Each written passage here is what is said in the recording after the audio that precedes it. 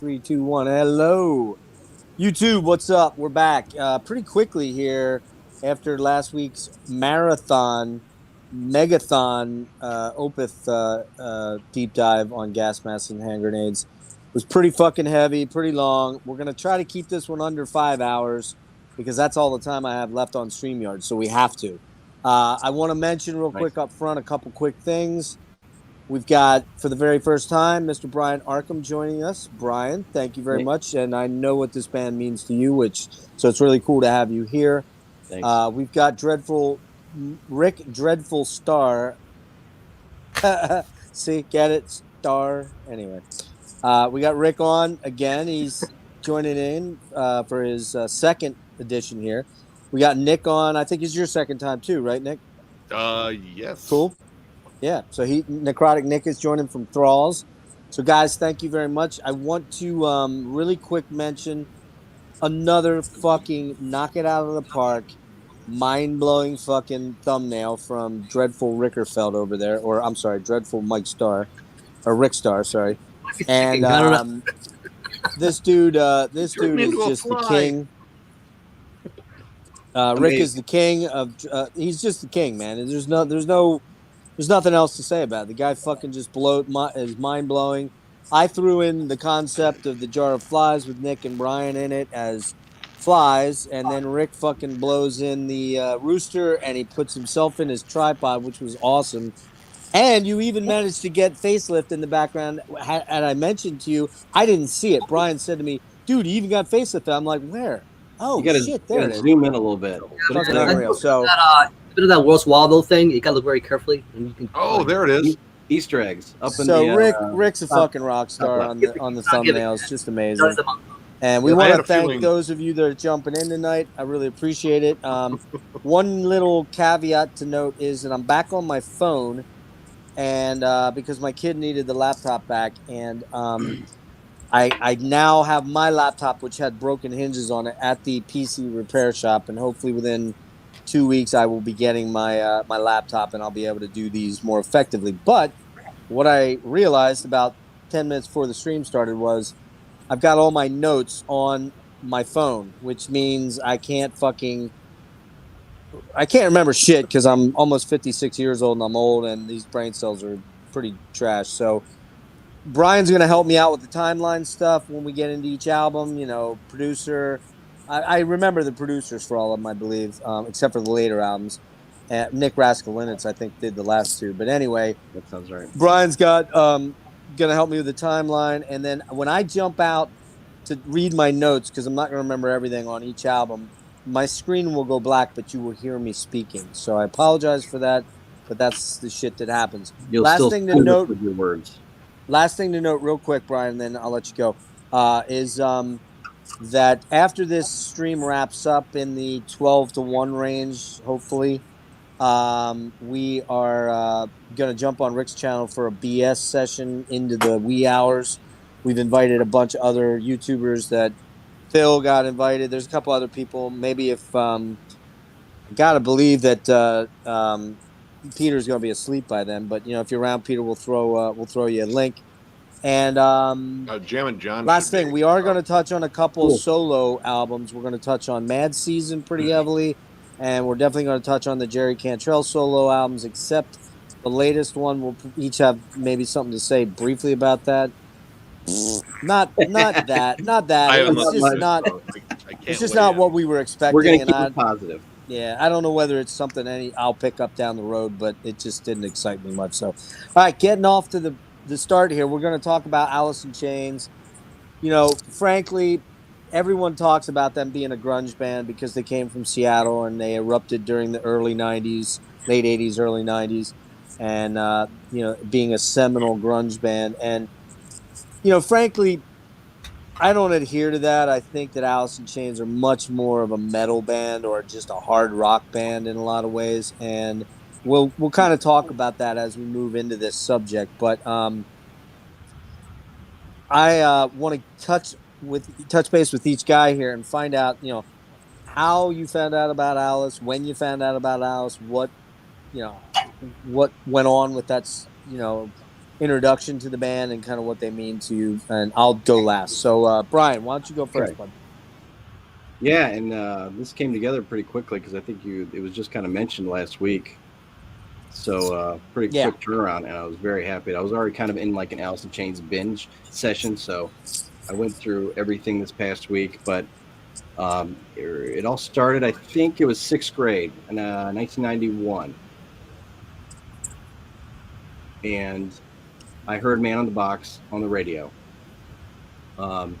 And I had a cousin who was into like the hard rock stuff. He was into like Guns N' Roses and Van Halen. And so he was able to like tell me like what, the name of the band was Alice in Chains, and the song was Man on the Box. So I camped out by my stereo with one of these, like recording everything to try and catch that song, Finally got it. And I was able to, listen over and over. And then MTV was blowing up at the time.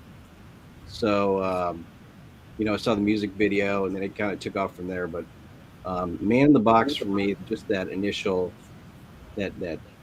crunch of that song, Lane's vocals on it, the harmonizing between the two, and just the immense power of that song drew me in.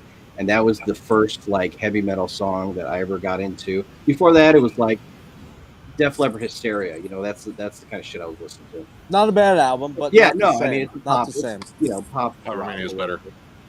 Well, for sure. Anyway, so I'm and actually, High and Dry is way better than all of them. So just I was saying. listening to it On Through the Night today. That one's good too. Great album. Yeah. So what year was this, Brian? So this was 92. I was in 6th grade. So it was 92. So I was, and how old were you?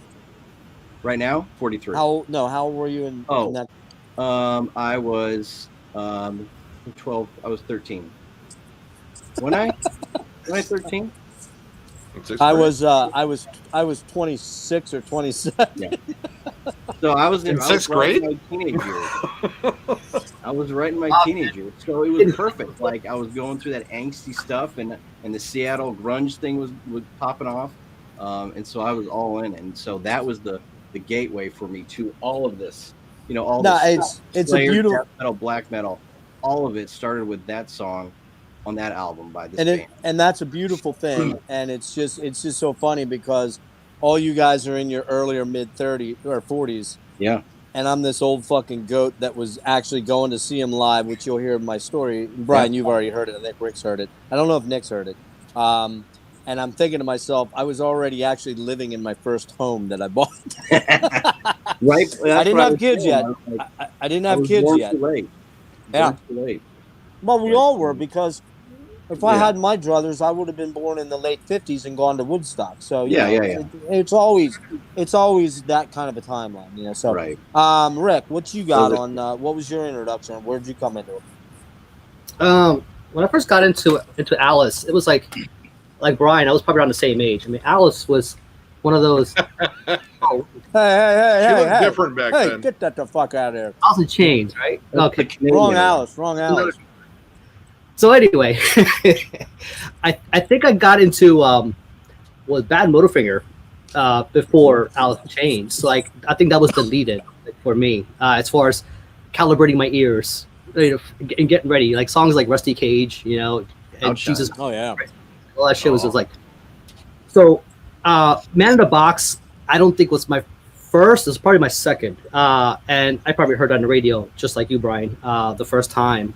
We Die Young. I think that's the one that got me. That fucking song, man. Like that's, another heavy one, another really good one. Oh god. That kind of just grabs you really, really hard by the balls. It just kind of pulls you in, and it's like you were just saying, Jeff. Like it's people wouldn't lump them as a metal band, but it was very metal to me, man. It was more metal than all the other shit I was listening to. It was more than Nirvana and anything you want to call grunge at that time. Pearl Jam. Yeah, it's absolutely. I'm guessing they dropped tuned, right? They did. I mean, it sounds like they did. I mean, I don't know what Jerry. Most of the Facelift album is in E flat, and the then Dirt he dropped tunes he's in E flat, but he drops the E string down to D flat. So it's drop D tuning for a lot of it. Not all of it, but a lot of it. Jerry never went, C sharp, D. D, full on D tuning. It was always E flat. I think a lot of that was to accommodate Lane's vocal tenor. It just sounded right there. I think the point to make about what you just said is they were heavier than all that stuff, but here's the big catch. They were heavy, but they were catchy. They wrote vocal they wrote vocal songs with great catchy vocal harmonies, and we'll talk about that special harmony mix here in a minute here that Jerry and Lane developed as they progressed, particularly in the SAP era and then onward. They could place, and they were great songwriters, and they could put fucking good songs on the radio. And they didn't just start one day, and they were already doing a lot of gigs. There were other bands and doing all kinds of things for years before. They were get into that. Yep. They were called Alice and Chains instead of Alice. And Chains. But before that, they were even for a few gigs. They were called Diamond Lie. They were also called Fuck for a very brief time. They also prior to that, Jerry played with Mike Starr in a band called Gypsy Rose, which they're really bad. If you see them, they're really bad. And I will say, some of the very early Alice stuff like Queen of the Rodeo and I Can't Have You Blues, not great songs, not at all. But here's the thing. Let's get to Nick because I want to find out what he has to say. And I also got to cut this guy out of here because he's fucking... You got to get out of here. All right, go for it, Nick. What you got? All right. I was initially very resistant to all things grunge. I wanted all the metal stuff. Like when I was in high school, this was after the box had already fucking dropped. And I remember hearing that song on the radio and liking it a lot. But in high school... Which song? Man in the Box. Oh, okay. Yeah.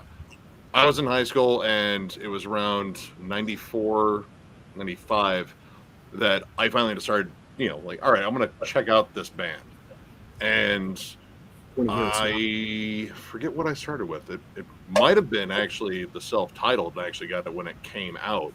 But I went back and started getting this. And was like, you know what? This actually fits into, like, more of the metal stuff. But it's still very hard-rocking. And, again, like, they were different than a lot of the grunge bands. There was a lot of like blues backbone to a lot of their riffs, and you didn't hear that a lot in the grunge bands. Like occasionally, especially on the first album. Yeah, especially on the first album. I'd still say it's on Dirt too, but more on Facelift. But yeah, I don't know. It just kind of resonated with me. It was like, hey, I found this, nice little sweet spot. That's like I can play this band for all the dickhead friends that don't like your metal shit. It's like, well, you like Alice in Chains.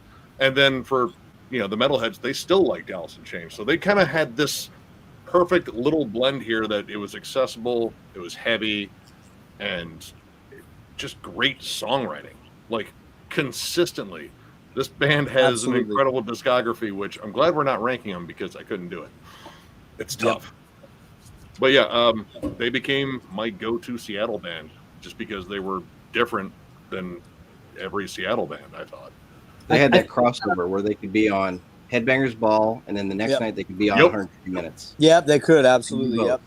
And they were on both. And when Man in the Box exploded, they didn't have to be on either. They could be on regular airplay rotation, and they did. I was going to say, there's a certain magic that they had, other bands, who were struggling at the scene, trying to get noticed and all this other stuff, a lot of drugs were involved, especially the Seattle area, Washington in general. I kind of put them... It's like there's different factions of grunge, right? Like you had the more punkier guys like Nirvana, who had those origins. You had the noisier guys. You had other bands like Sonic Youth coming in and have their own kind of flavor of stuff. And then you had the more sludge guys. Like Alice in Chains to me, I put them more, even though they don't really sound like them, but I put them more with the Melvins as far as the heavier. They were going for more of that. Here's another band. They're like a one and done. Pretty good. Willard put out Steel Mill. I've heard of that one. This shit's fucking good, man. But they were one and done, man. And there's another band that they just were out there, but they didn't quite make it. I don't know that one. The same way, man. Yeah, I don't know that one. Check it out, man. We're going to bring up Tad. Like I mean, Tad- here I was gonna say, Gateway Santa. if I could interject for a sec here. Let's be a little careful how much we dig into it. What I would like to do in the future is break away from an actual band deep dive and get into a genre deep dive, and we Ooh. then dig into the grunge scene. Man, that's a deep one because you got Mudhoney, you got Green River, you got Tad, you got My Sister's Machine, you got Mother Love Bone, you've got Blaylock. the Melvins, you got so much shit there. I would say the only other band, obviously the big band that broke out of Seattle initially was Nirvana, and we all know about them. Depending on where we stand on them, I've never been a huge fan. Of course, I had Nevermind. I had you In Utero, and I think the only one I still have is Unplugged, and I'm not sure why. I just never. I get it that people love them, and I get it that people want to be into them, but they're not my thing. And Pearl Jam, I stop after Vitology. I'm done. Don't give a fuck. Won't ever give a fuck. I'm just not interested. Soundgarden's the only other band that on any given day it's Alice and Soundgarden, and I can't really figure out which one on any given day is my favorite. The reason I like Soundgarden over Alice some days is the unorthodox writing and the fucking just absolute fucking epic legendary vocals of Chris Cornell. Yep. You just can't get away from that. However, the reason I go back to Alice is the legendary epic vocals of Lane Staley and Jerry Cantrell together. My story about Alice is kind of really interesting, and the boys over there have heard it. In, I want to say, October of 1999. I didn't look the date up and should have. I believe it was late summer, early fall. A buddy of mine called me up in Baltimore. He lived. There was a club down there called Hammerjacks. It was a killer rock club. No longer there anymore. Which is sad because I saw a lot of great shows there. But he called me up and said, "Dude, Extreme's coming for the Porno Graffiti tour. Do you want to go check it out?" Now, you may laugh and say, "Oh, Extreme. I kind of like some Extreme stuff. I really like Nuno. Nuno's a killer player." We didn't set this up, so I have no idea where this came from. But anyway, and I'm going to this is going to tie into Robert's comment here quite literally. We get tickets for Extreme. Again, it's, I think, early October of 1990. We go down to my buddy's house. We get fucking plastered drunk on Jack Daniels and booze and beer. We head over to the club. We're in there, and this band called King of the Hill opens up.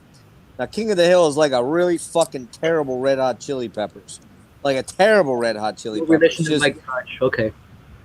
Yeah, and some people probably think Red Hot Chili Peppers are terrible. I like them, but not everything. But this, I love Chili Peppers. I do. I like a lot of their stuff. But King of the Hill was the very worst of Magic now when it came out. Maybe that. But King of the Hill was the very worst, in my opinion, of Red Hot Chili Peppers. Wait, they from Seattle too? No, I don't know anything. I don't know where they were from. I think they were L.A. or New York or Jersey or something. Anyway, they were off. Yeah. They were awful. They had one semi-hit on MTV called "I Do You" with the U. That's already a problem right there in my estimation. But anyway, the next band comes out, and they start out with "Don't, don't, don't, don't, don't," and I'm like, "What the fuck, man?" And I race up to the very front of the crowd, which is pretty, I don't know, there's a couple, maybe 200 people there, maybe 300. Pretty easy just to push my way up, and I'm right there, right in front of one Mr. Jerry Cantrell. And they're at no hearing protection on, fucking wasted, and I am head fucking banging, and then this voice starts out, and I hear, and I'm like, who the fuck is this band, man? Who is this band? It was Winger, right? It was Winger. Okay. How'd you know? I was gonna say I usually get the first try. I was gonna guess Tesla, but all right. I gotta say, guys, I fucking lost my shit during their set. I fucking headbanged so hard that the next day I literally couldn't fucking move. And I left there, and we got in the car, and we drove to a IHOP, and there was a guy that was with us, Kevin McGashin, who we had put a fifth of he had bought a couple fists, like the small pints of Jack Daniels, and I hid one of the pints from him. And we got in the car and he was freaking out. Where's my pint? Where's my pint? He didn't know it. I fucking hid it from him. And we went to IHOP and we snuck it into IHOP and we're drinking it in IHOP. Crazy shit. So here's the Pièce de Resistance. I had no clue who this band was and nobody remembered their fucking name. Wasn't on the ticket stub. You didn't have the internet back then. There was no internet to go look at and say, oh, it was so-and-so. I know who. Oh, okay, cool. Yeah. No idea who this band was. None. That was, like I said, in October. And about 3 weeks later, you know what? That's wrong. It was June. Because it was before Facelift came out. That's right. It was late June. We ended up in about late July, early August, mid-August. I'm at a buddy's house and we're having a party. We're all out back playing volleyball and darts and shit. And we're all drinking. We got speakers up in the window and we've got Headbangers Ball on. And I suddenly hear, dun, dun, dun, dun, dun. I'm like, fucking A, man! And I go racing into the fucking house right in front of the TV. And I'm sitting there and I'm watching and I'm waiting and I'm waiting. And then it comes up and it is Alice in Chains Facelift. Bottom left of the screen.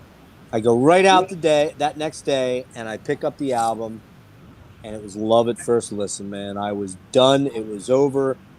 And they, at that point in time, I knew about Soundgarden before them because I'd seen Soundgarden about 5 months before opening for Voivod, of all things. Check that out, right? Oh, yeah. And I've told you that story, too. Yeah. And I'm like, holy fucking shit, this is my new favorite Seattle band. So there you go, Robert. It's cool that you got to see him open for Guns N' Roses in 2016, but motherfucker, I saw him with Lane in 1990, baby. That's called flexing like a bitch right there. All right? So, that's the only time I got to... Sadly, that's the only time I got to see him. So somebody has a Guns N' Roses 91 story, too, you know, on top of that.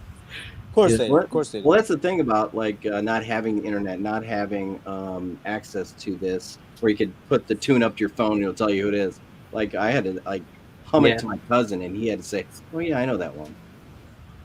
I think I had to describe. All right, so that is my story. With the black and white, and there's a dude and he's wearing sunglasses. There's a sheep. Yeah. There's many sheep. Moving around a lot. Barbed wire. Yeah, actually, Human Falafel Mariano says the Alice in Chains demos. Got to be honest with you, I tiptoed through them earlier yesterday. There's some good stuff there. There's some very early working versions of songs like Bleed the Freak and what's the other one I'm thinking of? CSR. Is it Sunshine or It Ain't Like That? Yeah. There's some of those tracks out there. Like that. Actually, they're not the same. They're not the same at all. Right. And I don't know if just gigging a lot brought that about, but I don't know what the difference is, but they're much more sleazy, even a little bit of glam. There's a little bit of glamminess. And in fact, there's some video out there of Diamond Live with them doing songs, and Lane is wearing makeup, which is really fucking weird to see. And, but yeah, so yeah, I agree with that. And one last note on seeing them in 1990. Fuck, am I going to pull an old man here and forget what I was going to say? Yes, I am. Well, I'll come back to it. There's some, on that box set they put a lot of that early stuff, and it does sound very kind of early, like you said, kind of glammy. The Guns N' Roses was about to get very much so. The one song that really stood out to me from that was like Social Parasite. That's still a pretty cool. That's a good one. Yeah. The rest that might be the outlier of that. I would almost compare it to like that post glam stuff like Firehouse, Mr. Big. It's kind of close to that, except a little bit dirtier. So I don't know, but yeah, they got it right. Yeah. Later. Well, on. even when you mentioned like open up for Extreme, like who were they at the time? Like they were like that transition. Like it had been. Okay. Player. Okay, hold on. I remembered it. I got to get to it while I can. Sorry. When I met Jerry Cantrell in 2009, after we saw them for the third time in Philly at the TLA, we got in. I'll tell that story in a little bit if I have time. But we got to go backstage and we got to talk to Jerry, Mike, and William. Sean was taking a shower, which sucks because he's like the one guy other than Jerry, I really wanted to meet Sean because he's so fucking hilariously. His sense of humor is like mine, warped. But I said to Jerry, I said, dude, I just want to tell you, I saw you guys open for Extreme. He's like, holy shit. He's like, Mike, come here. He's like, dude, check this guy out. He's like a fossil. Look at him. He actually saw us play opening up for Extreme. That was their very first East Coast tour. They had never been out east, and that was the first time they opened up. The first time they played east. God damn it! Somebody remembered that gig. Right, for the good days. Yeah. But and then the other dumb thing I did was and this was just before Black Gives Way to Blue. They were actually touring before the album dropped, about 2 weeks before it. And I said to Jerry, I'm like, so are you gonna like do something like Degradation Trip again? Duh. And he's like, looks at me, and goes, well, I kind of got this other thing going, you see. I'm like, stupid. You know, it's just dumb, but so cool. That guy, Jerry Cantrell, without question, probably the coolest fucking dude I ever met as a rock star. I had moments like that too. I'm just gonna put my head under the back wheel of your van and you just roll me over. That's one of the good. It always seems like reading interviews or watching seeing him on TV or videos that he seems like a real cool, down to earth. That's the thing. Yes. Axl Rose or anything guy like that. where like I don't know anybody that dislikes him or hates him. Like I mean, like this guy is just completely, very chill, very down to earth. Here's the deal. There's no pretension with Jerry. He's not a rock star dude. He's a fucking cool fucking guy. And when I tell you the story about what he did for my kid, it'll blow your fucking mind, man, because this was so cool. We'll get to that when we get to Black Gives Way and that stuff. Real quick, Jerry's a living legend. 100% agree. I'm a guitar player, and I have like 3 or 4 top guitarists. Alex Lifeson's number 1. Jerry Cantrell's number 2, and probably Jimi Hendrix and Jimmy Page are number 3 and 4. Jerry Cantrell is a riff fucking lord. There is no two ways about it. The guy is a fucking amazing fucking singer. He's an amazing songwriter. He's just the shit. That's all there is to it. We're gonna roll through these real quick. I can't dwell on comments tonight too hard, guys, because I only have 5 hours of time left on my account, and we got to get this in. So Brian, I need Brian back. Yeah. Sorry, I lost Brian, and I need him for Brian. So give me a release date. I'm not going to get into the history because you guys can look it up again. We mentioned Diamond Live, Gypsy Rose. Yeah. Mike Starr was playing with Jerry in a band in Burien, Washington, Tacoma area called Gypsy Rose. They really are not very good. If you've ever checked out any of their live stuff on YouTube, it's pretty shitty. But that's where he knew Mike Starr. Jerry ended up meeting Lane at a party in '87.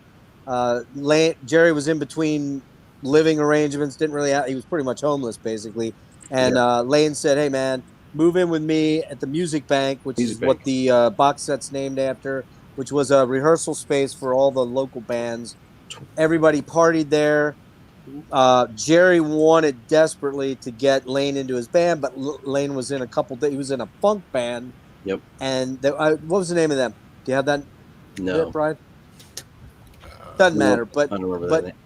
But that funk band became Alice N Chains, the N with the apostrophe like Guns N' Roses. And at some point, Jerry hooked up with Sean. Actually, he was put on the path of Sean through Lane as a drummer. Turns out Sean is dating Mike Starr's sister, Melinda, and Jerry, Lane, and Mike develop or create Diamond Lie, which then becomes Alice in Chains. And basically they started at the Music Bank, they started essentially bringing in every shitty vocalist they could find to audition so that Lane would be there and hear it and would get pissed off and go, all right, guys, I'm joining your fucking band because these guys suck. And that's what ended up happening. Yeah. And it worked. And so that's how we ended up with Alice in Chains. I'm not going to get any deeper than that because it's just not worth it. Except to mention the 2 demos, which are the Treehouse tapes and the Sweet Alice demo. And as Mariano mentioned, they're much more glammy for the most part. They're not bad. They're okay. But they're not the Alice in Chains that we all know and love, I would say. I mean, they're a band in development of their sound, and there's no question by the time they got to Facelift, man, did they develop a unique sound unto themselves. So basically what happened was, though, on the strength of those two demos, though, they did get a hearing with Don Einer at Columbia Records, and Don signed them almost immediately to, I think it was a 3 or 4 record deal. And they went in and did a couple of tracks, which was the We Die Young EP. Which, do you have that there, Brian? Yeah, that was July 1990. That was July 90. They dropped that. That had We Die Young on it, the demo version, correct? Or is that the? Yeah. And then what else was on that? There was 2 other tracks, I believe.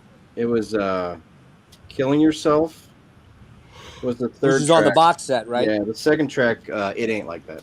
It Ain't Like That. Okay. Based on the strength of that demo being, or not demo, that EP being circulated around to radio stations, Alice just fucking blew up. In fact, they blew up bigger than any other band except Nirvana at the time. Bigger than Soundgarden, which, by the way, I don't know if anybody knows, you can look it up. Soundgarden was the very first band of the grunge bands to get signed to a major label. It was not Nirvana. No, It right. was not Pearl Jam. It was Soundgarden. But Soundgarden was always kind of the weird band. They were the ones that did shit just strangely with the tunings, and if you have ever listened to FOP or Ultra Mega OK, quite a bit different. Okay, that's a Soundgarden deep dive, so we're moving on from that. Anyways, well, comparing him to Jerry, it's like they both did interesting things. Like Kim did a lot of interesting things with the guitar too. Like they didn't just do the three chords, and called it a day. With the very early Soundgarden was almost all dropped. Was a lot of drop D. They didn't get into the weird tunings until Chris started writing all the material, and that's when they started to move into. Because Chris Cornell wasn't only just maybe the greatest singer of all time, but he also was a fucking amazing songwriter and drummer and killer guitar player. The guy was fucking insane. So Brian, tell me, Facelift. August 21st, 1990. Produced by that Dave album drops. Yeah. That album was produced by Dave Jourdain. Yep. And the first single that came out was not Man in the Box. We Die Young. The first single was We Die Young. And there's actually 2 music videos, but the one we've all Sea of Sorrow. Yeah, the one, the pool. Right. That one too. Yeah. But I'm 99% sure that the first single that came out was actually We Die Young. They didn't do a Yes. They didn't do a video for that till. Yeah, they did. Oh, they did do one. Yeah. Okay, my bad. That was the first video. One. Yep. Yeah. Oh, you're right. That was the first Very one. colorful. And then they did Man in the Box, and then they had one for Sea of Sorrow as well too. I believe, so. You can find that one on the internet. I don't remember ever seeing it on. It's I don't very, recall seeing it either. Like cheap, like it's just like a lot of black and white shots the band playing. Live footage. Yeah, it's all right. It's a great video. Brian, hit me up with your thoughts on. We're gonna do the same circle around. Brian, hit me up with your thoughts on Facelift. Well, I already kind of gushed over Man in the Box, so that song is amazing. I still, when I hear that opening, wow, the hair on the back of my neck still sticks up. It's super heavy, and that's what I'm saying. Like the debate about whether Alice in Chains is metal or not. I don't know. Listen to the first couple seconds of We Die Young. I mean, that's metal to me. Yeah, that riff. And MTV was such a huge. I mean, they made or broke bands, basically, and this was like the kind of beginning of the end for the quote unquote hair metal bands. Guns N' Roses was taken off, but everything was like Twisted Sister and the Skid Row and all Dokken, Rat, all those bands, Motley Crue. They were the dinosaurs, And Man in the Box came out, went into rotation, and just like took over. And I think that came out before that video came out before like Smells Like Teen Spirit or anything like that. That was the first one that led the way. But this whole album, Sea of Sorrow is a great song. Bleed of the Freak. And then you get to like the kind of the emotional centerpiece of the album. I Can't Remember and Love, Hate, Love. Oh, It Ain't Like That is one of the heaviest Alice in Chains songs, period. Oh yeah. And then kind of the back half of the album gets a little more in line with their earlier stuff, the kind of bluesy stuff. kind of almost tongue-in-cheek fun, you know, kind of rock Sunset Strip songs. And I like those too. I like those a lot too. I like the heavier first half, and I like kind of the goofy, fun second half. So this album is it's the total package for me personally. I love the production on it, and I think when I got this, I was living my, you know, I went to visit my dad for the summers, and he had recently moved to a new town, so I didn't know anybody. So basically, I go there for like, you know, 4 weeks or whatever, and I'm stuck in my room, you know, listening to this over and over again, and just going through the lyrics, changing out batteries on my CD Walkman thing, you know, and you know, like I need some more batteries. Those. And you know, flipping through Hit Parader or whatever magazine I had. So it was just like, you know, back then you had what you had. You couldn't like pick up your phone and listen to everything you want. So right. You spent a lot of time with these. And this one was one that I digested for a long while, and it's I just love everything about it, to be honest. Awesome, man. Yeah. Rick, what do you want to share on Facelift? Well, Off the I cuff, think it's so to a speak. good gateway album for those who are like your friends who are not into metal. You know what I mean? That you can put on. I look at it as like the crunchy taco. It's like, you know, hard and on the outside, but it's got the nice gooey, delicious special sauce in the center. You know, with the harmonies and everything else. The Pantera compressed production thing wasn't quite a thing yet. You know, like it became later in the '90s. But these guys were, you know, had that nice crunchy tone, but were still able to keep it airy enough to allow those harmonies to really breathe. You know what I mean? Getting those Lane and Cantrell together.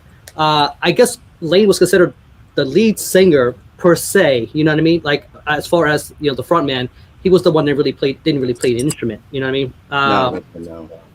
Cantrell pretty much assisted, even though he did a lot of the vocal duties too. Obviously, the thing is that you know, like you said, Man in the Box, right? You can't quite ignore that. That's the elevator pitch song for the band. Like you put it in, hit play, everybody, you know, knows what that is.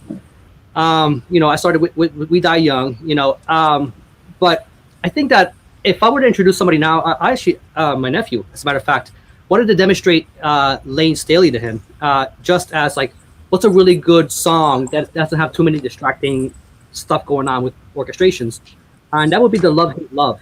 You put that video, right? Put that video on with the solo performance, man. That's a 10 out of 10, man.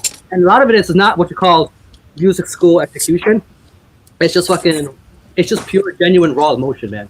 That kind of in there. So you had those guys coming in from the 80s, you know, Motley Crue, everybody else, pretty much getting washed up by then, you know, kind of overdrugged and everything else. Here comes a new school of drug addicts coming in, you know, and you know, just kind of, you know, they got this newfound blood and energy, you know, coming in, and they want, even though they've been performing in other bands for years, but to the general public, you know, they were the new band, you know, they were the next school of bands coming in for the next decade, kind of getting us ready for the 90s.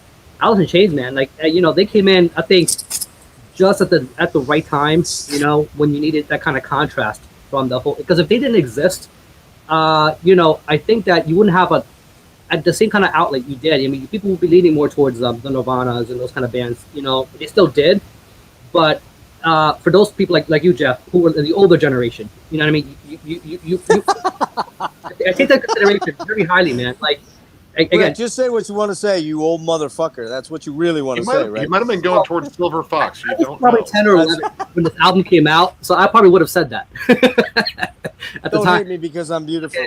20 somethings, man. Yeah, it's like, so yeah, man. Like, I think everything you said about the track listing, man. Like, it's just the replay value on this. You know, it's just it doesn't end even today, man. 2022. Yeah, exactly. No It's way. Very good. You know, it doesn't doesn't age. It didn't date as it didn't be badly a lot, actually. That's very telling for the production. We were talking about the demos. You know what I mean? Production on it's great. People think a lot of radio rock, a lot of this stuff is like very kind of simple. And there's a lot of tweaking and shit, man. Like, listen to the demos. I think you appreciate this a little more, just how much work went into you know, pulling those knobs, getting everything to really But at the same time, these guys have found their sound pretty early on, man. One more thing, mentioning Jerry's sort of more bluesier stuff. I find that when he's a little more relaxed and not kind of in his most down state, he gets more to that bluesy moment in everything else. With his solo albums and funky, his other material. Yeah, there's even some funky tracks on there. And Man in the Box has a funky riff to it. That is you're fucking pounding your head. It's a headbanging, but it's more of a fucking funk type beat to it. Now, one thing I wanted to add real quick before we go to Nick is, Rick, when you talked about the glam bands and the hair metal bands, which I don't really like that term, but I get why people say it.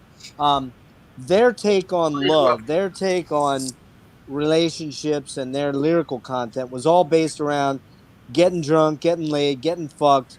Girls, women were an object. Hedonism.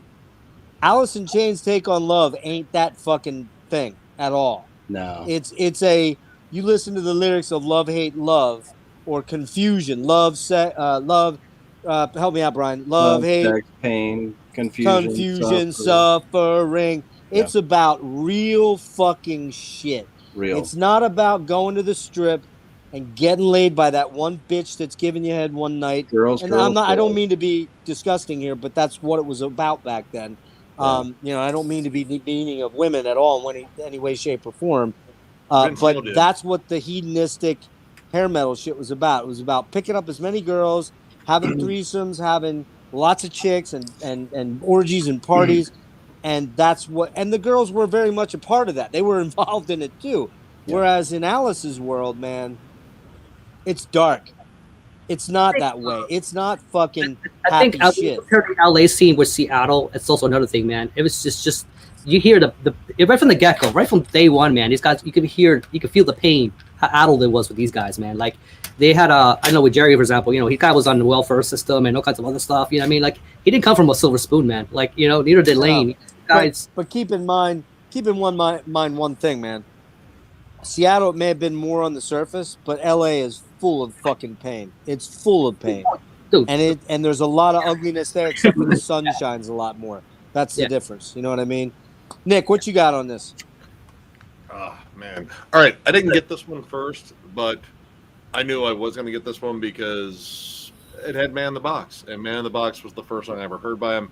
And again, the bluesy stuff. Like that beginning to Sea of Sorrow, like, dude, it kind of sets a mood, and it's a big mood time you don't find on a lot of grunge bands. Like, there's a sultriness to it. Yeah. The vocal harmonies had me hooked right away because, again, that was something I thought they were offering that other grunge bands weren't.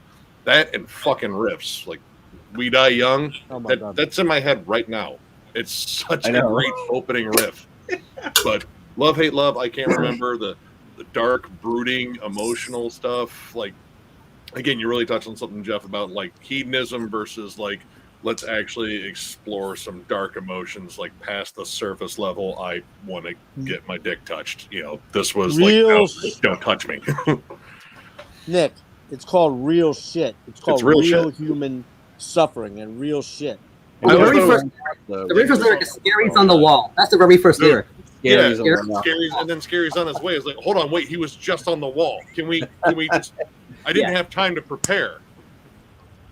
But I always thought it was interesting. They had a song called "Sunshine" in city like Seattle, where the sun rarely does shine. But this is just a killer album, and it kind of fits in with, again, the kind of that late '80s sound, and then the early '90s. Like, this is really like a big transitional album, and you listen to a lot of bands that would follow and listen to Alice in Chains and hear what they were doing. Like, there's a lot of the classic stuff, and there's also something new and fresh to them.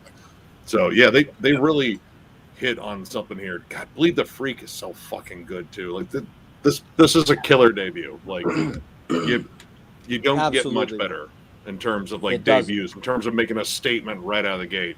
It's this amazing. You want to answer that real quick, Nick? Jammin' John still has not got his results back as to whether or not he has COVID. We just did an interview with Sonny Lombardozzi, formerly of Incantation, so he was in on that, and He's doing better. He's just kind of waiting it out. I said by the time he gets his results back, he'll be cleared from quarantine, which he's been on for a while. And Shred is on the mend and probably doing better, so we should be able to see him soon. So, yeah, they're both doing good. Yeah, we're going to get to that, Stone, in a minute with my rundown. I want to remind you guys, I have to jump to my notes. My screen's going to go black while I read my notes on this album. I think Brian wants to add one last thing here. Oh, just I totally agree about the song "Sunshine" and just the power of the chorus on that one. The way the two work together. I think Jerry lost his mother. Yeah. And then I think that song is a little bit about her. So it's definitely, like you said, a real life stuff as opposed to the going out and partying and getting ladies. This is well, his dad wasn't in the picture for his mom. Pretty much raised him. Very close. So that song in particular always. I mean, I didn't know it was about his mom when I was listening to this for the first time, but that song in particular was one I was like, yeah, there's something about this that's a little bit more deeper and yep. raw. Deeper, more than surface level. Yeah. Alice ever did any covers? That I'm aware of. No, I don't recall any.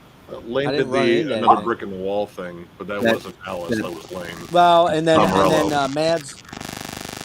I'm getting buzzy, man. Well, no, this Jerry Cantrell did a Willie Nelson cover, but that's not. He did a Willie Nelson cover. Lane did. I don't know if they ever did. Lane did a cover of John Lennon's song "I Don't Want to Be a Soldier," or is that it? I Don't Want to Be a Soldier from Mad Season, which we're going to get into briefly. So, real quick, I'm going to jump out of here and bring up my notes. Sorry, guys, it just is what it is. You're going to have to deal with it. Technology. Yeah. Yeah, technology. All right, so here we go. Real quick, I'm going to blast through this shit and give you a couple notes here. Facelift, 8/21/90, Dave Jordan produced, ended up being a double platinum album. Killer album start to finish, production by Jordan. Every instrument pops, the bass is very prominent, and Sean is honestly one of the most underrated, overlooked drummers in rock and metal. I think that guy's a fucking genius on the drum kit. We Die Young's opening riff tears your fucking head off. Lane's menacing vocals really set the tone for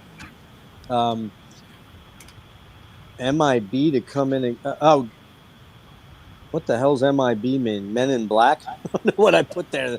To come in and groove your balls off with its sick. The verse to come in and groove your balls off with its sick, catchy chorus and I'm sorry, Man in the Box. It sets the tone for Man in the Box to come in. Yeah, I'm like, what the fuck is that? Okay, you think come in and. Nativity in Black. Men in Black here to take my ball skin. Like I like to acronym a lot of stuff, but then I'm too fucking old to remember what I acronymed it for. Anyways, to come in and groove your balls off with its sick, catchy chorus and talk box miming, this song was a hit the minute it was written. Ciasaro's second single, very catchy as well, almost bluesy, but the unique vocal delivery from Lane and Jerry starts to establish here. It's killer and unique, and that combination is unique in hard rock, I think. I can't really think of many other bands that have a combo of those dual vocals like that, where one guy's singing a third or a fifth above or below. It's uniquely Alice, and it's what set them apart from not only the Seattle bands, but every other band out there, in my opinion. Bleed the Freak, probably my second favorite song. Again, catchy earworm, but heavy as hell, and the vocal interplay is just so incredibly different than almost anything before or after, and why Alice is so special in the Lane era. I can't remember a Dark Psych acoustic-infused track that's atypical the rest of the album. In a way, groovy, but mostly because Lane is singing it that way. Love, Hate, Love, my favorite track on the album. Super dark, brooding, and haunting. Spooky guitar riffs. Lane's most intense vocal on the album for me. Yeah. The chorus is so intense, and the lyrics are twisted and ugly beautiful. Holy shit, what an ending to this song. It just blows my fucking mind. Still so heavy and simple in E-flat tuning. It Ain't Like That. Opening's so heavy and groovy and skanky when the riff starts kicking in for the verse. Holy balls, another favorite. Sunshine starts off with an almost bluesy, gnarly glam riff, but gets sick and ugly and glorious for the chorus, which gets me rock hard every time. I know you guys don't want to know that, but it's true. Descriptive. Well, we're happy for you, old fella. You know, it's dives and have TMI. Well, at my age, it's not easy anymore, Nick. You know what celebrate I'm saying? every one you get, bud. No, I think if you don't have a full chub by like track 5 on this, there's something wrong with you. Good right. point. Yeah. You're dead. You're probably dead. Put you down. Groovy, twisting riff. It gets into a badass build up to the chorus and a killer head bobber that's funky. Yes, funky, but heavy. Confusion. That chorus. Holy fuck. Enough said. The lyrics, some of Lane's best. His vocals are insanely badass on this. I know something massively funky, groovy into that sublime chorus that's awesome, but my least favorite track on here. The Real Thing. Sinister intro riff that funks and grooves again into an acid delivery by Lane. Chorus is my least favorite part of the album, but I still love it. All right. That's how I'm going to kind of do my shit when I get into it, roll through it. And you guys have anything you want to add to that? Okay, one more thing, if I can add this. So when I see Facelift now and I look at that cover, I always see Scott Wayland in here. Like, you know who that is? That's the face I see. Isn't You know it what I an mean? amalgamation of all the members? It's all 4 guys. No, it's not. It's not? What? It's dreadful Mike Starr. It could be. It could be. It's so processed, you know, but all this stuff, Actually, it looks like Scott Wayland. Yeah, I think actually, they did all of them, but they went with Brian, my second concept for the nostrils. thumbnail was going to be, could you get all 4 of our faces onto the facelift thing? It probably is a lot more work than Rick wanted to do, and I understand that. So, that would be cool, though. and as it was, he fucking killed it anyway. So, So no, the light in my room is not out, dude. Robert, you weren't paying attention, my friend. Pay attention. When I go off to read my notes, I'm going to get black. My screen's going to go black, all right? What else we got? Jerry Cantrell did the Iron Man. Didn't know that. So 40,000 copies this sold in the first 6 months. Right. Man in the Box dropped. The video for Man in the Box dropped. And in the next 6 weeks, it sold 400,000 copies. For a band no one's heard of. Yeah, it's pretty incredible. That's how big that music video was. All right. What else we got? Anything? Robert, pay attention.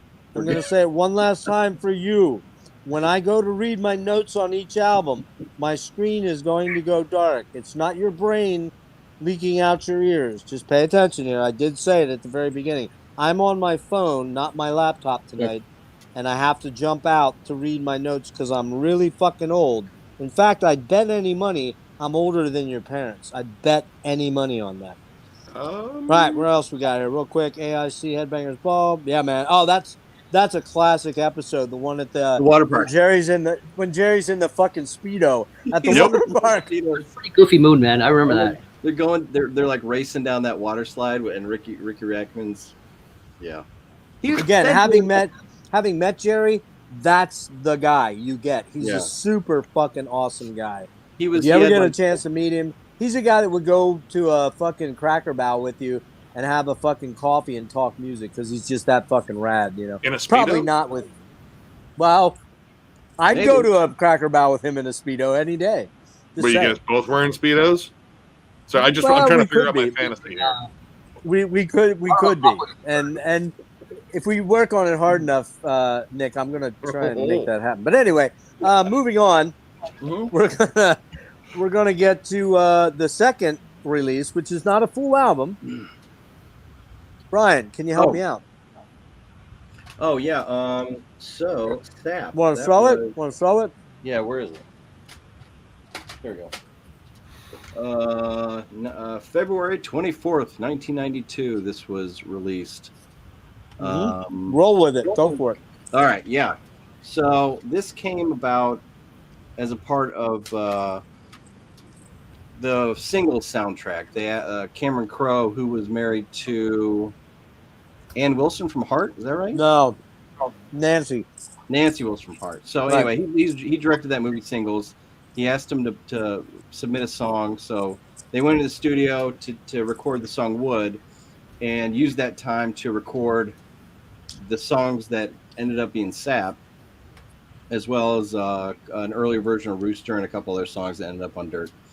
Anyway, And this is a real departure and a real bold move too, because they had this really big success with Facelift, is kind of that metal hybrid alternative rock type thing, and then they go in there and they decide to put down and release an EP of like all acoustic songs, the more pretty side of Alice in Chains. Sappy.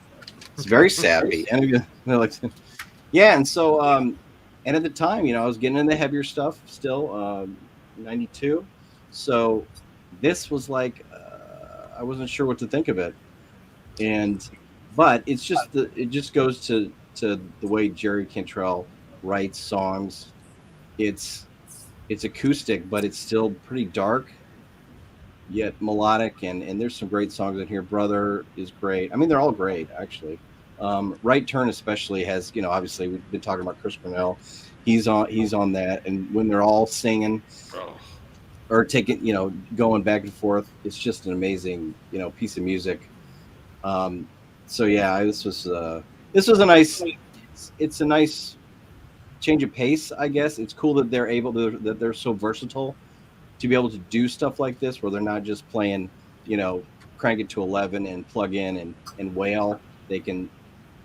And when we get down the road to Unplugged, we'll talk about this too. But they're just so diverse in their talents, Yeah. So 100%. Got Me Wrong, Right Turn. Oh, what happened there? What did you do? Nope. Uh-oh. Hang on. Hey, Hang on. Sorry. There he is. I hit the wrong fucking thing. I'm sorry. I was getting ready for dirt. All right. Sorry about that. There we go. I'm done, so I want to get ready for the next. I hit remove from stream instead of exit solo layout. It's not as easy on your phone. Sorry, guys.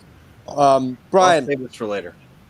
Brian, the one thing to add to that was just in what you said was that while it's predominantly acoustic, there are some fucking big riffs on it too, like on Got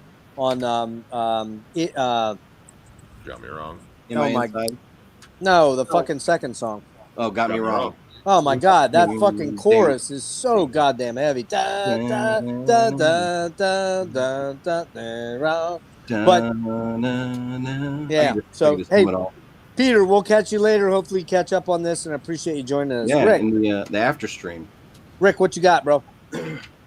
Yeah, I think "Got Me Wrong" is probably one of my favorite songs they've done. Oh yeah.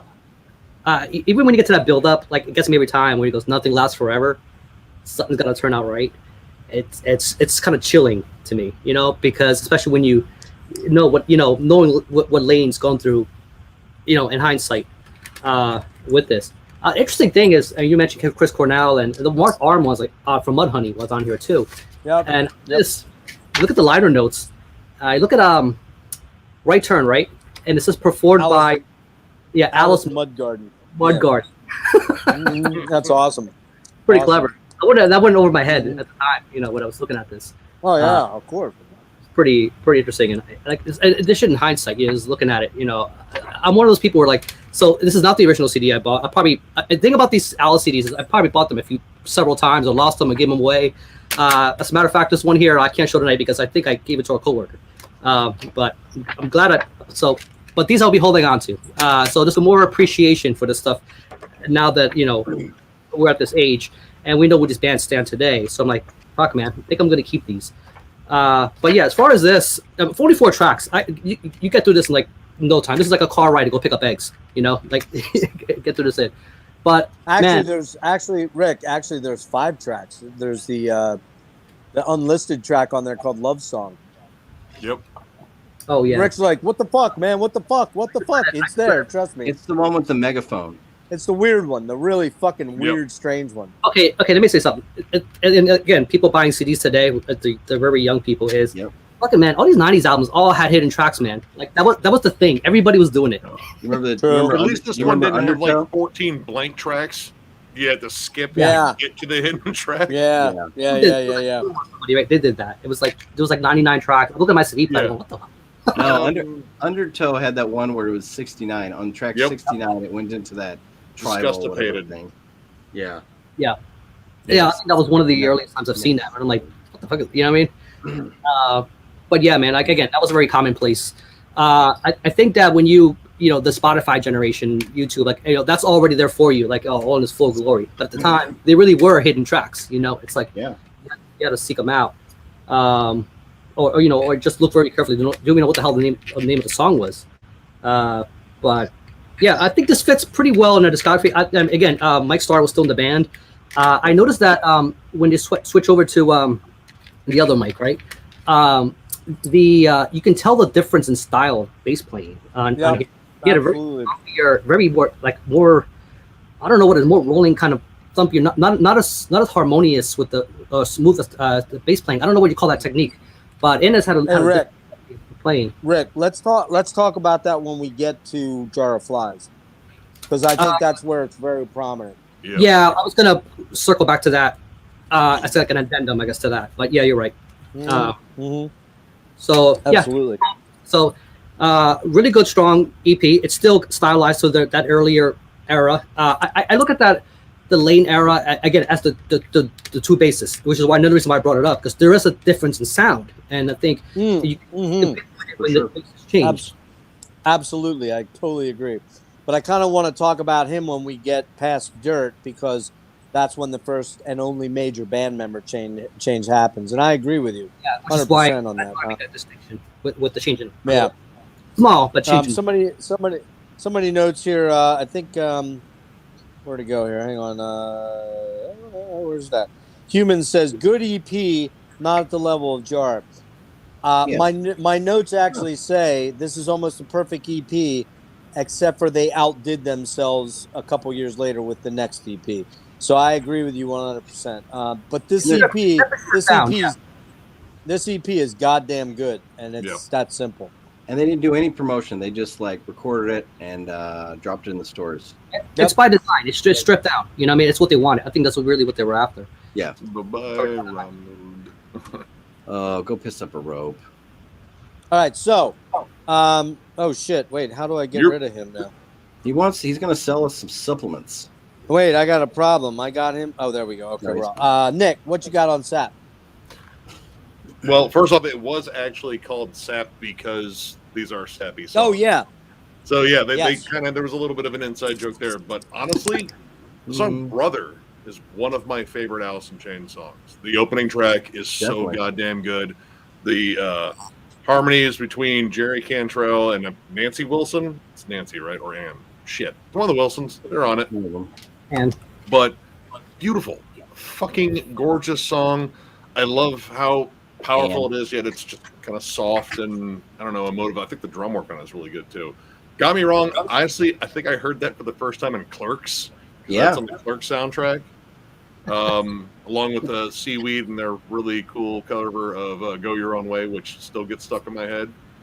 But yeah, Right Turn is, I think, probably the big gem on there, with everyone singing Chris Cornell.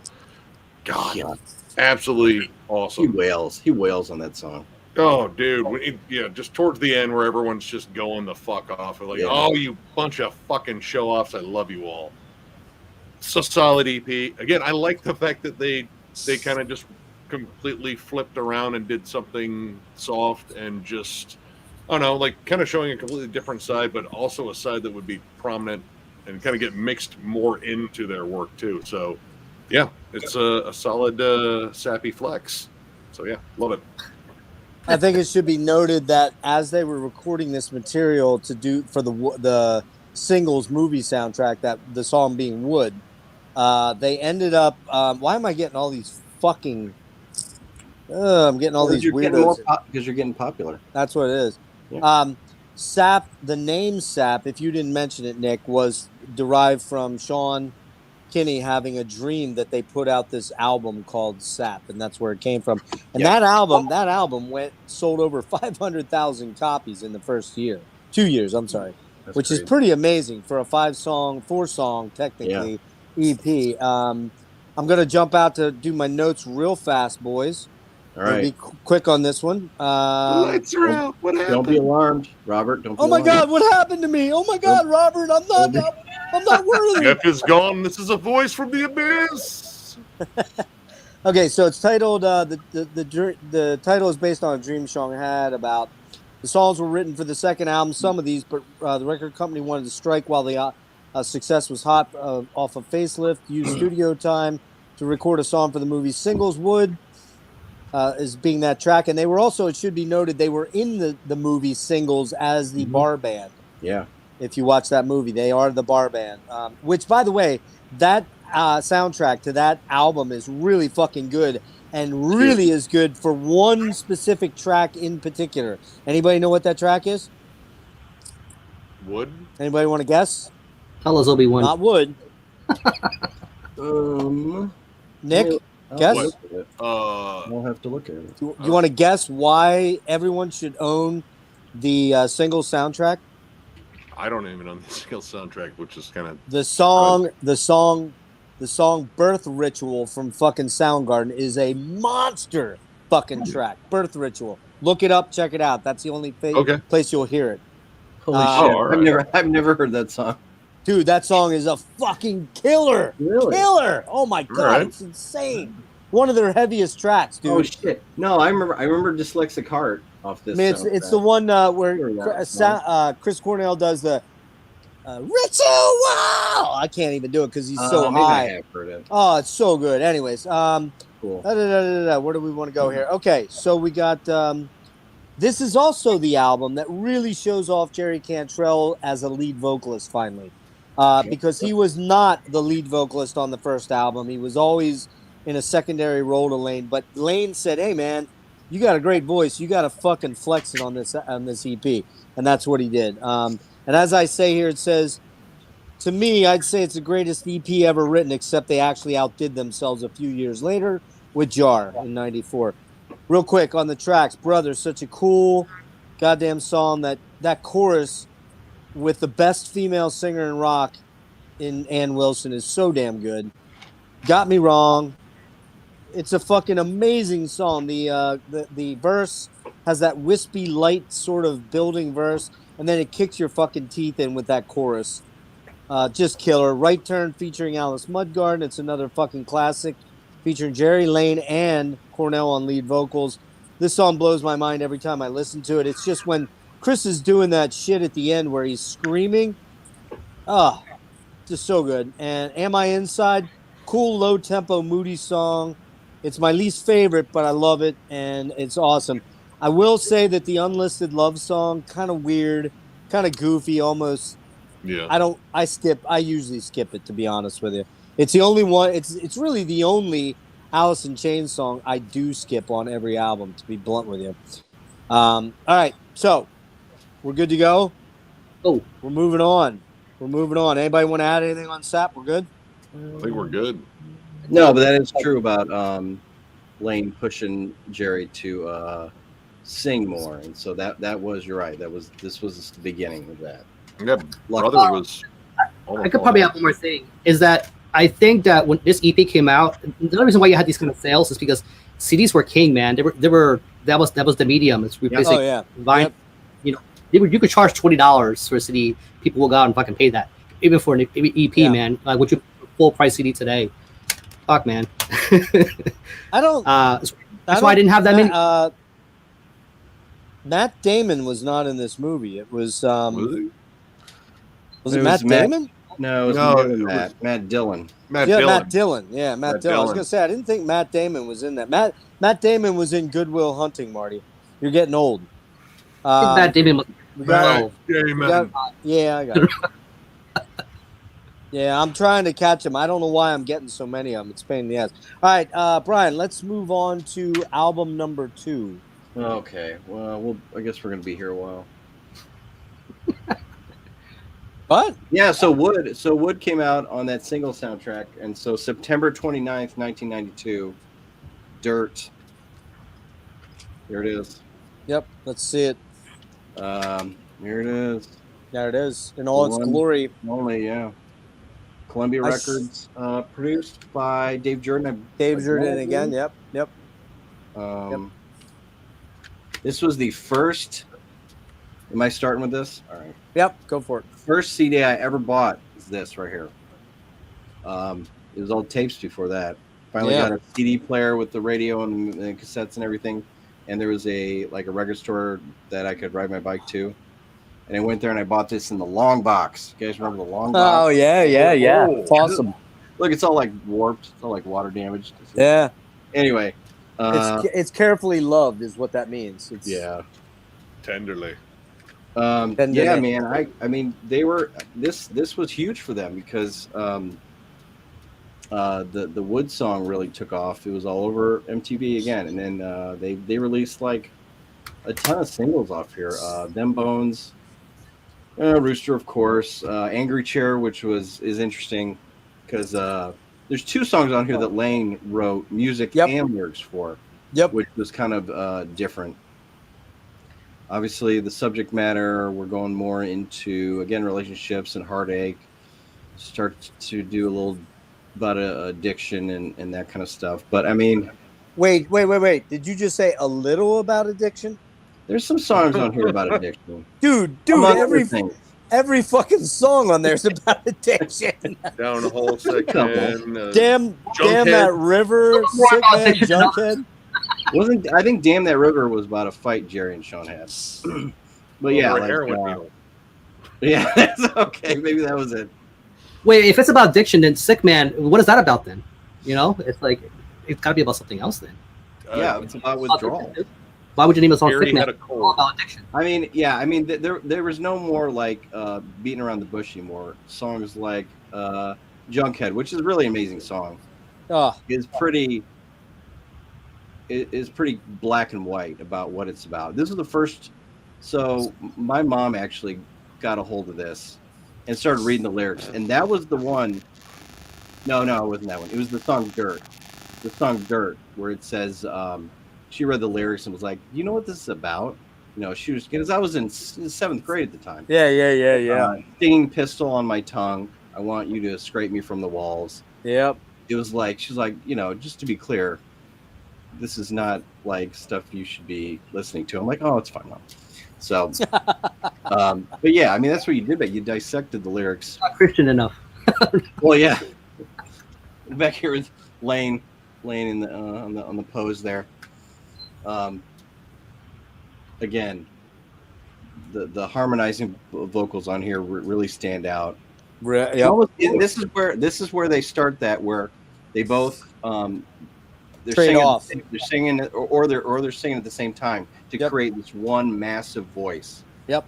Which is kind of their signature sound, you know. They sing in thirds or fifths. In other words, Lane sings the one part, and then Jerry takes either the third or the fifth. And if you play guitar, you know what that means. You can hear it very distinctly, and it is so unique that literally no one's ever done it before that I'm aware of. I don't, you know, it's such a unique sound unto them, you know.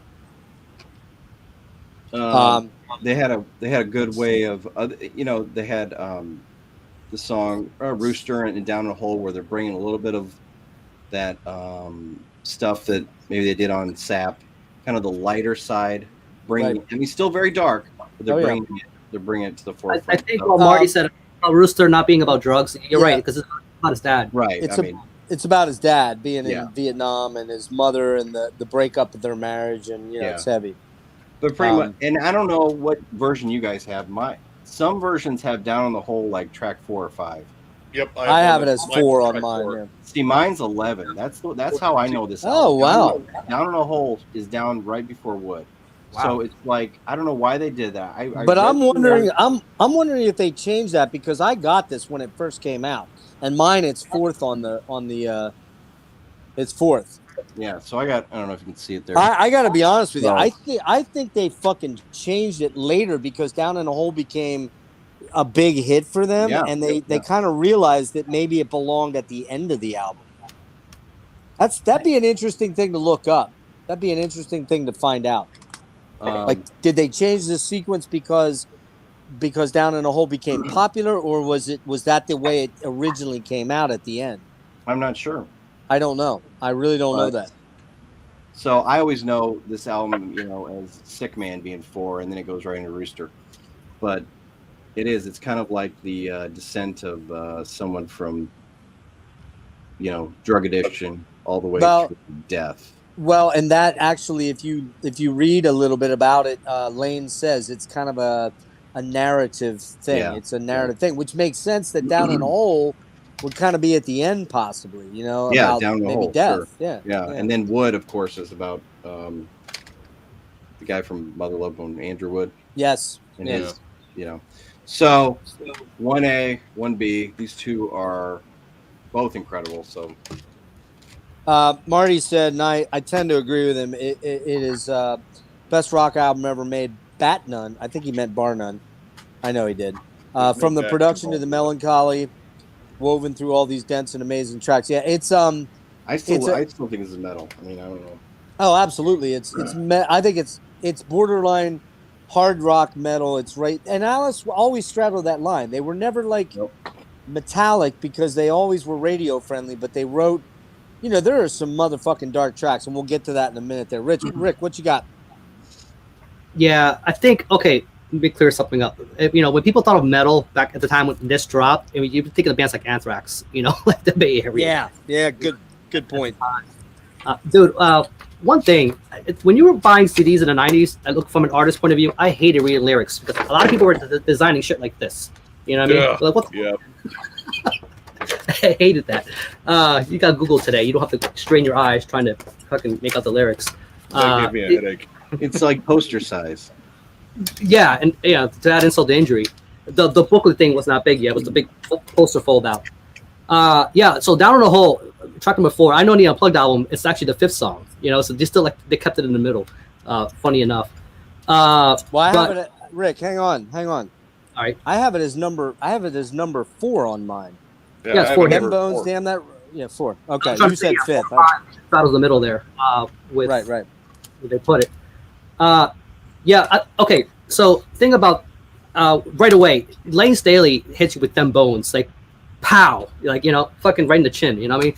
So it challenges kind of the convention of what you call what you think of like compared to like Chris Cornell, you're like, wow, that is an amazing rock singer. Like that's the quintessential what you think of.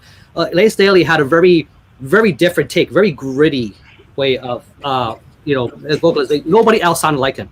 You try to do a cover of that song yourself, it's like you're gonna feel kind of stupid trying to do it like the way he does, because there's only one person who would have done it that direction, put out a song like Them Bones using that kind of vocalization. And then Damn That River, the first 2 milliseconds when you hit that snare and that cymbal, like psh, psh, and it jumps right to that riff, you know what I mean? Again, it's like a net, man. It just fucking captures you. So you're like a sardine swimming around in that little net, you know what I mean? And you can't get out of it because you're so caught up in it. But again, all these songs, Sick Man, Rooster, Junkhead, my opinion on Godsmack, the band took it from this album. I don't care what they say. Oh yeah, they did. They took it. No, they did. Absolutely, they did. Yeah. Holy and line. I think Sully even said that in the interviews. I'm pretty sure he said that. He said he did. Yeah. It was through some other. Oh, did he? Yeah. Well, he's fucking lying. Yeah, he's totally shit. lying. Hey, Sully, if you're watching this, Sully Erna, if you're watching this, fuck you. You're fucking lying, and you know it. By the way, it's Dave James. It's Dave Jordan, the same guy that did the first album. Yeah. Or Jordan, I think it is. Jordan. Jergens. Jergens lotion. So I did find something on that track listing. Did you find something? Wikipedia, on early U.S. and Canadian pressings, Down in a Hole appeared as track 12, placed between Angry Chair and Wood. Dude, you got a fucking rarity then, man. That must have been. I got this fucking wall box. Look at you bastard. Hey Brian, how much you want for that? I'm seriously, this is so like fucking water damaged. I don't care, Brian. Rick's buying it for me, so just name your price. I mean, it's all scratched out. I bought this a million times too, man. The one actually got ruined in the car because I left this. It never left the car. It gets through all the, all the water and the heat and everything. Just wouldn't play any. Copy too. This is my second copy of Facelift because the same reason it got so hot in the car. Oh, one other other thing, real quick. Go ahead. This, I believe this was designed by Lane. Yes. Yep. So Oh, really? Right there. Wow. Oh, sorry. Oh, look at you, man. Hold on. It's my Alice in Chains son. It's faded. Sweet. I've had it a while. I met a dude at the 2009 Black Gives Way to Blue that had that on his chest, which was pretty rad, man. But that yeah. hurt. Yeah, he went crazy with it. So we're gonna keep moving here. We gotta hit Mr. Nicholas. I fucking love this album. This is one of the best. I mean, right? If you want to call it hard rock, sure. It's possibly metal too. I don't know. It's one of the best. These songs, I don't know. There's something about this one that I just feel like they bared their soul on this one. It got heavier and more melodic at the same time. Like they got better at two aspects. Like they got a bit heavier than Facelift, a bit darker too, and the melodies, like the clean sort of acoustic stuff, got even fucking stronger.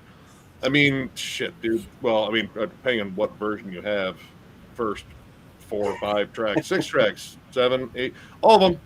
We'll just say all of them because they're all fucking damn good. Even Hate to Feel, Robert. Hate to Feel is a damn good song too. Yeah, I don't know where he's coming from on that. The only thing I don't like is Iron Gland, just because it's just kind of weird, but it's only there for like less than a minute. But it's pretty quick. Yeah. God, Iron Gland's their love song from Sap. If you notice, they start doing that on every album. They put a weird track, you know. Yeah, but I mean, this is just fantastic songwriting and like such a leap in terms of songwriting maturity. Like, I don't know, like these guys just had a well of fucking talent. More adventurous, very different too. Like that wow effect of Rain When I Die. That wow. It's just cool.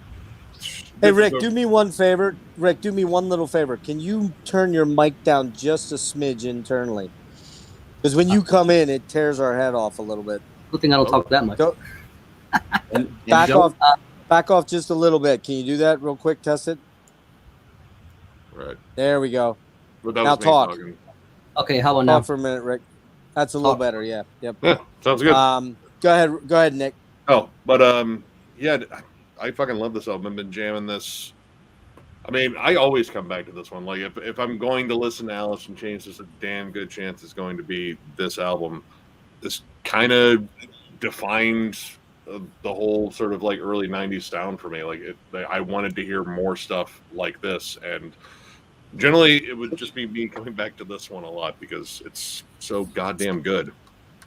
So, well, mainly because the only other band I would say that was nearly as heavy as Alice was Soundgarden, but they were also a little bit weird. Soundgarden did a little bit weirder vibes to things, but when you get to Bad Motorfinger, you got Rusty Cage, you got Jesus Christ Pose, they're becoming more radio friendly as opposed to FOP or Ultra Mega OK, which really doesn't, with the exception on Ultra Mega of like maybe Nothing to Say or what's the song? Oh fuck, man! What's the really heavy one where he's like God? Wait, Bad Motorfinger? Yeah, no, I'm talking about early Soundgarden. Tears to Forget, Nothing to Say. I've got nothing to say. That there were some hummable songs on there, and there was a couple radio friendly tracks, but nowhere near like Alice's material until you get to Loud Love, which you had Loud Love, you had Big Dumb Sex, I wanna fuck, you know, that was and Outshined, or not Outshined, my Outshined was on Bad Hands All Over the Western Border, get your brother, that was pretty hummable. And sorry about my really, really bad Chris Cornell impression, because it ain't happening, kids. Sorry. Nobody can fucking had a really do good that. Chris Cornell impersonation. They probably also have a job, like singing. Exactly. There's two guys. There's two guys that can sing like Chris Cornell, Richie Kotzen and Ian Thornley from Big Wreck. Those two dudes can do it. Nobody else should ever fucking touch that, ever. But anyway, what I was getting at was Alice had something that Soundgarden didn't early on, which was radio-friendly hooks that got in your head and you just couldn't get them out. And they between Lane and Jerry singing, something fucking magical, dude. Something fucking magical. On so many singles. They were good earworms, man. They were not like those other ones, out there. You're like, man, I want to get this shot of my head. I've been humming this shit, like whistling this shit all week, and my wife's like, "Shut up, stop it! I can't help it. They're in there, and I can't." You're sleeping on the couch. All right, I'm gonna roll with this real quick. I apparently have the lame older edition, even though I know I fucking bought it when it came out in 1992. Brian, how old were you in 1992? Just curious. Oh, 92, 13. Yeah, I was 20. I was 28. But you both were in the 6th grade, right? Right, we were both in the 6th grade. Yeah. I'm gonna jump out real quick. Screen's gonna go black. Robert, don't freak out. No, we're scared. All right, here we go. Dirt, released 10/29/92. Dave Jordan, last with OG bassist Mike Starr, which we didn't mention. Mike was fired late in 92. And we'll get to that. I'll read through this and we can discuss quick. He was fired. This is their best-selling album, has multiple singles and videos for it. Propelled the band to superstardom, no question about that. It's also the first time Lane wrote songs himself for an album. Featured Tom Araya on Iron Gland, the untitled little track before Dirt. Was recorded during and near the L.A. Rodney King riots, which is interesting because they actually left town for about a week during the worst of it because the studio, Rumbo, I believe, was down right where the Rodney King riots were going on. And I don't know, the three of you guys were too probably young to remember that, but I remember it being on CNN. It was pretty fucked up, man. Oh, yeah. It was pretty fucked up. The dude that they pulled out of that truck. And the guy that, yep. That's how. Yeah, I remember that because that video footage of those cops.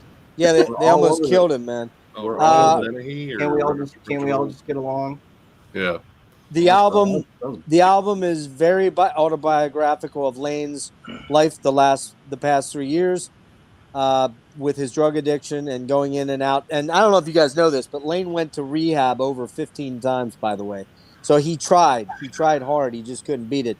Starr claims he was fired due to his drug use, which he found ironic as the other guys were all using heavy, except Jerry, who was drinking a lot and smoking a lot of weed.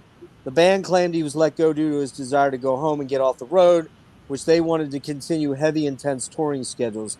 Truth is probably somewhere in between. Not sure there's a stronger opening salvo of 4 tracks than on this album, to be honest. They're almost perfectly heavy and yet still earworms. Them bones, those riffs, that vocal, those hooks, need I say any more? Damn that river, so fucking gnarly. Heavy, so goddamn heavy and juicy, so good. Rain When I Die, holy shit, that chorus. Again, enough said. Down in a Hole, the ballad of the album, and it's amazing. Sick Man, super fucked up. Can't read my writing there. I love the weird riffs doesn't on exist. that. Yes. Super fucked up track, heavy, twisted, which Alice seems to always include a weird track. Love it. Great song. Rooster, fucking classic. If it had been the 5th track, that first opening side of an album would have been a perfect opening side of an album. Junkhead, so goddamn heavy. Probably my favorite track on the album, that vicious, sinister verse with that epic chorus. Holy fuck, the lyrics are just out there for all to see unapologetically. They could write choruses. There is no doubt about it. Jerry's solo on that album, my God. Dirt, very Middle Eastern and mystical sounding, so damn good. The sleeper track of the album, that verse and building transition to the chorus, amazing, so killer. The lyrics are fucked up and beautiful at the same time. Godsmack, probably my least favorite track on the album. Alice almost puts one weird track out there on every album. This is the one for me.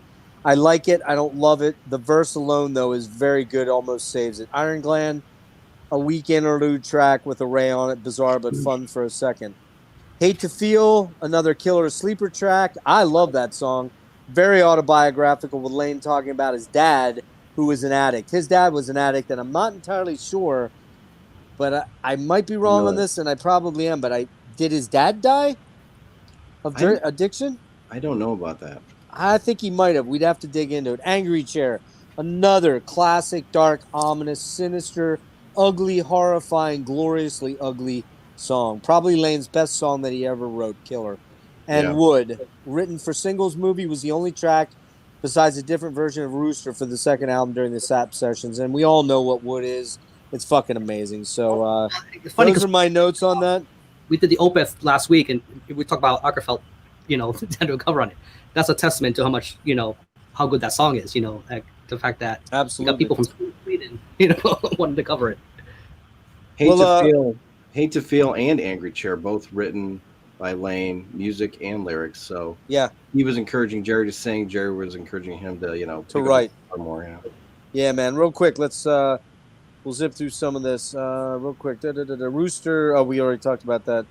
I had zero clue when I was 12 or whatever. I thought Junkhead was about the trash man. Kind of is in a weird way. My dad was a Vietnam vet. Listens to that song. Totally get it, dude. Well, Hate to Feel isn't a. Yeah, I agree. It's not a standout track, but I fucking love that song. Da da da da da da da da da da da. What else we got here? I think Rick's audio is the one that plays tricks. Do you guys think so? Because when he blacked out there, notice what happened. It got super quiet. I got to get him to fix his audio, man, because it's pretty intense. It does something. Anyways, yeah, Electric Banana. I totally agree. It's maybe not a metal album, but it's crushingly heavy. Jerry uses Bogner Shivas on this album, and he also used a Rockman. He used two different Bogners. Bogners are killer fucking amps, super expensive. You can do that shit when you're Jerry Cantrell. Interlude on Dirt is heavy as shit. Absolutely, bro. Godsmack as a song's great. As a band, they suck. Totally agree. Dirt's my favorite overall.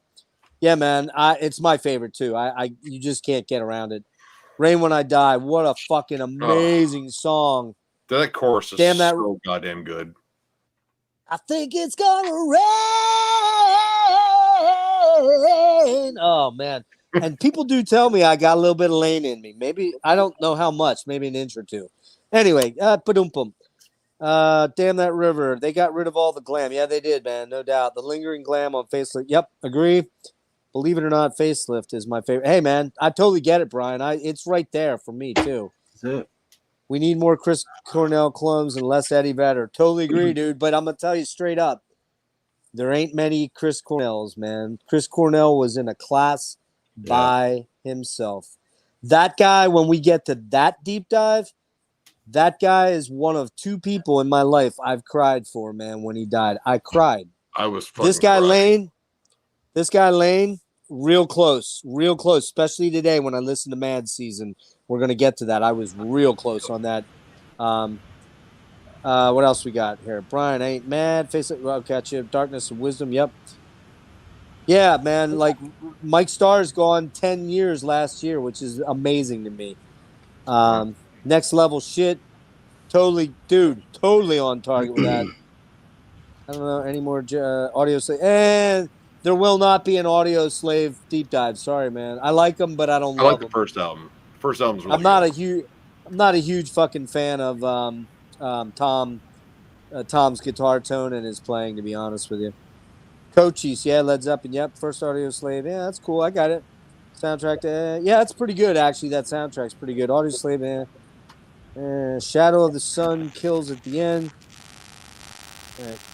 Rick, you're killing me, dude. Rick, when you killed your audio, bro, all the sound problems went away. I think something's going on with whatever you got going on. Hold on. We all agreed. Hold on. I'm gonna mute it. I didn't unmute it. Yeah, it's like it's a dull hum that's in the back. It's huge. Yeah. It's huge. I'm not kicking you off. I want you here. So we got to figure something out with your audio, man. But now we can't hear you. You turned it off. All right. How about now? Okay. There's a weird lag. Like I'll hit mute. It'll take like 2 seconds before it'll register. Well, here's the thing. What I noticed is you tend to jump in on a delay with everyone else. Did you guys notice that? Yeah. When Rick starts talking, it's later. So here's what I suggest. So before I put on the can, I'm gonna exit out and then come back. So okay. Sounds good. Hey, is Lee here? Lee, what's up, bro? Lee's in the comments. What's going on, Lee? Fuck yeah, Lee. We love Lee. I am right there. We're hoping he jumps in later. The first 3 AIC full-length albums, my favorite. Dude, I don't blame you. I love the Robert DuVall stuff, but no, his name's not Robert DuVall. William. No, it's William DuVall. William DuVall. Robert DuVall. Robert DuVall is like call him almost William. 90. I don't think One he can flew hang. over the cuckoo's nest. Oops. Hey, Robert Duvall's got a great voice too. All right, he does. Anyways, Robert DuVall, man, he's only like 80, but he's killer as a lead vocalist. Yeah, man, Charlie I'm there. I'm there. All right, so we're gonna get Rick back in, and we're gonna hope. All right, let's hope this works. I don't. I'm still hearing a lot of hiss, and the minute we added you, it was there. So, but that's okay. I'll tell you what, Rick. I just muted it. I'm gonna get the cans. Yeah, go for it. Jar of Fire is brilliant. All right, absolutely. All right. Out of the band. So listen, here's the deal. Let me just do something real quick. All right. Okay, so where are we? We're at Jar of Flies, correct? Well, Yara Fleas. Last Action Hero. All right, you can go ahead and talk about that. I didn't get into that. If you want to make it quick, okay? We got to move a little bit. Yeah. Sorry. What the hell? So they get Mike and Nez, and they go right to the studio, and they record a couple songs for this Last Action Hero soundtrack. This is the only place that those songs. Rick, mute yourself, please. This two brand new songs. What the Hell Have I and A Little Bitter. And so for a while, this is the only place you can get them. They're on that box set now, but two really, really cool songs, especially What the Hell Have I? That's really cool. It's got that like Middle Eastern kind of riff going. Again, more harmonizing. So yeah, that was the first recording with Mike Inez on bass. Yep. Great movie too. Schwarzenegger flick. Hey, Rick, check. Rick, That's please rock. check. Rick, please check private comments. I hate to do this to you, man, but it's very clear something's going on with your audio, and it's really fucking us up. So what I want you to do is between your comments, if you want to bounce in to add a comment, that's cool, but then mute. I hate to do that, but something's up, and it's very clear it's you. It's not anybody else because it's totally silent when I you're just off. switched the audio source. Maybe that'll help. Oh, okay, that's better. I don't know what to tell you, man. That's better. I don't know what to tell you. Actually, Okay, that's yeah, what much you got better. going right now. Yeah, you're Much good. better. Much better. All Much right. better. Okay. Technology. Okay, so Brian, why don't you roll on with Jar? Oh, okay. Shit. Oh, no. just a real quick note before you get to that. Just a real quick note. As we talked about, Mike Starr was fired from the band at this point, and I watched some video of the interview with Ricky Rackman that he did, where he talked about how he wanted to go home and be with his family. You could tell he was not happy about saying that publicly, but that's what management said to do, so he did, and you could tell he was not happy about it. He was fired for drug addiction because Mike, as turns out, died of drug overdose. But Lane was very deeply in drug addiction as well, but they didn't have the same qualifications for Lane that they did for Mike because, well, it's Lane Staley, and his voice carried that band, and that clearly they changed the rules for Mike Starr versus Lane Staley, and I feel that's pretty shitty. But I get why they did it from a financial reason. Yeah. But it was very obvious that Mike and Lane, who, if you know the story, Mike was with Lane very shortly before Lane died. Yes. They were using together, Yeah. and 84 or something. right. 2 I heard days different before. interpretations of that interview too. You know what I mean? Yeah. How that went down. So I don't know what version you guys heard. You know, but I don't know. I feel like it was the magazines kind of doing their own editing of it. That's probably why I saw different versions of it. Well, it wasn't. But Rick, it wasn't even just an interview in the magazines. It was an interview.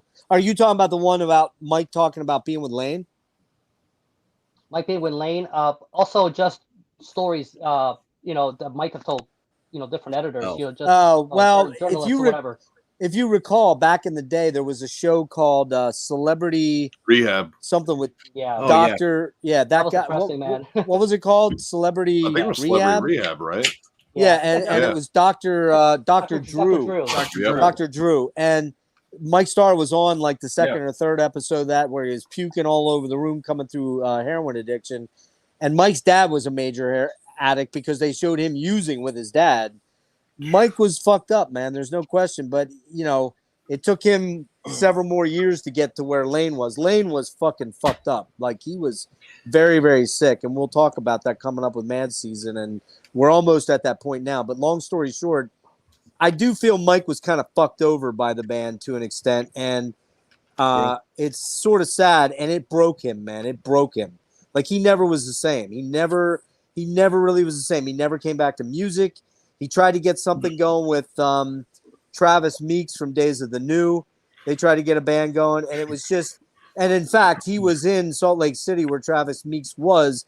He may have even been living with him or near him when he overdosed. So very, very sad song. I know that connection. Yep, I didn't know we had that connection. Yeah, Travis Meeks was in rehab in Salt Lake and then living there back around the time of that show. What's it called? The show on A&E. Intervention. Yeah, and there was an episode about him, and he ended up somehow Starr ended up living with him, and Starr got pulled over in a van they were driving in and had Xanax on him that was not prescribed to him, and he got busted, and then he died very shortly after that. Yeah.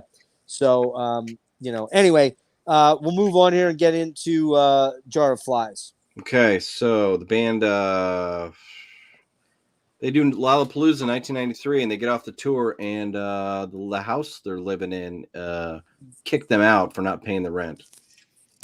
So they go into London Bridge Studio in Seattle to just kind of record some stuff with Mike and Ez to kind of test them out. And they were in there for 7 days and came up with the Jar of Flies EP, which is another kind of acoustic take on it. Although this one is a little longer. It's definitely got there's electric guitar in here with like some leads and some effects, which is really cool. It's got some really amazing songs. Obviously the first single was No Excuses, great song, and then Nutshell and I Stay Away. The first track for me is the favorite, Rotten Apple. That like warm, clean guitar. Lane with kind of he's using what Lane always does is his voice is an instrument itself. It's not just like he's a singer. His voice is an instrument, and he's doing that. Hey, na na, da na na. Hang on, guys, I'm coming. Okay. So hey. I love that about that song in particular. And then the kind of jammy parts at the end. So Rotten Apple to me is the gem off this album. It's one of my favorite Alice in Chains songs. Killer song. I love it. 6 minutes, 56 seconds, and it's not long enough to me. Well, and it's a very jazzy song in a lot of ways. It's got jazz chords in it, which is unusual for a rock album. Wait a minute. I got you guys backwards here. Yeah, there we go. Rick, what you got? Come on in. Well, to bounce off your point with the jazz thing, like you can tell right away the complexity went up, just overall. This is going to be, I don't know, maybe not the favorite opinion, but I Stay Away is actually my favorite one. Because which to one? Me, I Stay Away. Great song. It's the most orchestral, grandiose sounding song. Absolutely. Yep.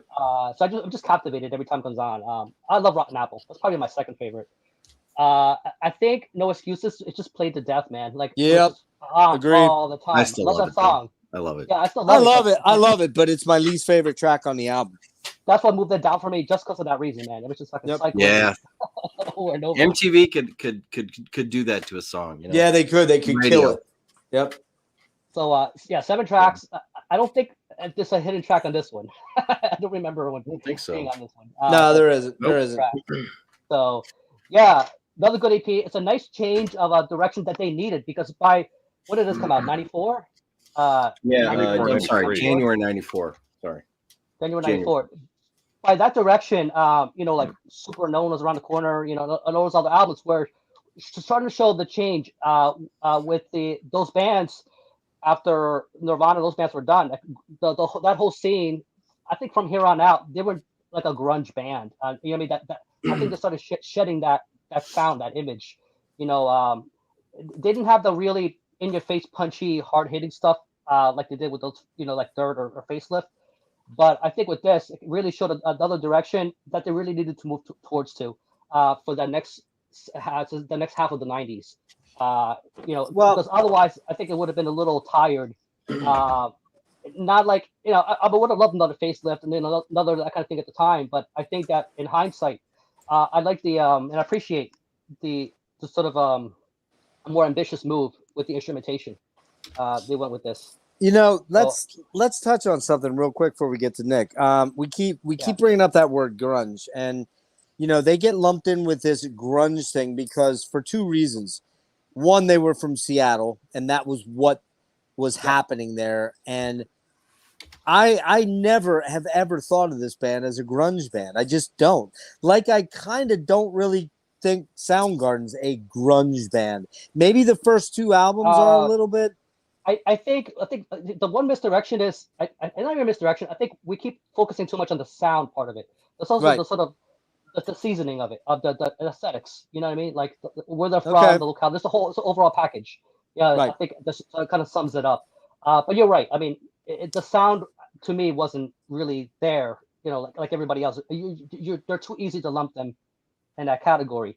Yeah. And they never sit right with me. There was a fuck, I forget the guy's name. He's a drummer, was a drummer in a band, but he's also a producer. He talked about the Jarl vocals. So, and you had shit like don't forget, you had Eddie Vedder. You also had Scott Stapp. Hey Jake, if you're watching, fuck Creed. Here he goes. Can you take me higher? It's that fucking delivery. Lane was so much more than that. Just so much more than that. And I'm going to talk about that in a second. Yeah. Better, right. And Chris Cornell, I never heard a Jarl out of fucking Chris Cornell ever. And I will tell you, one band that a lot of people don't talk about, mainly because they really only had one album that never fucking Jarled, was Mother Love Bone. Their album, Apple, is a fucking beautiful killer album, especially Crown of Thorns, which we'll do a whole deep dive on just that album one day. It'll be short, but it's fucking amazing. Yeah, man, it's just, you're right, Rick. You have to look into the aesthetics. It's the place where they originated. It's the time frame they were included in. But I don't think Alice in Chains in any way, shape, or form is a fucking grunge band. As I don't really honestly think after the first two albums, or the EP and the first album, I really don't think Soundgarden is either. I just don't. They were at an elevated level of songwriting that Nirvana wasn't. I'm not saying Nirvana's shit. I'm not saying that. I'm just saying there was a different level of songwriting between Soundgarden and Alice that I did not hear from Tad. I did not hear from My Sister's Machine or Mudhoney or Green River. That's not denigrating those bands at all. They're all important and they're all, amazing in their own right. Or even Pearl Jam. I will admit to you, the first Pearl Jam album is pretty fucking good. There's great fucking songs on it. I just got burned out on it. And the second album has some good songs on it. The third album kind of has a few good songs on it. And then I'm out. I'm out of that fucking thing. Yet, Pearl Jam by far is the most commercially successful of those bands, mainly because Kurt Cobain is dead and Nirvana ceased to be a thing. But, the two best bands, I would argue, without question, are Alice and Soundgarden. And it ain't even close for me. It ain't even close. Because, A, they were the heaviest. They were the closest to metal for me, but they added something different. There was never a fucking and don't get me wrong, I love that shit. We all do in this group, right? We all love that shit. Yeah. But what those two bands had, death metal bands cannot offer, with the exception of maybe a few, maybe a Michael Ockerfeld. But I'm telling you right now, nobody in the fucking genre of death metal can sing like fucking Chris Cornell or Lane Staley, or could sing like Lane Staley. And I don't, maybe I'm going to sound like that old man pissing on the lawn, get off my lawn guy. But as a lover of music and heavy music, I'll take Elaine Staley and Chris Cornell over a Chris Barnes every motherfucking day of every fucking year until I die. What do you mean? Chris Barnes is Are you sure? It just is the fact. Sorry, Necrotic Chris. It just is a reality. Nick, give me your take on Jar of Flies, please. Well, first off, a cool little thing about this. I believe this still holds the record for the highest selling EP of all time. Oh, really? You betcha it does. Reason. Holy shit.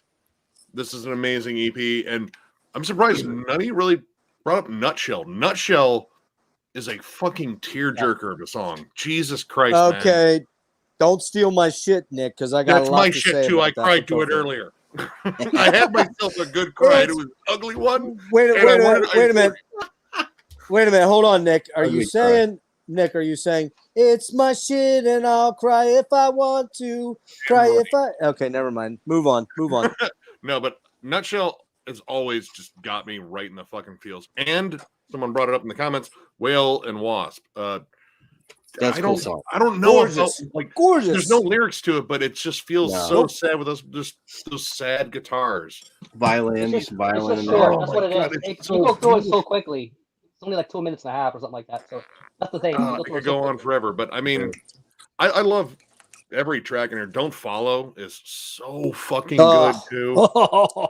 I Stay Away is it's just flat out epic, but it's like subdued epic. Like, it feels like it get heavy and dark, but it's just like, no, we're gonna stay in this kind of nice, kind of placid but still great feel. This is a truly remarkable EP, one of the best EPs ever, like in my mind. And I would say it's probably the best EP, but that's my opinion. I mean, you know what? There's got to be some competition out there, but I can't think of it right now. So yeah, I'll just go with Justin. It's the best EP of all time. And fuck, dude. Like I said, these songs tug at my heartstrings, and it reminds me I do have a heart, and I hate that because I like being metal all the time. That EP also got them ready for the next album, as far as getting the fans in that change in direction. They lost that real crunchy thing they had going on with the early albums. I think by design they were more mature. They went through a lot of shit, and they're ready for the next thing. It's a great EP. All right, guys, I had to jump off my headphones to juice up a little bit. So, can you hear me? Okay. Yeah, you sound good. You're on steroids? Oh wait, no. Okay, God, you're charging your. Okay, got it. I'm not sure why I'm not getting a lot of volume. So I may start going, a little bit. If I do, that's why. I got to get juiced up a little bit. This sucks, man. I can't wait till I get my fucking, my laptop back. I'm going to read my notes quick on Jar, and we'll then comment and move on. We'll check comments quick, and then we'll move on. I'll be right back. Jar of Flies. Jar of Flies. Hold on. Where am I at? God damn it. Where the fuck is it? Okay. All right. 125.94. Toby Wright producing. This is the first album, or EP rather, with Mike Inez on bass. He was taken from Ozzy's band. He played on No More Tears. Yep. First EP to ever debut at #1 on Billboard, double platinum sales, and self-produced. Completed in 7 days as a test to see how recording with Mike Inez would go. Rotten Apple. That bass line, worth the price alone. Such a killer, almost jazzy song. So fucking good. Nutshell. Is there a more perfect AIC song? I don't think so. I never grow tired of seeing or hearing it live. And it's possibly Lane's greatest, most exposed and vulnerable vocal ever. And shows why he was such an amazing singer. They always play this live for Lane. It's always played live for Lane, and when they do it, I have to admit, I find myself on the verge of breaking down and crying my eyes out for a man that I never met or knew. This track is beautiful and gorgeous, and it hurts bad every time I listen to it. 30 years on, and I gotta admit, I'm getting teary-eyed just thinking about it, and I ain't kidding, man. It's fucking... Yeah, it's deep. I mean, it's so fucking amazing. There's nothing I can say about it. Let me roll through this, guys, before you comment, because I can't hear you very well. I Stay Away. Amazing track. My sleeper track. That chorus is so goddamn amazing. It's just a gorgeous song. So I agree with you, Rick. Nutshell is still my track on this album simply because it's Lane, man. It is fucking Lane, and it breaks my heart every single time. But I Stay Away, very close. No Excuse is the big hit and a great track, but maybe my least favorite on the album, actually, because it's been played out. Even though I love it, it's good. Whale and Wasp, haunting and broken, so beautiful. The strings on it are amazing. Don't Follow, gorgeous, almost country tune. I love that song, man. I fucking love it. And Swing on This, it's Alice's weird track on this EP, but god damn it, I love it. It's badass. It's so weird. It's so cool, and it's so fucking good. It is what it is. These guys have to struggle to write a bad song. That's how I look at this band. It just is what it is. They have to struggle to write a bad song. So anybody want to comment on that? Or do we want to hit? I think it's not that they have to struggle. The struggle comes out in the songs. It's like, it's almost like who are the best comedians? It's always the ones who have the fucking troubled past, or the drug addicts, and the ones who have a lot of shit. You know what I mean? Like, I feel like a lot of bands, which kind of sucks to say, but it's almost like you have to go through that, that sort of what do you call it? That journey of pain to be able to somehow use it as a sort of a conduit, through the music, and it kind of comes out that way. For sure. If these guys had the Silver Spoons upbringing, they wouldn't be able to write shit like this, man. I agree. I agree. We benefit from it, as fucked up as that is to say, but fuck, man, like, because I think a lot of people can relate.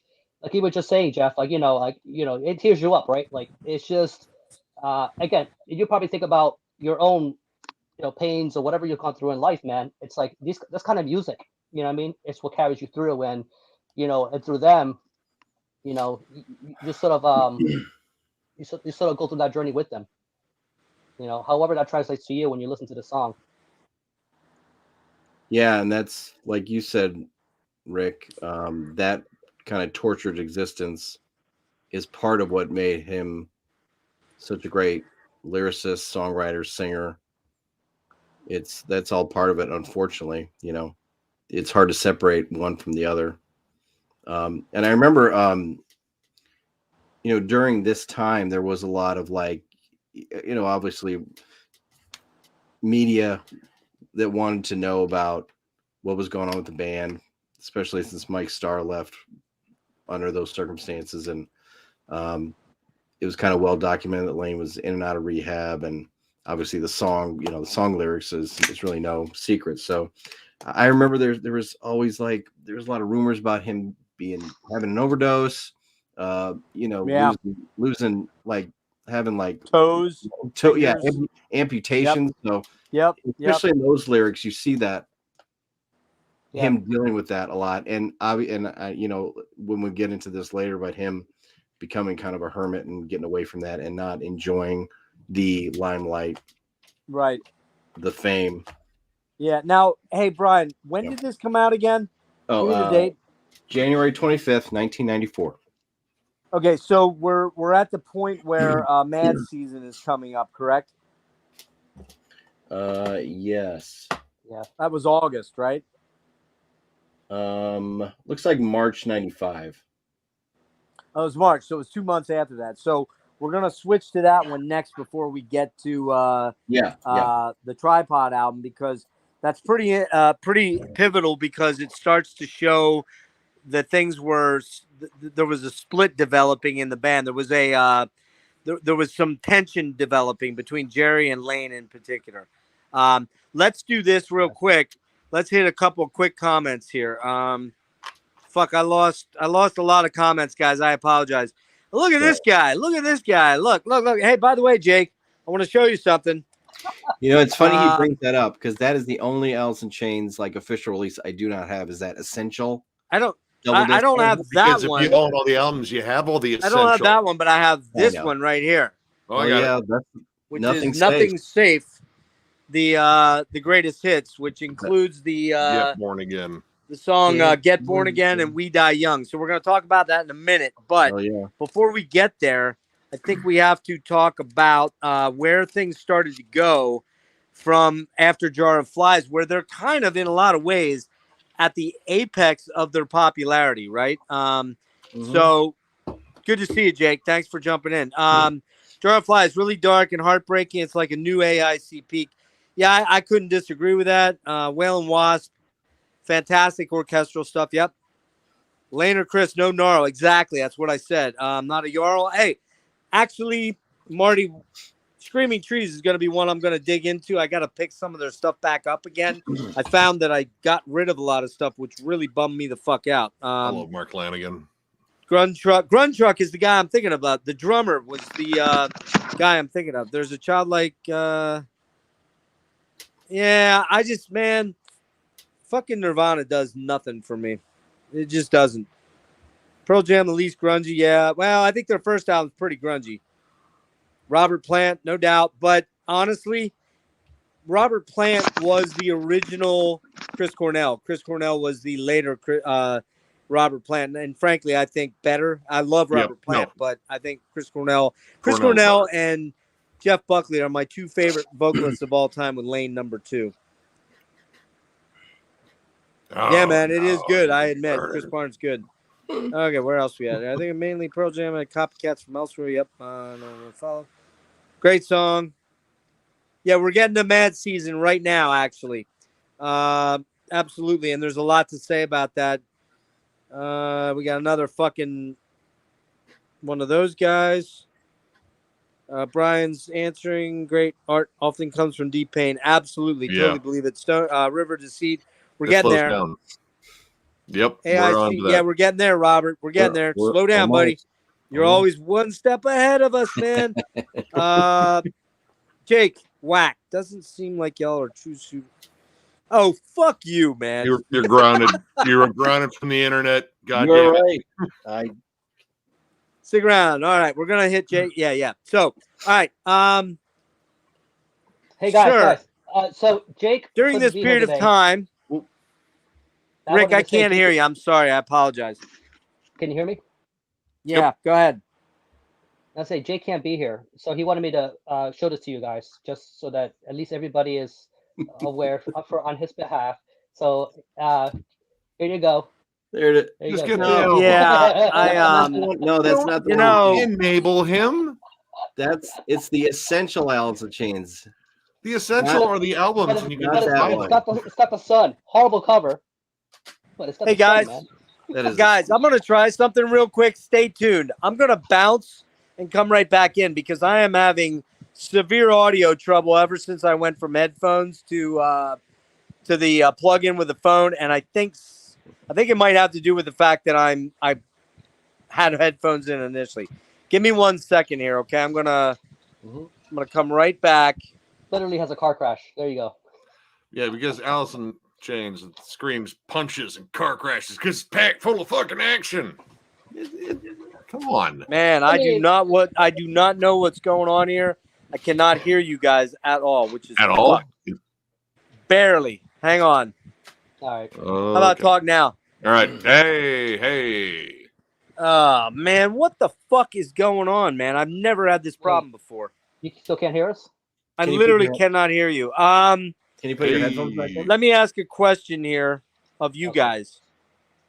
Is there any way you can jack up your volume now on your ends as opposed to the other way around? Want me to put it down? How do we? Is there a way to do that in StreamYard? Yeah. I don't know what the fuck's going on here, man. It makes Dude, no sense. My audio is fucking peaking on my end.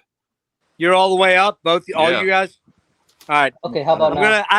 The unfortunate thing is I'm gonna have to when you guys are talking, which will keep me shut up, which is good.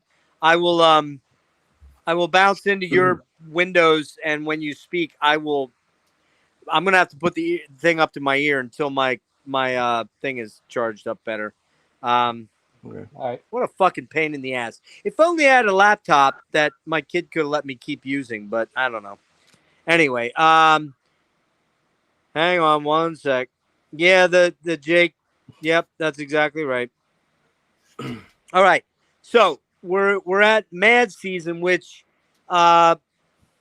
basically what happens there is Lane starts working with Mike McCready from Pearl Jam, also from Barrett Martin from Screaming Trees, which is a killer band we're going to do a deep dive on somewhere down the road. And also John Baker Saunders. He was in a a couple of bands in the Seattle scene, and I think him and Lane were kindred spirits in heroin use because John Baker Saunders actually OD'd and died before Lane did. So I'm pretty sure that was Lane's either connection and or his get high buddy. Let's talk about Mad Season, which came out when, Brian? March of '95 on I don't What do you want to say about this album, please? Yeah, I bought it right away because it had Lane Staley in it. So yeah, I'm gonna get it, and it had it was kind of a super group of sorts. So I believe Lane did the artwork to that one, to the front cover. That's him and his then girlfriend Demry, who died of a drug overdose also before Lane did. So yeah, I mean, it was different than Alice in Chains, but it was a little more, I don't know, jazzy, a little more jammy, maybe a little more like psychedelic or I don't know. It's been a while since I listened to it until today, so definitely psychedelic, more blues based. Yeah, very bluesy. That first song, "Wake Up," was the one that I would hit repeat over and over again. That song is great. And I know there's a lot of other songs on there, like "Artificial Red's" really good. There's just it's different. It's maybe a little bit more mellow than Alice in Chains, but still has that underlying darkness to it. And I'm not sure who wrote the lyrics. I assume Lane did. Lane, yeah. Yeah, so I mean, it's a really cool project. I need to dig more into that one for sure. That's it? That's all I got. Rick, what you got? Well, I first found out about Mad Season when I think I was a freshman, and the dude I was cool with was I think he was a junior at the time. He's older. He was already into a bunch of shit. So he introduced me to Mad Season. He's like, dude, it's got the dude from Alice in Chains. So I was like, oh, sold. So he loaned me the CD, and I got to maybe about 3 tracks in. I still wasn't quite like I was expecting Alice in Chains, right? Yeah. So it didn't click with me right away. So he followed up with me like maybe a week later. It was kind of sitting, still in my room, and he's like, "What do you think, man?" I'm like, I don't know, man. Like, it's not Alice in Chains, not like what you told. So I still haven't listened to I don't know anything or any of that stuff yet. So I haven't got to that part of the track listing yet. I eventually did. So I think about McCready is people will give Pearl Jam a lot of shit, but they No. We got some audio stuff here. Yeah. Now I think it's. What the hell happened? I don't know. That was Audio. coming from you. Guys, you there? Yeah. A tornado. You hear me? Yep.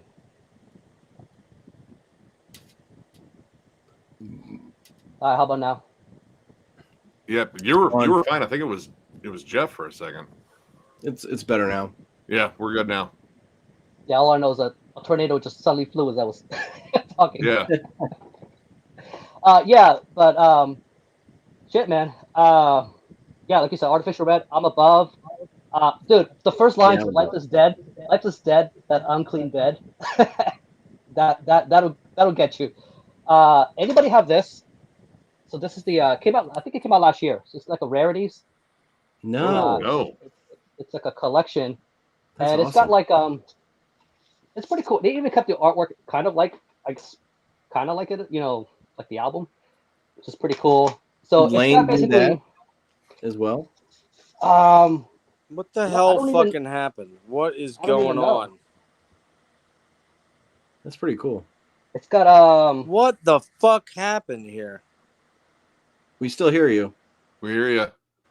Can you hear us? You're good. Can you hear me? Guys, are you there?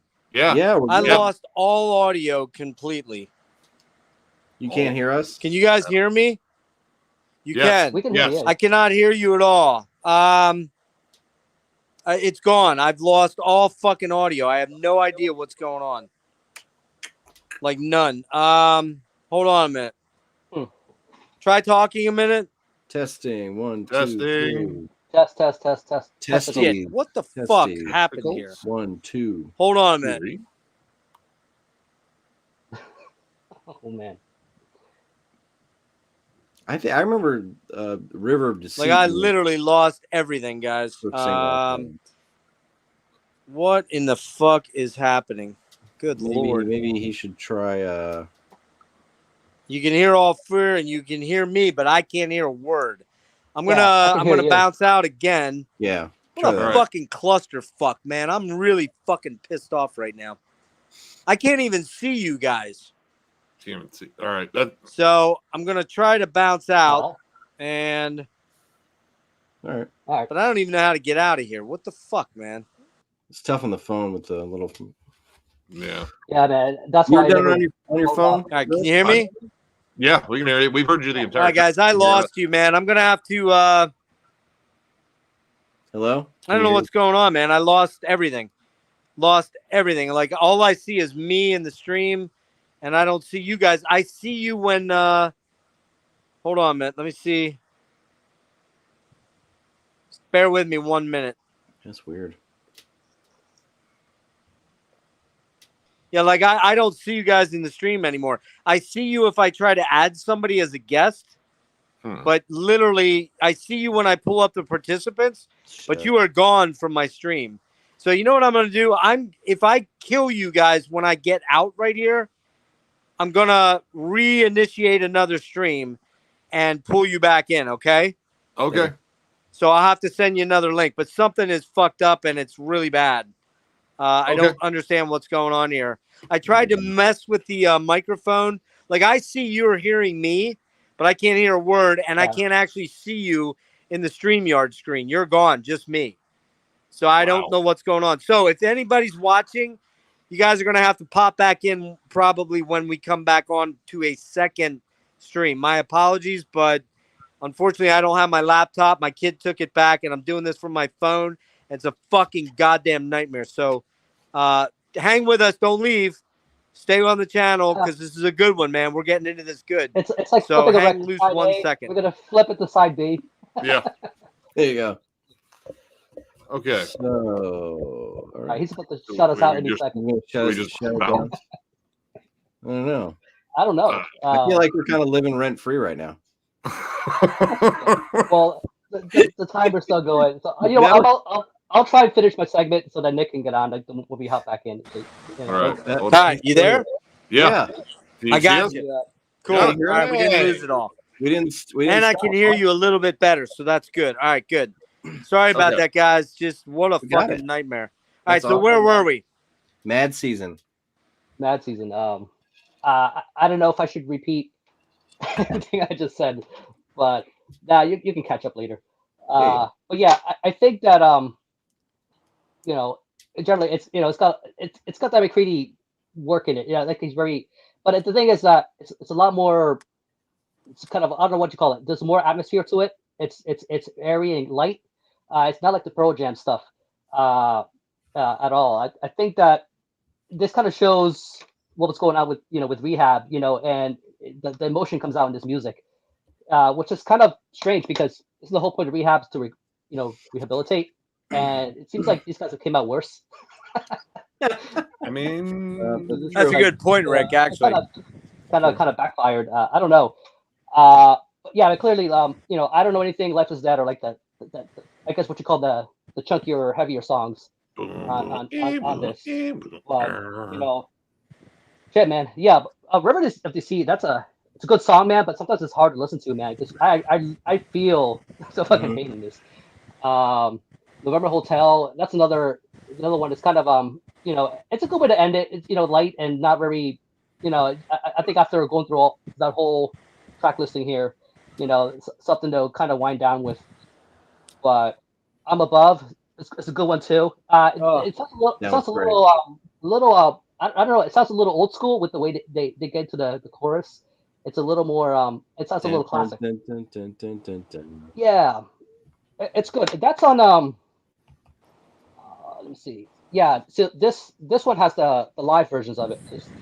So the rarities has a song called "Slip Away," which is a bonus track, and it's got instrumentals. Instrumental for "Wake Up," and it's got an instrumental for no, it's a piano demo of River of Deceit. So kind of makes you want to sing. Makes you want to Wait, sing Rick, along is that the album? You have the album? This is this is a rarities. What is it? It's a rarities. Oh, dude, what the fuck? Where? Ah. Yeah, it came out like last year. I bet all that stuff's on the deluxe version. That's It is. I'm actually looking right now. What's that have on it, Rick? Does that have interlude, locomotive, Black Book of Fear, Slip Away, and I Don't Want to Be a Soldier? Yeah. Wait a minute. Yeah. No, I have that one. Black Book of Fear. Yeah. No, it's got live tracks. It's Artificial Red, Lifeless Dead, nice. All Alone, I'm Above. When did you get that? Last summer. Oh wow! Live at the Moor. Is that limited? And then I guess you know what sucks? They didn't put any sort of any sort of liner or nothing in here. There's no. No, that's there's no incident. It's just a record. So not much I can tell you. So lazy. All I know is that I think it came out sometime early last year. That's all I can tell you. Okay, So, all right. Yeah, so it's a special edition then. Yeah. I was like, fuck, man, Nazis. I've never seen this before, so snagged it. It was the last copy they had. So it's cool. Nick, what you got on the Mad Season? You showed the deluxe edition. Yep. I have my OG copy still. Right. So do I. The Mad Season Deluxe Edition, where you get this lovely picture of the band with Lane wearing a lovely shade of rouge on his lips. Rosy red. Some, like raspberry sorbet. I think that's what he had before this picture. It's definitely all right. I kind of had like a haphazard path to this band because I remembered hearing River Deceit on the radio, and I was like, that's pretty good. Is that an Alice in Chains track? And then I heard I Don't Know Anything, which is kind of the token heavier song on this. And I thought it was Alice in Chains. And I was looking all over. It's like, where the fuck is this song on my Alice in Chains CDs? And then I saw this. I looked at the back of the original, and you see the band like, hey, that's Lane. Oh, shit. That says I Don't Know Anything. Okay, that's probably that song. And that's why I picked it up. And it's very different. Like, again, more subdued, more bluesy, kind of jazzy, like I don't know, like alternative rock lounge music and spots. Like it seems like it's not played at a concert venue, but like a seedy bar that's filled with like cigarette smoke and no one's really moshing or anything like that, just sitting back. Doesn't the guy use an upright bass? I think so. I think on a couple of tracks. Nick, there's a few tracks that are like that, like Wake Up a Little Bit and Long Gone Days and River Deceit. But man, there's some ripping tracks on there, like Lifeless Dead and November Hotel. Man, they're fucking heavy, dude. But like again, like going from Alice in Chains, which in terms of the heavier stuff at that point was dirt, like this was definitely different. But again, Lifeless Dead and fucking I Don't Know Anything, like it just has that heavy, grungy, dirty sound to it. And I was like, man, this is really good. It's a really different album. And it's something I've grown to appreciate more as I've gotten older, just because it was kind of different from what I expected. Because initially I kind of just went for the heavier tracks. And, River Deceit was being played all over the fucking place. Plus my stepdad at the time was absolutely obsessed with that, which means he played it all the time. That and Lightning Crashes by Live. I never want to hear that song again. Oh, God. By the way, they're from York, Pennsylvania, where I live. Near where I live. So it's your fault. Oh, God. Yeah, it's my fault. Yep. Absolutely. But he used to play Lightning Crashes in coffee houses, and that would be the song he'd play every time. Like, dude, learn a different fucking song for the love of God.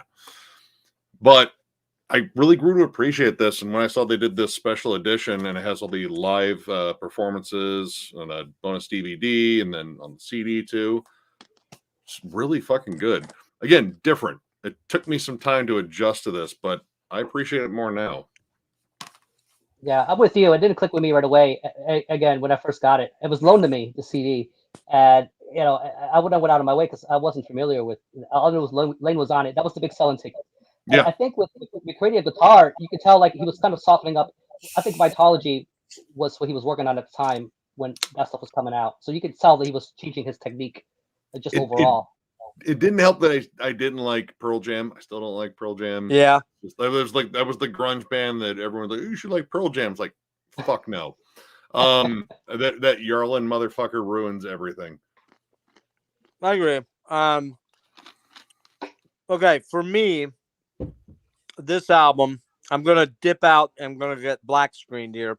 For those of you joining us late, I don't have a laptop. I'm doing this from my phone, and all my notes are on notes in my phone. So I'll go black, but you'll hear me. Mad Season. Where are we at here? Where are we at? Where are we at? Where are we at? Where are we at? Where are we at? Where are we at? Come on. Give me a moment. All right, here we go. Started in 94 as a side supergroup, Staley McCready and Martin on a whim. Went gold, 4 live shows ever. 2013 is the deluxe edition, which I have, which Nick just showed. It has a 5.1 mix on it for the album and the live show, I believe. At the more, it has the additional tracks that they did, 3 or 4 of which Mark Lanigan from Screaming Trees sings on. And I love those songs too. I forgot how much I fucking love Mark Lanigan's voice. I forgot how much I love Screaming Trees. I only own Sweet Oblivion and Greatest Hits.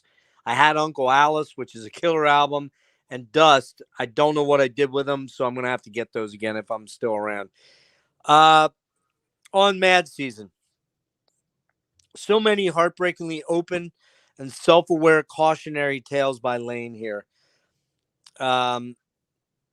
Bluesy, heavy psych, heavier songs, and haunting mellower tracks. I gotta say, man, this is damn near a perfect album for me, and it's in my top 15 ever. Yeah, Nick, I agree. It's not a metal album. It's not even really it's not even a hard rock album the whole way through. It's you want to call it alternative rock? I guess you could, but it has its bases in the blues and in heavy rock and Zeppelin, in those 70s band. It's got a 70s vibe to it in a lot of ways. Sometimes maybe a little bit of a 60s vibe to it. Yeah. So songs like Wake Up, River Deceit, I'm Above, Lifeless Dead, All Alone in November Hotel. They're just fucking amazing fucking songs. I don't know anything. Just so good. They're, and I will say this. It's so misleading though, man. Yep. What's that? That being a single was kind of an issue for me because it doesn't really represent most of the album. You're right. It doesn't represent the album at all, but it's a gorgeous track. I love it. It is. I love it. Here's what I'll say in closing about it. Wake Up and All Alone bookend this album perfectly because it's the opening and final track. They basically, to me, this album sounds like a goodbye from Lane. Like he knew he was not going to win this battle. He's talking about Wake Up, where he's talking about the addiction for 10 long years, a slow infection, not a phase. He's talking about stuff that's so fucking heavy, man. And I will tell you, as somebody that has dealt with a dependence, not an addiction, but a dependence, there is a difference, by the way. When you're an addict, you are doing things to be high. When you are dependent, you are doing things to not get sick. And a lot of addicts are doing shit not to get sick. People know me that know me well. I don't fucking shirk away or shy away from being honest. I was put on anxiety medicine when I was 28. It is very addicting, and they never told me that. And they said, oh, don't worry. You can take this, and in 2 weeks after you take it, you'll be fine. That's a fucking lie.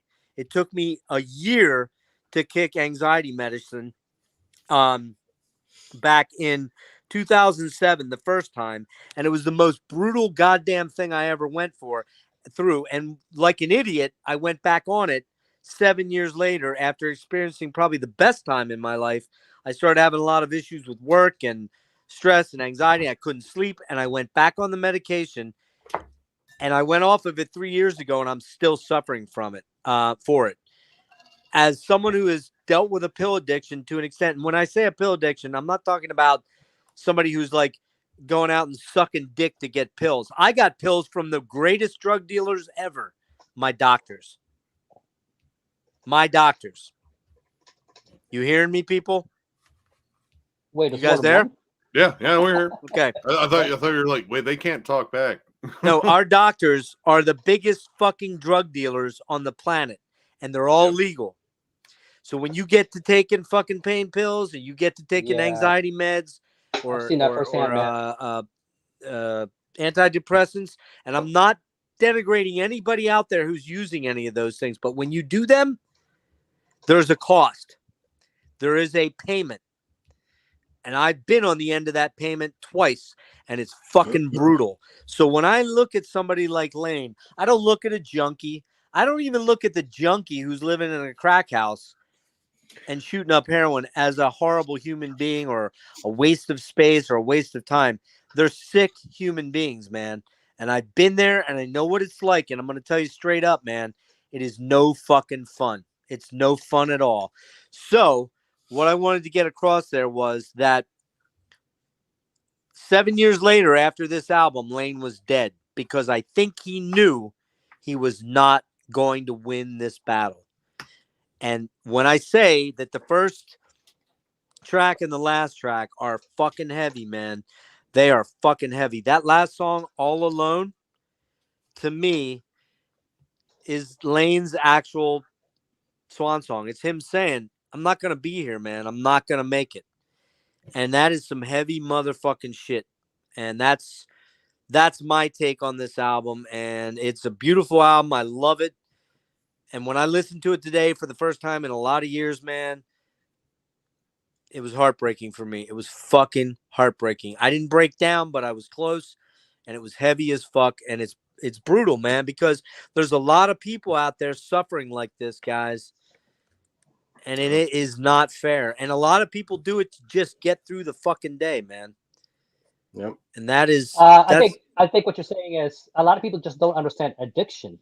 You know what I mean? Like on that kind of level. You know what I mean? It's, you know... It's but here's the thing, Rick. Let me differentiate, man. There's addiction where you are going out and getting high off shit because you want to get high. There's other people out there that are using because they have no choice, man. Because if they don't, they get dope sick.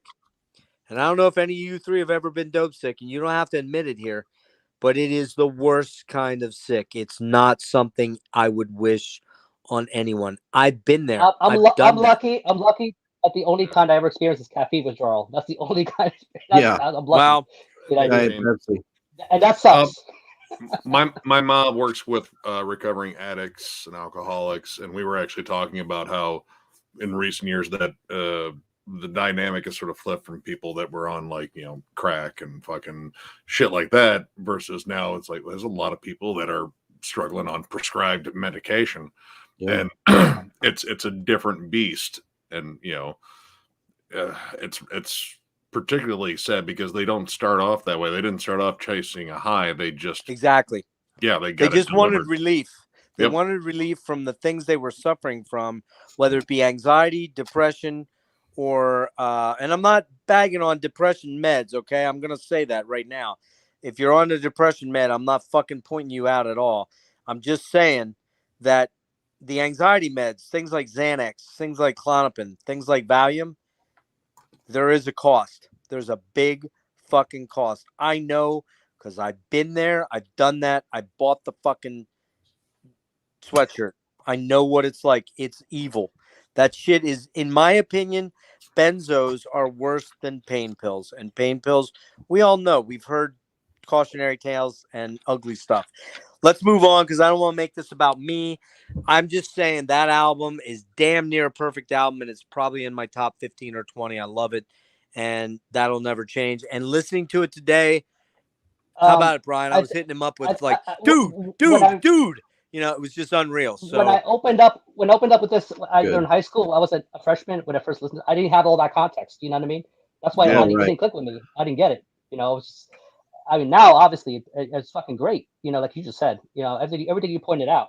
But I think that's a very important thing to mention. So everything you just said, it needed that spin. You know, because that's what it's about. You know, these guys got together for there was purpose. All right, guys. Hey, Rick, I don't mean to stop you. Go ahead, man. We got to move on. We got to hit the self-titled album because we still have quite a few to go.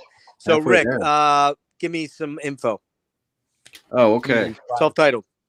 November 7th, 1995, Columbia Records. Self-titled, also called Tripod because of the three-legged dog.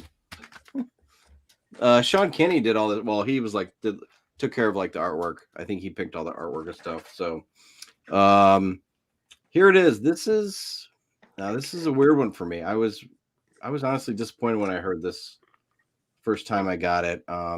First single I think was Grind, which is the first track. Now there's the best way I can describe this for me personally, it's like a freak show set to music. I didn't really love the vocal effects on here. There's the songs are not usually very straightforward. There's a lot. It felt like they took a bunch of parts of songs and put them together and just called it good. I know this took a long time to record because of Lane's issues. That was all over the media. It was well known. There's definitely a certain sadness to this one. I think even Jerry describes it as the sound of a band falling apart. Maybe that's why I struggle with it personally, because they've always been my favorite band since I heard Man in the Box that first time. So the writing was kind of on the wall, and maybe you can hear it in this a little bit. I mean, there's some great moments on this. I just don't reach for it that often. I agree. I don't know. It's weird. It's unsettling. It's kind of experimental. I mean, they definitely bring the acoustic stuff that they did on Sap and Jar Flies in at full force. Excellent point. It's not all heavy stuff. I mean, there's heaviness here for sure. Brush Away. I honestly tend to like the stuff that they didn't make a single out of. Yeah, I do too. Sludge Factory. Yep. Dude, Sludge Factory rules. Head Creeps is a cool song. Yep. God Am might be so good. The best Lane moment on this. That's the other thing is Lane wrote most of the lyrics on this one. I think he wrote all of them, actually. Yeah, maybe Over Now he didn't, and maybe you're right. He didn't write any music on this one though. Right. Yeah, so Frogs is one that I always liked. It's very jammy at the end. I think I fucking love that song. But yeah, I mean, with a sound, a track name like Sludge Factory, it is very sludgy. Yep. It is very dark. It's good. It's for me personally, it's good. It's not great. I don't reach for it that often, to be honest. I'd say it's approaching great, but not when you have an album when you have 4 albums, like Facelift, Sap, the EPs, I'm just calling them albums. When you have Facelift, Sap, Dirt, and Jar, yeah, man, it's hard to live up to that. That's a tough legacy to follow. And I agree with you. It's not quite the same, but man, there are some fucking banging tracks on this album. There's some moments for sure. All right, Rick, what do you got? I think that was a Stone Gizzards nailed it with it's great, dark, and somber. Thing is, I think it's a great album actually, but I reach for it. It's for it's a divergent reason. It's for a different emotional center that I'm trying to hit than something like Dirt, where I want it's more like I want the fast food. I just want something that's just gonna fucking. That's a good way to put it. Yeah. Brian, I think you showed the regular clear jewel case. I know this one. This is the first of there'll be another album they'll put out that has a colored jewel case. Yeah. Which you will know. The thing is, this is the purple with the yellow. I know there's a yellow with the purple. But you will know there is one. That's what I got. I don't know. That's the one you have? Yep. I think I sent that one to Devin. Devin, if you're watching, I think that's the one I sent you. So I actually did have that version. But, it's got the wrong head, too. It's supposed to be my face on that three-legged dog. But anyway. Well, we're going to have to amputate. Rick is an tripod, if you know what I mean. The thing is, okay, remember in the beginning when I said I put them more closer to the Melvin side and those other bands, not because I think they're a sludge band, but because they can do the sludge shit if they wanted to. And those tracks come out here, they can do that flavor just as well. Even the song Grind has that bit of that, it's almost like it's just that element and really gritty. Again, Lane's voice is a little quite gritty in a way too. And then when you put the instrumentation behind it, it just kind of makes it more exponential. Again, Sludge Factory. Again has that kind of rolling riff. It just has that sort of industrial not really industrial. It just has that sort of that time signature. Fucking goddamn, man. Like again, you don't get a song like Goddamn without Lane. You know what I mean? Like you need Lane to get a song like that to come out. I think the thing that's chilling about this is that the last song is Over Now. You know what I mean? It's like that's the one they went with. With Lane. Very prophetic. It is. It is. But yeah, I mean, I love this. I mean, Head Creeps. I mean, I just love the song, man. Like, and Have It Beside You. That's what I would. Whenever I pick up the acoustic, I remember back in the '90s. This is the one I would jam out to just because it was easy to play, and it was just fun. It was just fun, man. It's a nice little hook. It's simple, but it's also very relaxing in a weird way. But yeah, I love this album. I rank it very highly, actually. But so that's my take. Cool. Nick, what you got? This is the first Alice in Chains album I bought when it came out, and it's even fucking all cracked up in the back. I loved it pretty hard. It's a weird album, but I love it. Like, it's very strange. All the songs kind of wildly different from one another in terms of like the pacing. Like Grind as a leadoff single might not have been the best one. In fact, I remember some publications saying it was the worst leadoff single by a great band. I was like, it's not that bad, but it's a weird it's a good song. I don't know. I like it. Sludge Factory, when it gets down to that end, your weapon is guilt. I was like, dude. Oh yeah. I mean, okay. Dude, Head Creeps is probably like the one I think is just like straightforward, nasty rocker of a song. When it gets down to that chorus and that groove, goddamn, one of the best choruses on there. Frogs is a weird, dark trip, and I love it. I love it. Shaming You, probably the big power, kind of power ballady. I don't know. Yeah. Man, this is just a weird album. Like Nothing song I could probably do without. Nothing song sticks in your mouth like peanut butter on the brain, I think is the line. I don't know. That doesn't make any fucking sense. But I love this album. I used to jam this thing all the fucking time in high school, like relentlessly, because this was the first one I picked up. And it's just a really strange album. It feels like more of a collection of songs than an album, because it kind of just flows like, well, here's a collection of ideas we turn into a weird song, and here's another one. But they were still catchy. They were still really good. There's a reason for that, no, Nick. I mean, yeah, you know why that was, no? Oh, well, they were pretty much fracturing from the inside. Well, they were, but here's the deal. That album predominantly is Jerry Cantrell's solo material. Yeah, things he was already working on for a solo album, and they brought Lane back into the fold because of the fracturing feeling, that the dissension between, in particular, Jerry and Lane, when Lane went and did Mad Season, and Jerry was like, dude, what the fuck? This is your band. Why are you not giving that shit to us? Why are you not working with us? Jerry started working on solo material that was going to be his first solo album. But the manager, Susan Silver, who we should note was Chris Cornell's wife at the time, Kelly Curtis, Susan Silver, they managed Alice, they managed Soundgarden, they managed many other bands in the Seattle area to significant fame. Basically, it was kind of like, well, this is all shit that Jerry wanted to put on a solo album, which he wanted to be more diverse with, but they said, hey, let's get Lane in here. Let's make him work, and let's get shit out of him. Let's get lyrics out of him with demos. You give him your demos. We'll work on let him work on the lyrics and the vocal melodies, and we'll go from there. That's why the album is kind of pretty varied in terms of it's not a straightforward really Alice in Chains assault.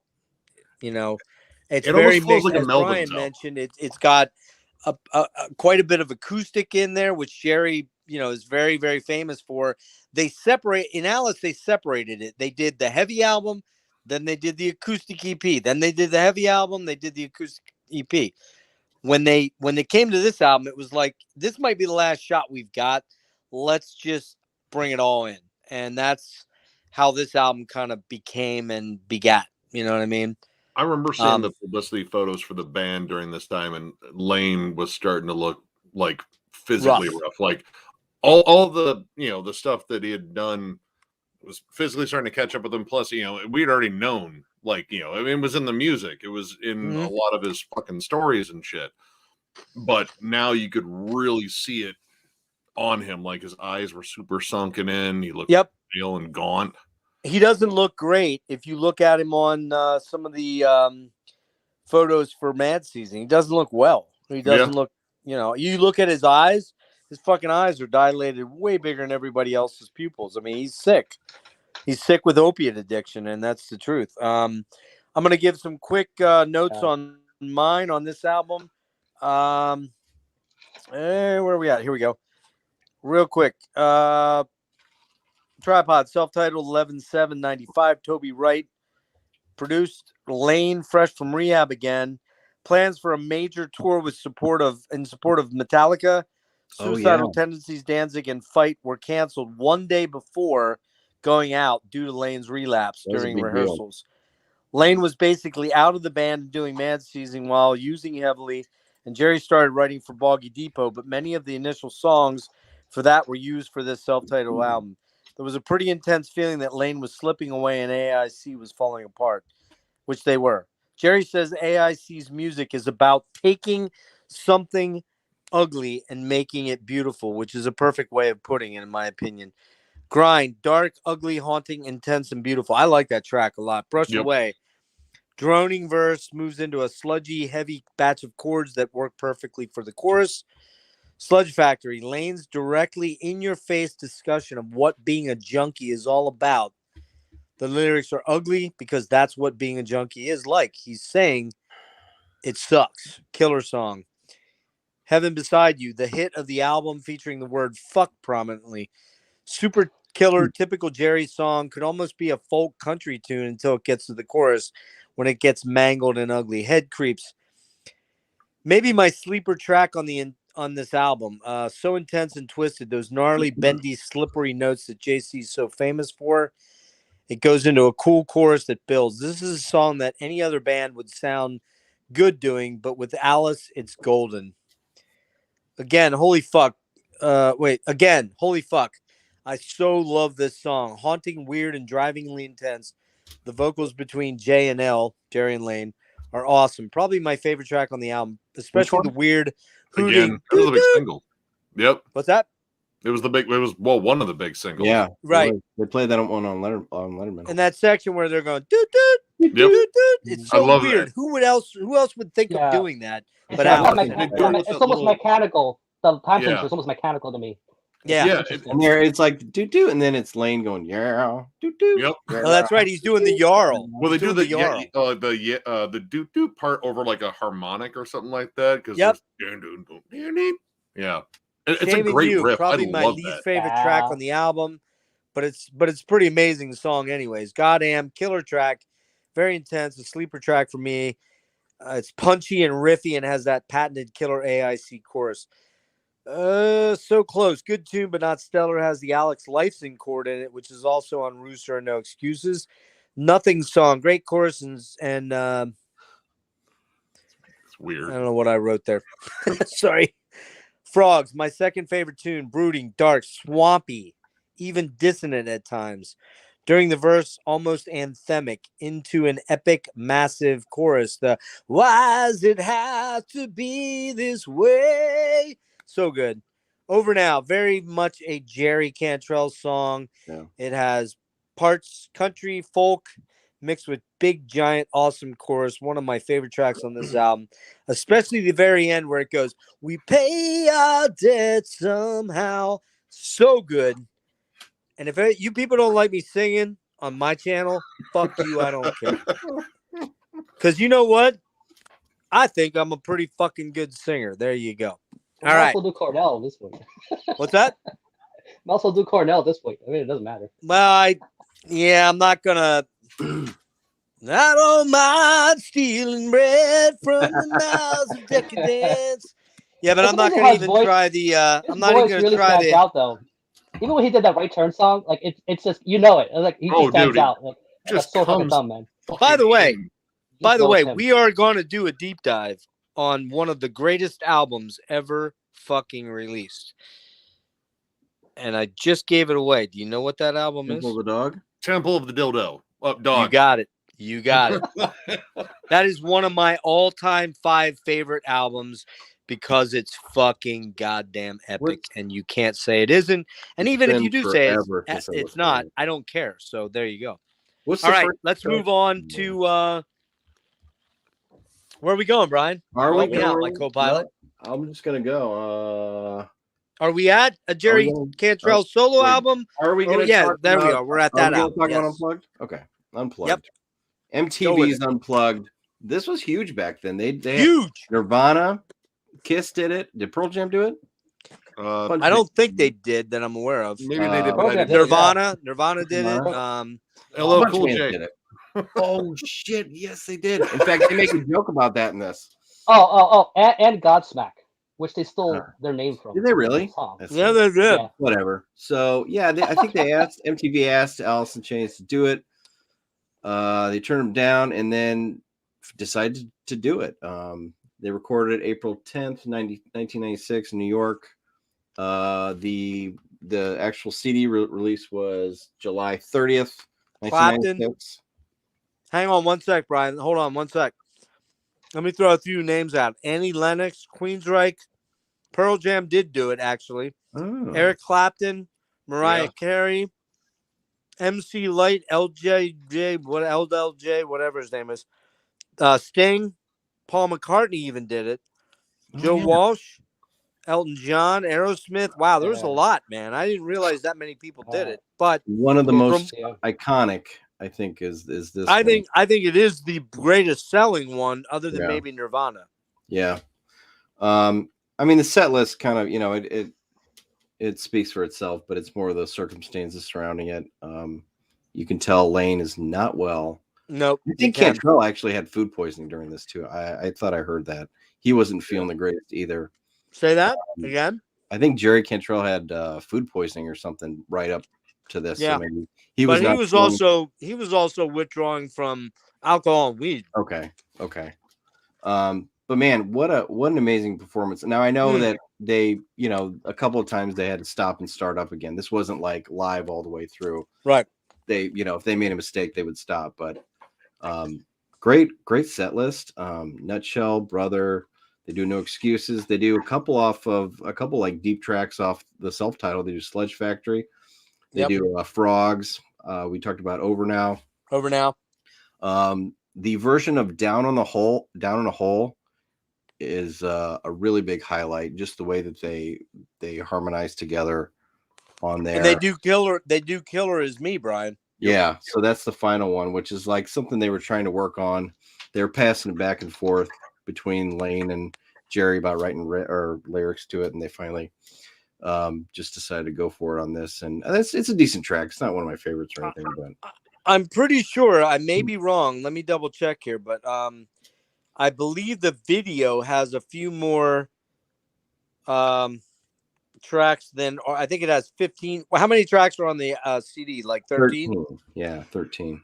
I think that Alice in Chains, the video version of it has.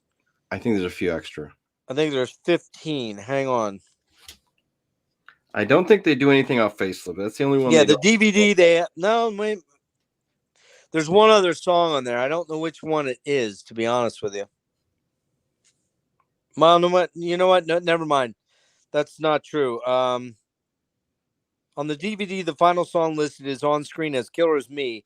Note that while the CD lists the song Killer Is Me, the DVD track lists the song Killer Is Me. The song was also released on the Music Bank box set, which we're going to touch on briefly. Okay. I could have swore there were a couple more tracks on. Maybe I'm wrong. Oh, I'm sorry. I didn't read off all the tracks. So neither did I. Yeah. Yeah, that Down in a Hole really stands out. Obviously, Brother's a good one off this. I mean, the whole thing's great. It's hard to, and again, you could tell like this was kind of the end. You could definitely. One of the last live performances, I think they tried to support Kiss and did a couple shows, and that was the end of the live performances for this band, as it were.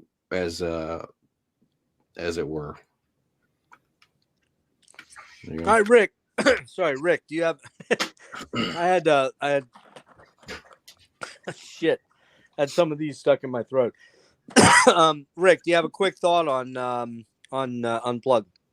Well, this was my first, probably one of the only purchases I've done at a place called Blockbuster Music back in the 90s. Yeah. So it was interesting seeing another guitarist, Scott Olson. You know, we're used to seeing only Jerry, right? Doing these performances. From Heart, right? Guitar. Yeah. But everything you said, man, like, just not. I mean, they don't have any bad tracks, man. But this is a great, very good fidelity. This is a great Unplugged album. I think. Yep. I am an Eric Clapton fan. I do like that Unplugged album too. Those stuff, you know.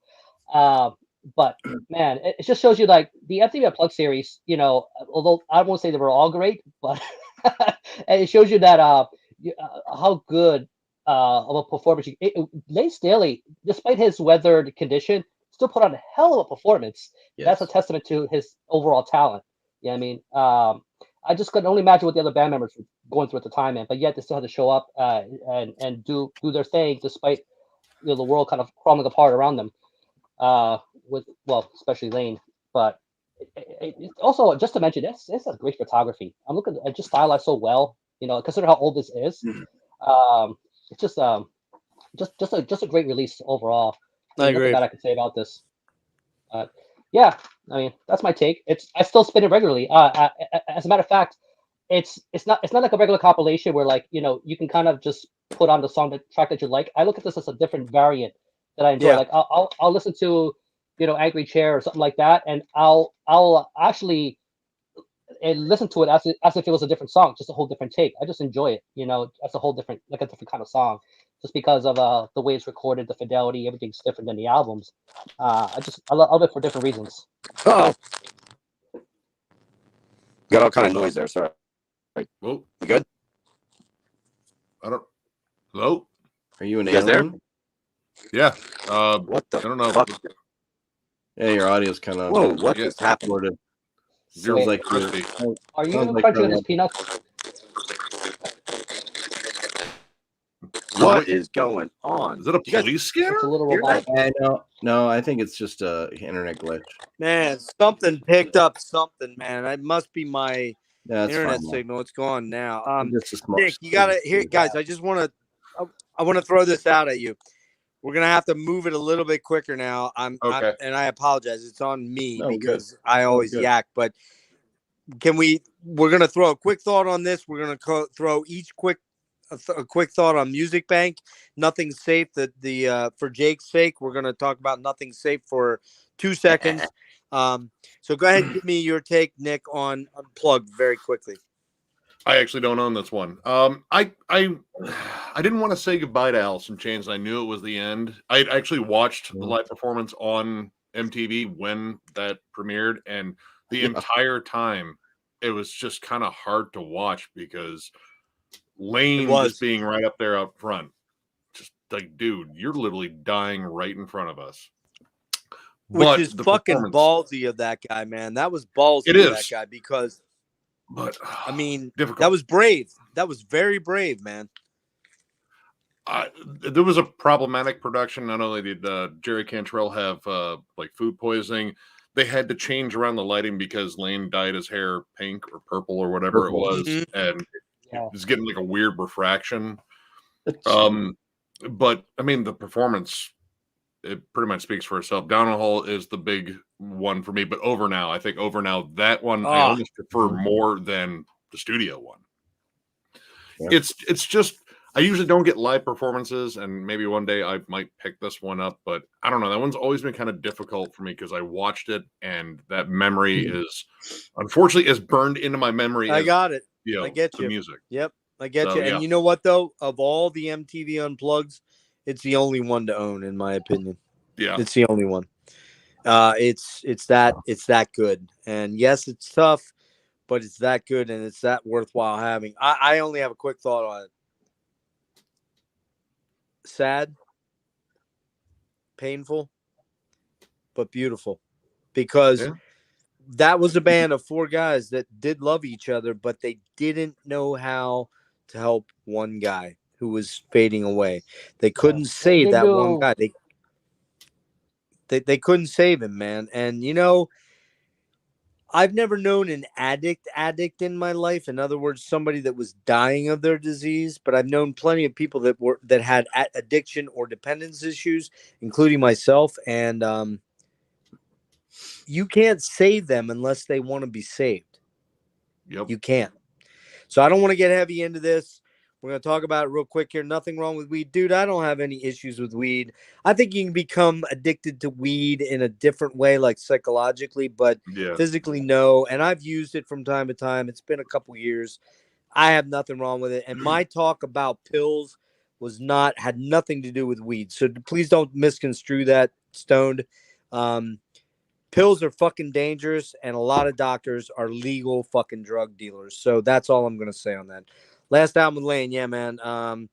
Shaming You, Goddamn, awesome tracks. Yeah. Yep. Interesting copy. We all have different copies of it. I have the straight up yellow copy. It's all yellow. It doesn't have. Oh wait, no. It has a purple border on the side, but it's yellow in the back. Is that the one you have, Nick? Yeah, that's the one I have. Nick's copy is my first AIC. Yep. Yeah. A Sludge Factory. So good. And it's very sludgy. This album, like Rick noted, moves into sludge metal or sludge rock, which wasn't really anything we talked about before this, I think, in a way. You know what I mean? Maybe we did, and I don't remember it. But Hax Pro says, hey, dude, good to see you again, brother. Thank you for jumping in. Head Creeps, extremely repetitive. Yeah, it is, but it's a great fucking tune.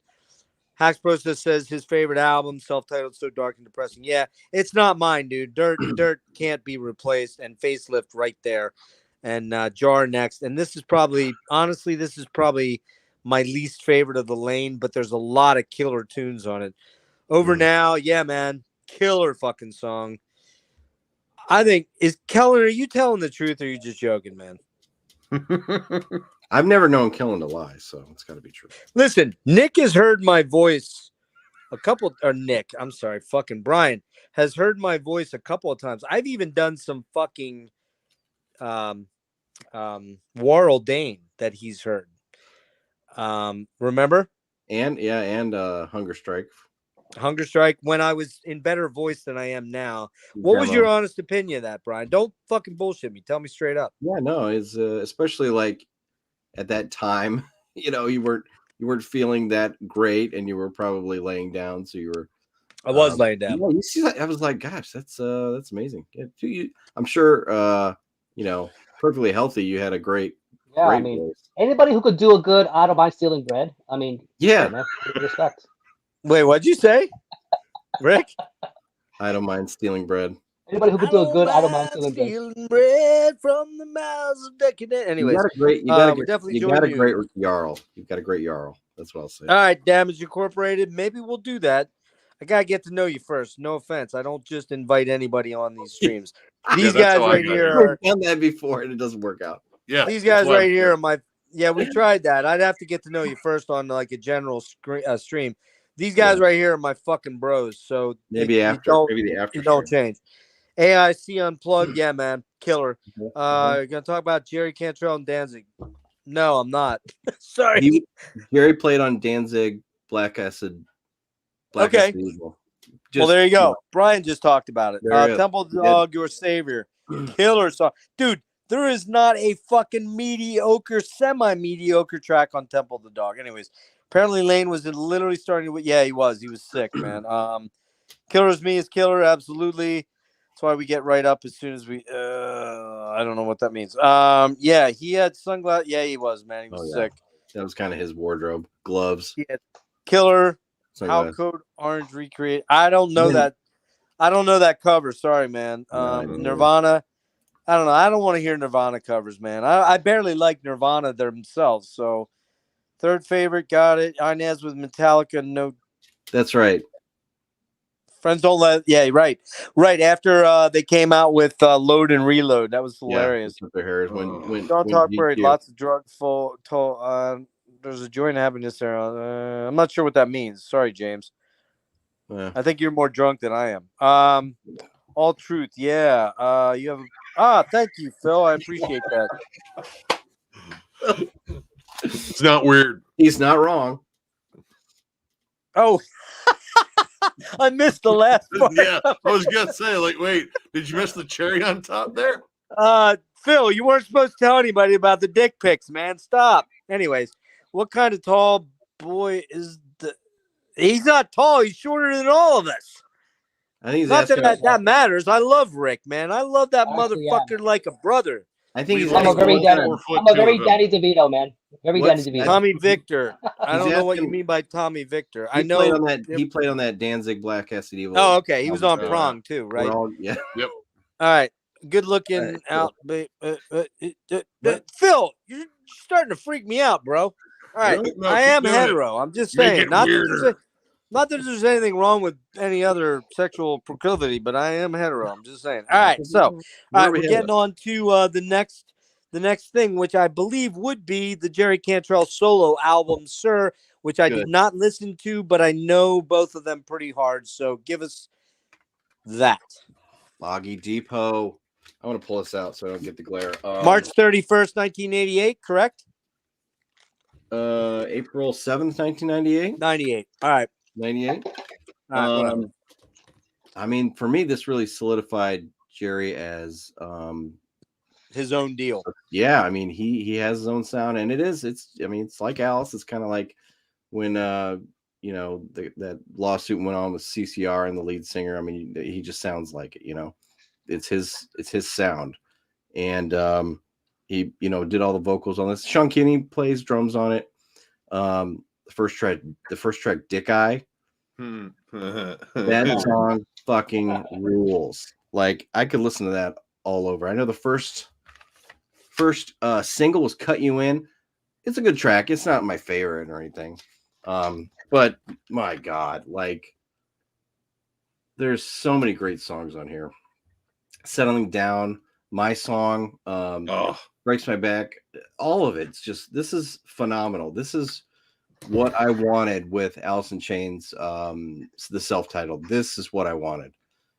We get it here in 1998.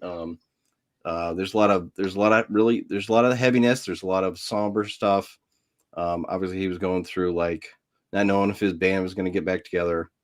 So I think this is a great album. Very moody, very heavy, especially that Jesus Hands, Breaks My Back. Oh, so good. Great song. Yeah. Yeah, heard a long time. I love it. So that's all I got on it. Columbia Records again, right? Yeah. Yep. Still on Columbia at this point. Rick, what you got on Boggy Depot? Well, if you're familiar with the follow-up to this one sounds a lot more Alice in Chains than the other one. Much more. Obviously, because you got the members still here. Although you could hear it kind of moving away from that formula. I mean, you got maybe with Les Claypool, Rex Brown joining in. I forgot about that. Yeah, I like how he's trying to get that variety in there. It still has some of the crunchier stuff, from the Chains era. You can tell, he's trying different things. It almost feels like it's a bit of a amalgamation of different styles and different stuff going on, which is cool. But again, I'm comparing this to the follow-up, so it's very night and day to me. The songs don't run together like the follow-up does, which again we'll get into. But this, I actually have been spinning this one more than the follow-up. I just like how more direct it is. And again, Dick Eye, it's Cut You In. Again, I know what you mean, Brian. It can get it feels like a radio song. It's a very I think it's meant to be the single. I would say Jesus Hands is probably my favorite one. But I think overall it's a very good debut for what it is. But he wouldn't make another album that sounds like this. Again, I think it was a very important period in his life, transitioning away from Alice, and trying to find his own ground, his own thing. And I think it was a really good first effort for what it is. A good way to kind of I guess finish off the '90s. But yeah, I enjoy it. I think a very good debut. What you got, Nick? I got a Boogery Depot by Jerry Cantrelli. That guy. Right? That guy. No, I picked this up actually after I heard "Cut You In" on the radio, and I really like that song. I love that song. Actually, I got stuck on my song. Well, technically it's his song. So good. Yeah. I got stuck on that one. Like I had to keep listening. There was something, I don't know, just really unique about the main riff that kind of carries it, and the melodies are unique. But yeah, this is all right. Maybe a little bit more put together than the last Alice in Chains album. I still think the self-titled is really good, but this is definitely more direct, and I like it. And honestly, it showed off kind of what I thought the entire time, that Jerry Cantrell was the main writing force, and it shows on here. He's a damn good songwriter. These songs are like, emotional. They have impact, and they're just well written with great hooks, great guitar parts. It's solid fucking album. And he's a varied songwriter. He doesn't just write in one style. He can do a little bit of everything. He's a good story. Hey, Rick, what does this mean? Oh wait, I'm sorry. What's up? I like the colors on Dreadful Rick. What do you got? What are you drinking? Oh, the tall boy. That's what you're talking about. Ooh. Raging Eagle. Mango. Mango? Look at that. Wait, Mango Yingling? Mango Yingling. Raging. The mango's barely there though. You barely taste the mango. Oh, Nick, what are you drinking? So what are you drinking, Rick? You doing drinking Diet Coke. Coke? Okay. How about you, Mr. B? Kirkland hard seltzer, so it's Costco generic hard You seltzer. cheap ass motherfucker. Hey, just get some box wine. It's made by the same people. It's fine. Boxed wine. I just want to watch my stories and have a good tray. Hey, it was on sale. It was on sale. I said earlier I was doing it. Victory Storm King. Is that did that say 9%? That's 9.1. Sweet man. Wait, is it really? Yeah. Yeah. You No feel wonder warm? I'm so no wonder I'm fucking trash. Oh, dude, no wonder I'm trashed. I'm pretty trashed. I apologize. Oh, God. I'm gonna slow up. There we go. All right, that explains why I'm starting to fucking have a little bit of fogginess in You don't my. want to get it's like good. Rick. You don't want to get like Rick level intoxicated. No. Dude, No, I got shitty in one of those. That fucking Four Locos, man. Fuck all four Locos. Doing good tonight, guys. Doing good tonight. Highly recommended. That Storm King, well worth it. Very good taste, very good. No bite afterwards. Good fucking porter, man. Stout, excuse me. Okay, so on this album, it's the one I did not get to. God damn it. This and Degradation Chirp, but I know Degradation pretty much like the back of my hand. We're gonna get to that next. I do not remember this album a lot, except for Cut You In, obviously. Great tune. A couple other songs on there that I remember is your song, Jesus Hands. I remember Cold Piece, the last track. Great song. And also, I'm going to jump into my notes. So black screen for 1 second here. Dick Eye. Great fucking opening track. Oh, yeah. Very AI. Love it. God damn it. Hang on. His internet will settle down. Rick, you're fucking hosing shit up again with your audio. That's you, man. Am I being blamed again? That's dude. It sounds like you're here we go on the again. microphone. Here, let me mute it. Psycho shit. It's you. What the fuck is going on? What? I think it was just So another it's internet glitch. It's better now. So I jump out of here when I fucking jump onto my notes and it goes crazy. Hang on. Sounded like Mr. Roboto for a second. Rick, don't anybody talk while I'm on for a minute. Don't anybody talk. Standout tracks, first 3 tracks. Jesus Hands, heard a long time. Is such a beautiful song. Cold Piece, love it. But I rarely revisit it because Degradation Trip is so much better. So there we go. All right. The next album will still be a Jerry Cantrell solo album, right, Brian? Well, technically the unless box, you want to talk about the box set. yeah. Well, I okay. mean, do we want to talk about the box set? Yeah, let Nick. why don't you show briefly. that quick? Real quick. It's Yeah. yeah. Yep. There you go. Gift from my mom when it came out. I love this box set. It's possibly my favorite box set. Mhm. The extra stuff that's on here, like the weird industrial remix of Again, Died. One of the last tracks they did is particularly haunting. And plus you get all the early demos and such. But one of the cool things was the video game on this. I thought that was really cool. Like you had to search to find these dolls that contain the spirits of the band. And I mean, I got this because it's kind of complimentary to this. But the only reason I got it was for Get Born Again, honestly. Yeah, because that came out a couple months before. Yep. But yeah, this is fantastic. I mean, I could go into it if you guys want. Hang on, guys. Sorry. Okay. I mean, you got the cool booklet and Yeah, it's me. I don't know what the fuck is going on with my fucking phone, and it's pissing me off. But go ahead. okay. Well, I mean, here I'll just get the CDs out. I mean, you had like variations. I've had that box. Yeah, I've had that box set for almost 20 years. I've never looked at the video game ever. I mean, I don't even think I can play it anymore. Like, this is the video game disc. It's a CD-ROM. Probably not. Yeah. It's probably.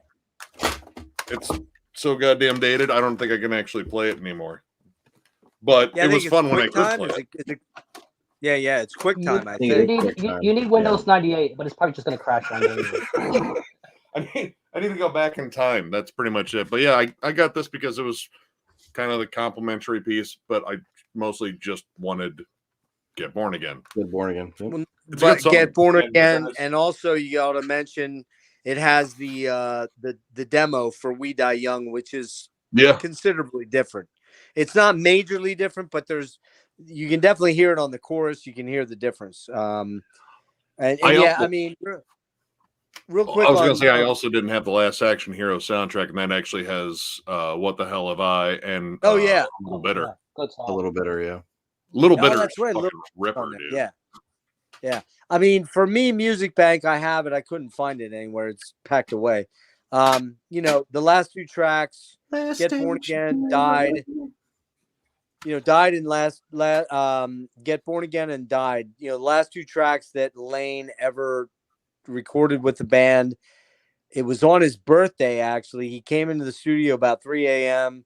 There's a lot of accounts out there online with Dave Jordan and some of the other guys talking about it. They had a cake for Lane. He looks like he looks like a 75-year-old man. He doesn't look well. He's lost all of his teeth. And if you look at early pictures of Lane, that fucking dude was like model good looking. He was model good looking. He could have, like, seriously, if he could have gone, he was like Brad Pitt. He just had that look as a dude. And I'm confident in my sexuality to go, that guy's a fucking good looking guy. Those tracks, Died, may be one of the heaviest tracks they've ever done. That fucking riff is so goddamn good. Drop D goodness. Well, it's drop D flat, actually. But, it just shows what a genius Jerry was as a riff writer. And him and Lane together coming up with those haunting fucking harmonies in those thirds and fifths. And, I have that. I don't listen to a lot because, it's 3 different CDs. Well, 2 different CDs. But like, what's the, Brian, pull that up a minute. What's the song on there on the second side? The second Lying disc. Season. What's it called? Lying Season. Someone brought that up. That's on the second disc. Yeah. Oh, the second disc. Fear the Voices. Fear the Voices. Yeah, Fear the Voices, man. Holy fucking shit. That was recorded during the Dirt sessions. I think Mike Starr wrote the lyrics. So good. Yeah, so that might have been Mike's last. Brian, read off the tracks on disc 2. Oh, disc 2. Okay. Rain When I Die, Fear the Voices, Them Bones, Damn That River, Sick Man, Rooster, the demo version of Junkhead, which is pretty cool. Yeah. Dirt, Godsmack, Iron Gland, Angry Chair, that Lying Season. That was that came off the singles demo. Wood, Brother, Am I Inside, I Stay Away, and No Excuses. So it kind of spans. Yeah, I mean that the Fear of the Voices, another one that's so good. Cool, and might not have fit on it's Dirt, but it's a cool song. It is. You know, I'm wondering. Felt like funkier. I'm wondering with the 30th anniversary of Dirt coming. We're in the 30th anniversary right now. I'm wondering if they're going to do something like they did with Facelift, where I was so tempted to buy that 30th anniversary Facelift vinyl with the box set, but a lot of it was garbage. Like, it's like, I don't want fucking marbles and cards. I want demo tracks. I want fucking unreleased songs. Doesn't seem like there's a lot of that out there, unlike with Jethro Tull and some of these other 70s bands that recorded insanely. It's kind of like the Rush albums when they did the 40th anniversary stuff. There just wasn't, they recorded the songs that they did, and that was kind of it. But I would be tempted to buy that. But I mean, this box set's really cool because it shows you some stuff, gives you some stuff that wasn't there before. And so, Brian, you have any thoughts on that? Quick. No, just I think it's cool to get those unreleased songs. I mean, that's why I bought it. And honestly, Jerry does the liner notes, and it's cool. He gives a little track by track synopsis, and some of it's kind of telling. In fact, one of them was like, nothing really to say about this song. We were kind of under uncomfortable circumstances, for one of the later tracks with Lane. So you can kind of tell, read between the lines kind of thing. Like, it was not a comfortable experience recording together. So no, and Lane and Jerry, Jerry's anger with Lane kind of exploded, and he was like, fuck this guy, I'm out of here. And he was very angry. There was a lot of tension because those were the two creative forces in the band, and Jerry was, let's be honest, Jerry was the driving force in the band in terms of the writing, and Lane was just fucking off because he was sick, and he was spending a lot more time fucking around with like an electronic drum set, making cartoon noises and dicking off. And I can imagine if I was Jerry and I was trying to get something accomplished, I'd be pretty fucking pissed too. So it was kind of the severing of everything at that point. We're going to move on from Rick just because I got to move the timeline here quick. Let's hit Degradation Trip. And actually, I'm going to go to Nick. And the reason I'm going to, Brian, can you give me a voiceover on Nick real quick? There were two different versions that came out. The first version came out. Nick, let him roll on audio. What was the first version came out when? All right. The one disc Reader's Digest version, one disc, June 2002, and then that double came out in November 2002. November. Yeah. Brian, why don't you give me a quick synopsis of this album? So, second solo album. Obviously, the story is he holed up in a cabin somewhere and wrote like 25 songs. First one on Roadrunner, actually, Roadrunner Records, with Mike Borden from Faith No More and Trujillo. Robert Trujillo from Suicidal Metallica on bass. So no Sean Kinney on this one. This was, which we didn't mention. I don't think we mention on the first on Boggy Depot. It was Mike Inez was on it. Yep. And so was Sean. So it was Yep. So now he's got this kind of go at it alone attitude. It's a true soul album. No AIC members. It's really kind of an angry album. Obviously, his band's falling apart. His friends decided to hole himself up in Seattle in a condo and do whatever. So there's a lot of pointed anger at Lane on this, especially the songs. Bargain Basement, Howard Hughes, and not Locked On. What was the other one? Locked On. Yeah, Locked On. Those two especially. So it does kind of have an old school Alice in Chains vibe to it, but it has Jerry's kind of psychedelic blues imprint. And there's tons of great songs on here, and this is only the the single discs. Yep. So I saw them. I was able to see them after. So this was released. Let's see. I think this was recorded before Lane died, but it came out or was in production after. So it's actually dedicated. Well, it came out just before he died. Lane died in April of 2002. There we go. Yeah. So I saw them on this tour. I believe Comes with the Fall, which we'll talk about later, was his backing band for this. Well, no, go ahead and talk about it now because that's important. So yeah, he hooked up with this. I'm not sure where they're from, but Comes with the Fall is William DuVall's band before Atlanta. Okay. So he went on tour with them. I saw them on the second leg of the tour. So they became his backing band pretty much. And when they would play the Alice material during his solo set, they played Man in the Box, they played Rooster, they played a couple others, Down in a Hole. William would do the Lane parts or the harmonizing parts.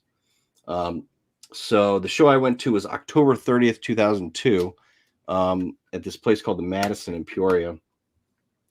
And a friend of mine there went with, knew one of the security guards. So we went around back when we got there to see if we could get, backstage. But the guy he knew wasn't working the back. So, but as we were headed that way, some dude comes out like dressed up as like a zombie. It looked like just had white all over. It was almost Halloween. So that wasn't. But he came out and he like yelled something at us and then went down the alley.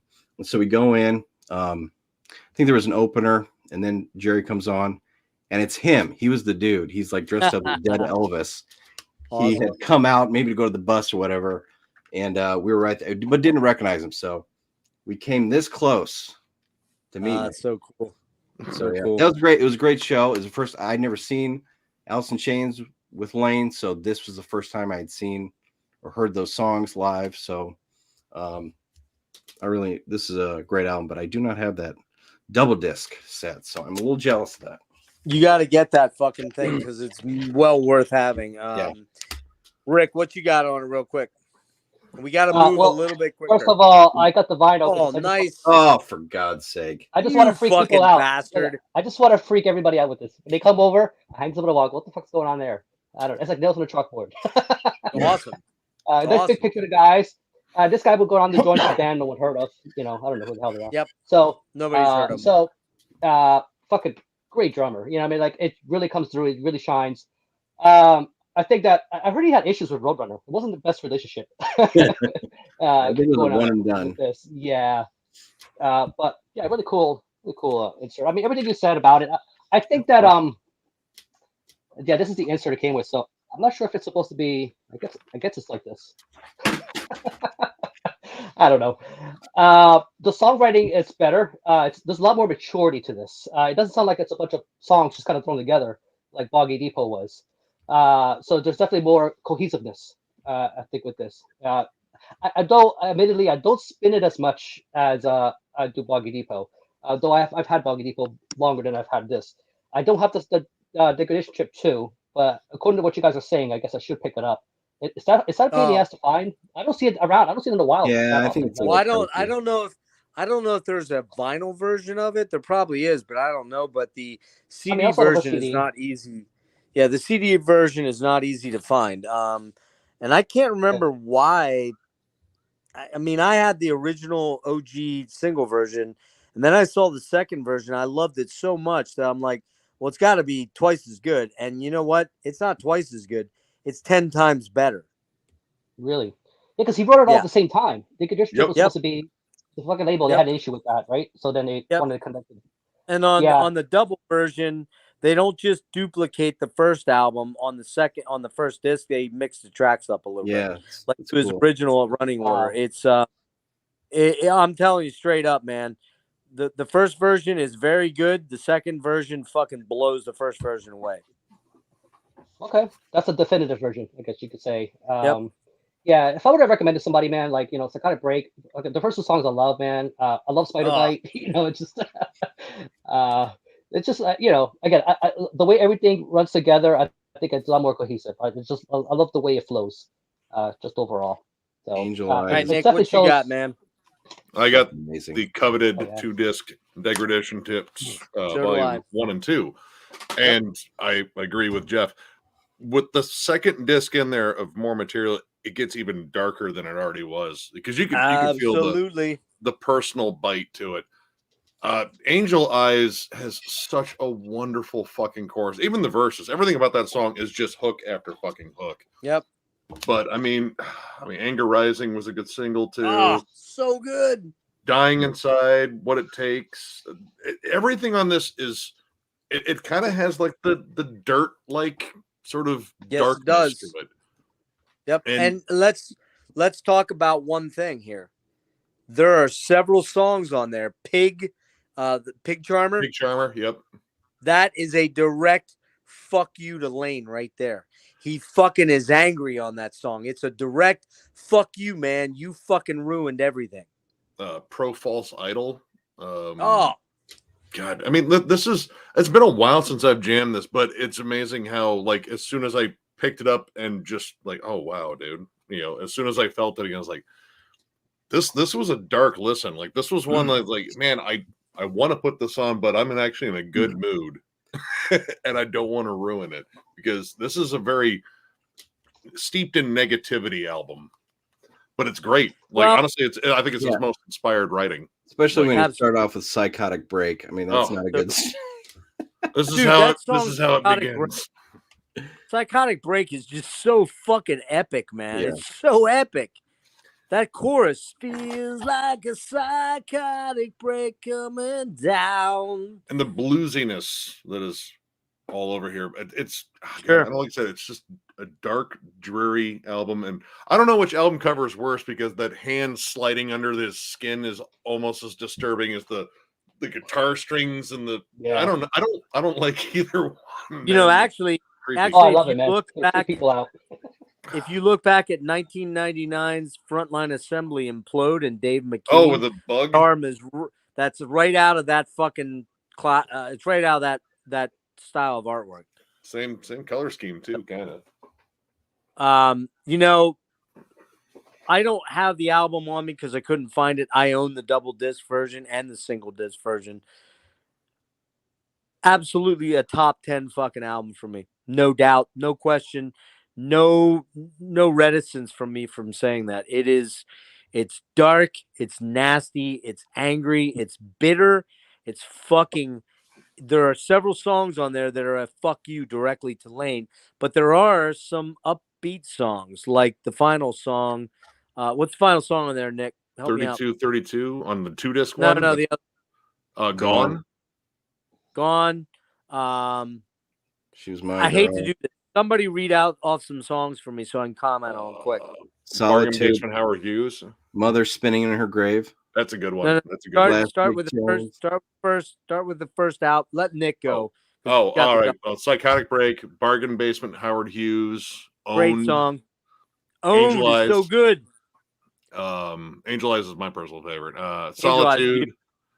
Mother Spinning in Her Grave. Yep. Hellbound.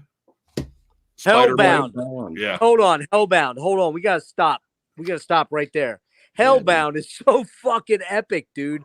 It's an epic fucking track. Spider Bite, epic. Pig Charmer, fucking epic. This is honestly, to me, this is Jerry's finest hour as a songwriter.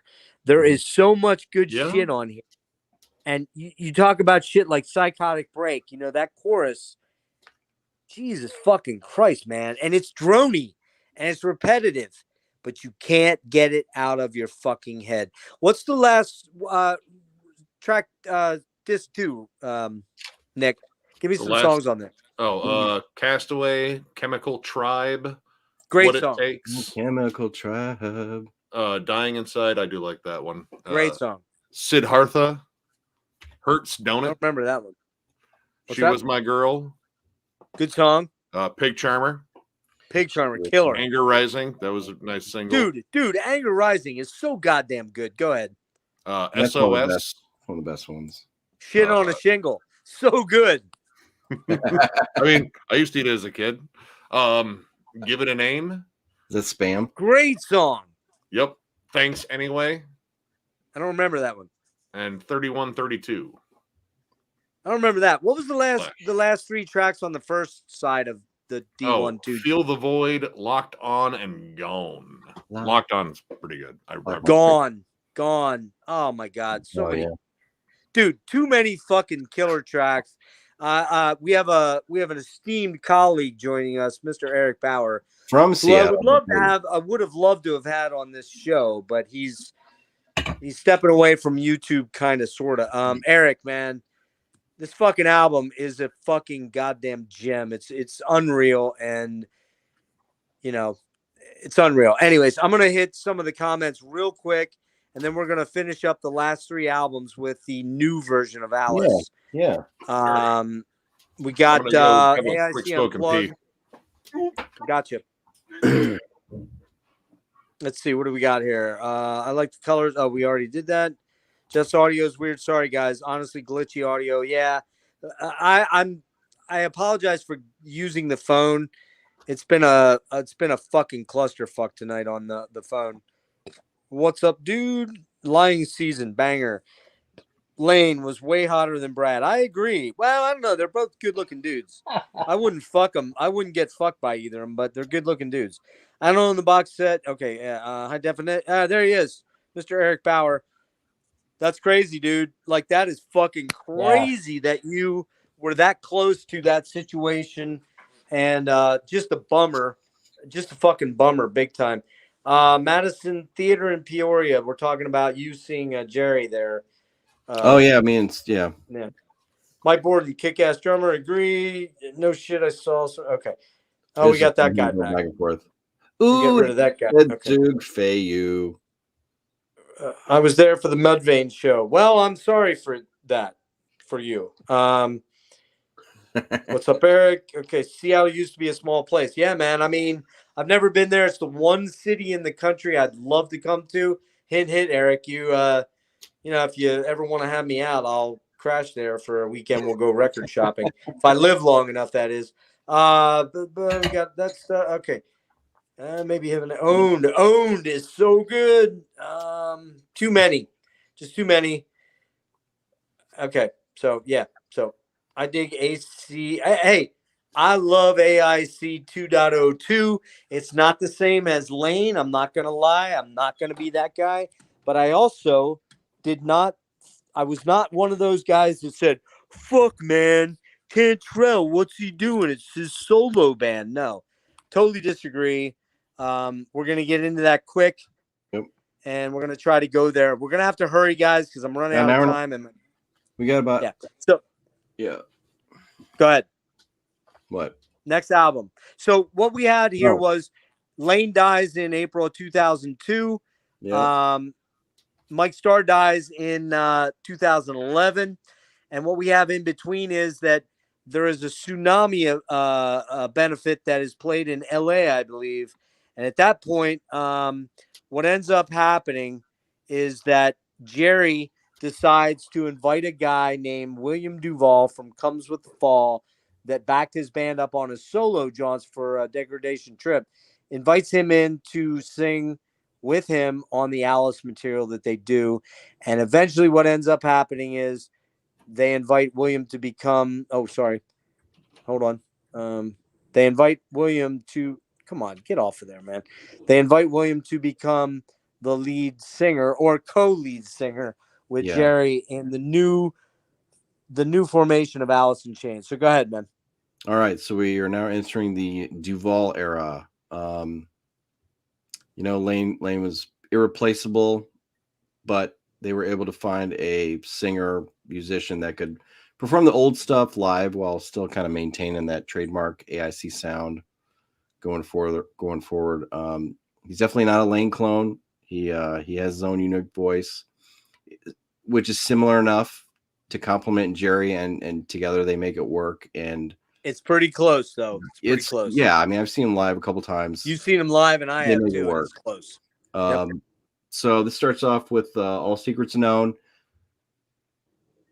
It's kind of an interesting song to kind of ease into this new era because it's mostly just Cantrell taking the lead on vocals. But then Check Your Brain is the second track. That song rocks. It's such a great, like, fun, upbeat song.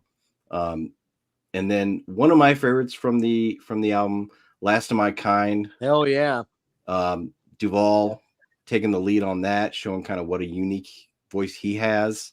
I feel like it's one of the heaviest tracks on the album, especially after the second chorus with that like pummeling riff.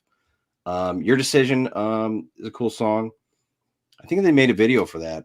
It's very like 90s. It's got a real 90s sound. I think that was their either first or second video off that album. Yeah. Check My Brain was first, and I think that was second. That was a true. single. To me, it's got a big time Jar of Flies vibe to it. Yeah.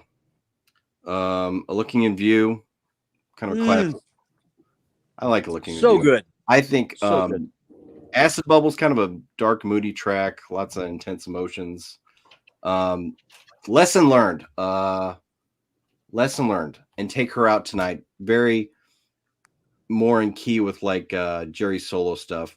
Exactly. Could have been on those, but you know, he's got a sound. And Private Hell, holy crap. So good. Fantastic song. Just a beautifully kind of haunting psychedelic track. Again, and then it showcases the Cantrell DuVall combined voice. Yep. So obviously Black Gives Way to Blue. The final track is you know, you guys can talk about that one. Rick, what you got, man? Well, I didn't know until 2 days ago that apparently I didn't have the album because I must have loaned it out and never got it back. Wow. So anyway, I'll probably just get another copy. But I think out of the 2.0 era, this is still my favorite. You know, strong at the gate, man. Just agreed. And it was most anticipated. Of course, people really wanted to know. And of course, what can I say about DuVall, man? The guy's fucking multi-talented, man. People got a taste of him before, obviously with the other material. So you kind of knew what you were getting. But obviously with the tagline, Alice in Chains, you know, brought another kind of, I guess, in a way, kind of added pressure to this, and with the marketing and everything else behind that. Plus, you know, all the original, well, almost all the original members. But yeah, like everything you said, Brian, like I think Last Time I Count, like you said, that was a really good third track demonstration of DuVall in his all glory. Because I think the first two tracks, you know, they work with the harmony together. They're very strong with the harmony. You don't have the contrast as much like you did with the Lane material, but it's awesome that he can sing the Lane material. That's a good point. For live purposes. That's a good point, Rick. Yep. Just real quick story. 2010. So Your Decision, and that was one of the singles, right, that came out, and they had the video. So my brother, I went down to New Orleans. My brother, who's not a music guy at all, but he likes music, but he's not like we're not collectors like we are, shit like that. So we were down there. He got one of those smart TVs. He was one of those really early ones. And it's like, hey, let's put on the YouTube app. It's like, hey, you know what? So I find out this video dropped. I put on Your Decision, and I already knew what the video was. I saw it on my phone or whatever beforehand, and so I'm getting ready to prep him up for this. So I put on the video. He's like, man, this is a great song. It's got a nice little hook, all this shit. But as he's watching the video, he's just slowly getting disgusted when he realizes what's going on. You know what I mean? And when he gets to the cannibalism part, he's like, motherfucker. Yeah, that was the story behind that. But yeah, great video, great album. Just generally just a great debut for the next era of the band. But everything except about the tracks, I agree. All right, Nick, what you got, man? This is up there with my favorite comeback albums, like up there with Carcass's Surgical Steel, Possess, Revelations of Oblivion. Holy shit, Alice in Chains is back. I remember when I heard Check My Brain on the radio, I was like, fuck, dude, that just gave me chills as to how much that reminds me of what I've been missing for a while. Yeah. This is a fantastic comeback. Dude, Take Her Out has one of my favorite choruses in like all of Alice in Chains discography. I love that song. Your Decision, the opening track, All Secrets Known, is just kind of trippy and atmospheric. There's just fantastic songwriting on here. I absolutely love this album. And the other ones I think are good too, but this is the standout, like, because I feel like the pressure was on. Like, they had to make a statement. They had to reestablish the brand that had been gone for so long and kind of, tainted by all the extra stuff that, was going on. But man, did they fucking rise to the occasion. This is a remarkable album. Absolutely love it. Did you, all right, hang on. Oh. We're going to get a little interference for just a second, damn it. It's fine. I don't know why my phone is picking up something weird here. Your house is haunted. Hang on, it's gonna pass. Okay. There we go. That's Nick, that's a great point. Like, this being one of the greatest comeback albums ever. I remember, I don't know whether I saw it online or heard about it on Blabbermouth or whatever. I knew that DuVall had played with them at, some gigs, and I was like, man, you just can't fucking replace Lane. You can't do it. You can't do it. You can't do it. Yeah. And I was borderline on that line of, don't fucking do this. Don't. You just can't. You can't replace a guy like him. And then I heard an advanced copy of this, and what happened was I learned they were playing a pre-release tour. And I went down to see them at the 930 Club in DC. And then I saw them in Philadelphia. And I met a guy outside the club, the 930 Club. Believe it or not, when we pulled up, we were standing outside the venue. There was hardly anybody there. We got there really early. They were playing fucking Godzilla from Blue Oyster Cult as a jam, jamming that in rehearsal. And I'm like, holy shit. And some dude walks by our car and he's like, hey, you guys here for the Alice show? I'm like, yeah, man. Fuck yeah, we are. He's like, you guys want to hear something? I'm like, hear what? He's like, I work for the record company, man. You want to hear the album? I'm like, yes. What? I'm like, get the fuck in this car right fucking now. Get in the car. I'm like, if you don't get in this car right now, I'm fucking abducting you and we're taking you somewhere. I think you might be anyway. We got in the car and we listened to a couple of tracks. And I'm like, holy fucking shit, dude. Wow. How did they do it? And, when all that shit erupted online about it's a Cantrell solo project, dude. And it's like, no, Cantrell wrote 98% of that fucking music, man. That is his band. He has every fucking right to come out and reemerge because 3/4 of the band is there. Okay, I'm throwing Starr out of the mix here, but half the band's there and 3/4 of the most popular part of the band is there now. If Jerry wants to write songs and come back as Alice, he has every right to do it. If he didn't provide all those harmonizing parts, starting with Sap, it would have been a lot tougher. But he's already kind of a big part of it. His voice, at least, is so much of a big part of it. Dude, he wasn't a big part of it. He was a massive part of it. There's no way around it. Jerry was, I'm serious, man. Jerry was 90% of AIC in terms of writing, in terms of the songs. Without him, the band's done. Like, there's no Alice in Chains. Exactly. That's Exactly. So we're listening. I go to see him at 9:30. I meet William DuVall very briefly, quickly. This guy, I think his name was Preston or something like that. He's like, hey, check me out in Philly. I'm going to be there too. Look for me and I'll get you backstage. I'm like, wait, what? What? You always got a guy, don't you? I got a guy. I got a guy. I love it. But here's the story. Here's the story, and I got to make it quick. Basically, what happens is we go to the show. I have a hookup with a good friend of mine in LA who knows Mike Inez. Mike says, yeah, sure. Send your friends around. I ask for Mike, blah, blah, blah, blah, blah, when we do the meet and greet. But the meet and greet doesn't happen. It doesn't happen. It falls flat. By the way, this is pre-selling meet and greets. This is, somebody that gets you backstage. This is 2009. Oh, cool.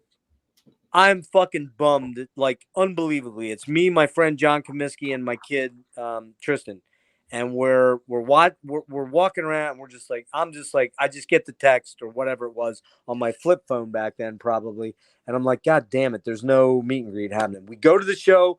We're right in front of Jerry, right in front of the stage. And at some point, I don't remember when, remember, the album's not out yet. They're doing Check My Brain. I think they're doing maybe one other track off of it. Jerry reaches down after the song to hand my son a guitar pick. And my kid thinks he's giving him a 5, like a high 5. So he slaps up and slaps the guitar pick out of his hands. That's I'm cool. like, dude, what the fuck? Oh, Jerry, man. stop. Get this. This is not a lie, man. I was going to have my kid on, but it didn't work out. But listen, man, I am not fucking lying. Cross me dead, die right on this spot. Jerry stops the show, says to the house light, put the house lights on, man. They put the house lights on, and he says, hey, dude, I'm trying to hand you a pick, young guy. Take this pick. He hands another pick down to my son. Wow. Is that fucking cool or what, man? Everybody fucking cheers. Like he was playing the song, and he stopped? Wow. Well, no, he pulled one off the mic stand. Yeah. Well, when he tried to hand him the first time, he had just played the song. My kid slapped it out of his hand, and then he says to bring up the house lights. Oh, all right. Hand my son, and he talks directly to my kid and says, "Dude, I'm trying to hand you a pick. Don't slap it out of my hand this time." That's phenomenal. I'm not lying, man. Cool. I'm not lying. Yeah. Kill me right here on the spot. I'm not lying. But the Jerry. best part is yet to come. Best part, is yet to come. After the show, we walk out back of the venue, and Rick, you know where the TLA is. It's kind of a weird. There's an alleyway back there. There's shops everywhere. It's like he ain't coming out here. And guess who walks out? Jerry walks out, and there's a crowd of maybe 15 people, and he says, "Hey guys, I'll sign things, but I'm only signing 3 things." Because eBay was starting to accelerate around then, 2009. And people were buying, getting shit and getting multiple things signed and selling it for crazy money. He's like, I'm not doing that. I'll sign 3 things. That's it. 3 things each. We're standing in line. We're being cool. We're way back. We're just not being those guys, right? Mm-hmm. Some fucking fat dickhead motherfucker. It's like 6'5". He starts handing stuff. And Jerry's like, dude, I told you 3 fucking things, man. You're going to ruin it for everybody. You're going to ruin it for everybody. The dude walks away, and then he tries to slide his arm up underneath somebody else to get a snare signed. And Jerry says, hey, motherfucker, I told you. Fuck you. You ruined it for everybody. He goes, guys, beat this guy's ass because I'm going inside. Dude, this guy was 6'6", 6'7". I'm like, hey, motherfucking fat motherfucker. You piece of shit. You fucked it up for everybody, dick. I'm sorry, man. I'm like, fuck you, man. Everybody wanted to kick his ass. Right then, literally 2 minutes after that happens, guess who walks out the back door? My boy Preston from the record company walks out and he sees me. I'm like, Preston, he's like, guys, I've been looking for you everywhere. I'm like, dude, my kid, John, he's like, come on in, man. Let me just double check something. He goes inside, pops his head out, and he goes, come on inside, man. Guys are in here. I am fucking hanging out with Jerry Cantrell, Mike Inez, and William DuVall. And that ain't no lie. You can see the pictures on my IG. It happened. It's real. It was so fucking cool. Jerry was without Mike and Jerry were the 2 most genuine fucking dudes I've ever met in rock, along with Michael Ockerfeldt and Peter Lindgren. They're up there. So cool. So fucking real, man. Real human beings. And then I told him my story about seeing him with Extreme, and he's like, Mike, come over here, man. This dude saw us with open up for Extreme. And then I did the fucking boner move of going, hey, man, you think you might do some more degradation trip? Well, I kind of got this thing going on, you know what I mean? But that was my favorite moment. And I met a lot of rock stars. I met fucking Opeth. I met fucking Mike Portnoy and the guys from Fates Warning. I met a lot of fucking rockers, dude. And Porcupine Tree, I was very in deep with. Those 2 guys, in particular, Jerry, my favorite moment meeting a rock star, because he wasn't a rock star, man. He treated me like a regular fucking guy, and I treated him like a regular. Well, no, I didn't. I fucking was probably ready to suck his dick, but I mean, he was just so cool. I'm kidding. Did he sign something for you? He signed everything. We got photos with him, and again, you can see it on my Instagram. It was so cool. and just killer. Yeah. We got to move on. I'm gonna make got the quick beat, man. comments on Black Vivid's Way to Blue. Yeah, because we didn't. Every song is great. I think standout tracks, all secrets known. Check My Brain. Last of My Kind is the heaviest killer track. Yeah, my favorite track on the album, without question. My two favorite tracks on the album. Looking in View is so goddamn good, man. So goddamn good. It's, Looking in View, da, da, da, da, da. It's so good, man. It's so good. And Black Gives Way to Blue, it's Jerry's goodbye to Lane, and it's beautiful, and it has fucking Elton John playing piano on it. That song is so goddamn beautiful. It's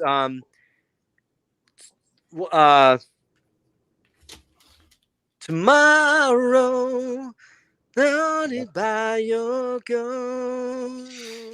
Yeah. I think it's Elton John's his personal hero, man. That was his first record, was an Elton John record. Yeah. Well, look, I'm going to do a amazing. deep dive on Elton John, and it's only going to be in the classic period. And I would contend that nobody wrote better songs than Elton John in the 70s. Nobody.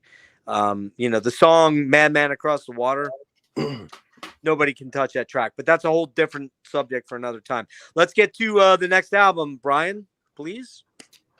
Oh, we got maybe Rick alluded to the colored jewel case earlier. Yes, sir. We got a red one. The Devil put Dinosaurs here. Probably the most collaborative. Oh wait, what year was this? This was 2013. May 28th, 2013. Probably the most collaborative written album since Dirt. If you look at the writing credits, DuVall has quite a few. Also, Kenny and Inez. I saw them on tour for this album twice, luckily. 2014. Once in Davenport and once here in Peoria. So that was really cool. Okay, so track listing. Hollow. They made a video for that. It's really cool. Probably the heaviest song that they have made in this DuVall era. Which song? I'm sorry, I missed it. Hollow. That was pretty heavy. Phantom Limb is pretty heavy, man. Yeah, I was about to say Lab Monkey. Lab Monkey. Yeah, I love Lab Monkey. Heavy. That's another one. That's kind of like it's got that real kind of eerie Almost song. eerie. Yeah. Voices is, that's a standout. Awesome song. For sure. Voices going toward the lighter version. Yeah. So I feel like this song has the best of both worlds. You got a lot of that kind of lighter feel and some really, really, really heavy tracks. Well, you got a bunch of Cantrell solo songs on there, like Voices and Scalpel. And then you got the darker, heavier shit like Lab Monkey and Phantom Limb and Hung on a Hook. Yeah. I definitely think the first half is really good. It kind of fizzles out on the second half. I don't like those songs as much. I agree. So yeah, and Stone. I think the Stone was a single as well. It's got that kind of classic. Hollow was first and Stone was second, I believe. Yeah. It's obviously the title track is very critical of religion and that type of thing. So he was going after creationists. Oh yeah, for sure. Easy target. This is it's good. It's got everything you want from an Alice in Chains record. Good songs. Cool. Rick, what you got? Well, writing off of what you said, there's no bad Alice in Chains record at all. Yeah. But that said, this really is the one Alice in Chains record I reached the least. I agree. Just overall. Yeah. I agree. The first half is stronger. I do love Scalpel though. Maybe because I take it on an acoustic because it's a great song. That's why it is. It's very hooky. How good a hook I love. Voices. I love that song, man. That one. Yeah. Love that song. The Devil Put Dinosaurs here, like the title track. The verses doesn't catch me as much, but the build up to the chorus. I love the chorus on it, man. I think it builds up. the way the transition happens. I really love the way they do that. But I think it's a middle album, for now, with what's to come. But another great addition. But again, it's just another Alice in Chains album. I think in her discography doesn't stand out anywhere super well, like along with everything else. I guess you could say it's more by the numbers and the Alice in Chains scheme of things. Yeah, that's pretty much my thoughts exactly too. But this honestly, this is what I use as proof that there is no bad Alice in Chains album, because this is my least favorite, but I still love it. There's still really good songs. It just doesn't grab me as much as other stuff. But again, agree. That's my only real complaint. Like, I love Hollow and Stone. I think they're great songs. Those are great singles. Lab Monkey is kind of a dirty song. The title track's really good. Phantom Limb, heavy, dark. But again, like, I don't know. It's just good. That's just kind of it. Like, they've set such a high fucking standard at this point. That's really a good way to put hard. it, Nick. It's good. Yeah. It's not exceptional. It may be approaching great on a few songs, but it's not exceptional. And it's not like it's good. And that's the worst thing I can say about it. Like, I don't think this is a bad album at all. But yeah, if I was ranking them, this would probably be my least favorite. Yep. But again, mine too. Still fucking good. So yeah.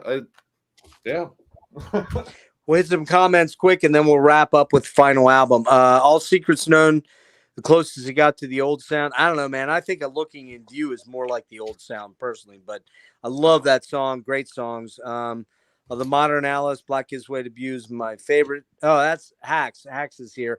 Yeah, man. It's my favorite too. Best of the Later Three, agree. Born in Patton, Faith No More. Yeah. I don't think there's going to be a Faith No More deep dive. I like Faith No More a lot, and I own most of their catalog, but it's not one of my favorite bands. I love them. I like that album too, but it's probably my least favorite. Faith No More, yeah. Bungle, yeah, man. Bungle's crazy. Not going to be a deep dive on that. Black Kids Way to Blue is the best.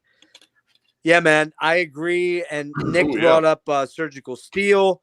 Monotheist is there, and definitely Clockwork Angels. Although I don't think Rush made a comeback necessarily, because they had Snakes and Arrows was only whatever it was before that. So they hadn't actually gone away entirely.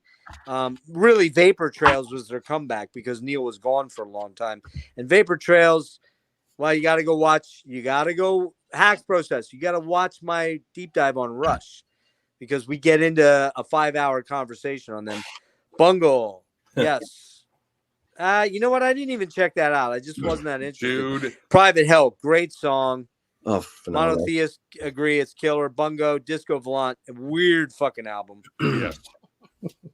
I don't know Neon Christ, and I don't know any of DuVall's. And we're not going to talk about DuVall's solo. I know he put a solo acoustic album out that was pretty cool, but I don't know anything about his punk stuff. Sorry. Draft Tongue Orchestra too with Brent Hines. That was really good. Right. That's actually pretty cool. I dig it. I got the first Mr. Bungle. Was hooked immediately. Yeah, Bungle's one of those things I reach for when I want something to drive me insane, and I love it. Probably mine too, Pat. Okay, Freak Bass, Faith No More. Okay, I'm into all of Pat. Yeah, man. Jerry Cantrell, a fucking man amongst men. What a guy. Don't get me started on Bungle. Yeah, we're not gonna do that here. I know you guys are talking privately. Hacks. I don't know how old you are, but I'm 56, and I grew up in the 70s. And in 1970, Elton John ruled the fucking airways over Genesis, over Yes, over King Crimson, any of those bands you mentioned, Rush. And Rush, you should know. Guys, what do we know about Rush with Jeff? He has a hard on for three Canadians. Them a little bit. It's in your top 10 favorite band. Yeah. Rush is my absolute favorite fucking band for the end of time. No band will ever touch the importance of Rush in my life ever. again, Hacks, you need to go watch my Rush deep dive. They are no one comes close to even the second tier band below them is million miles away from Rush. So I understand what you're saying, but I still maintain that Alton wrote some of the most prescient and critical music of the 70s. And that's the golden era of Elton John up through like Blue Moves. Absolutely incredible. And we'll be doing a deep dive on that. I love that shit. Phantom Limb, Hug, what's it saying? Fucking heavy awesomeness. Absolutely. Devil, yeah, I agree. Absolutely. The mix, yeah, man, it's awful. But if you get the Vapor Trails remixed, it's quite good. And solos actually come out from Alex Lifeson. I like Snakes and Arrows, okay, but Clockwork is fucking amazing. So, all right, so we're gonna get to the last album. So we got an hour left, so we're doing pretty good.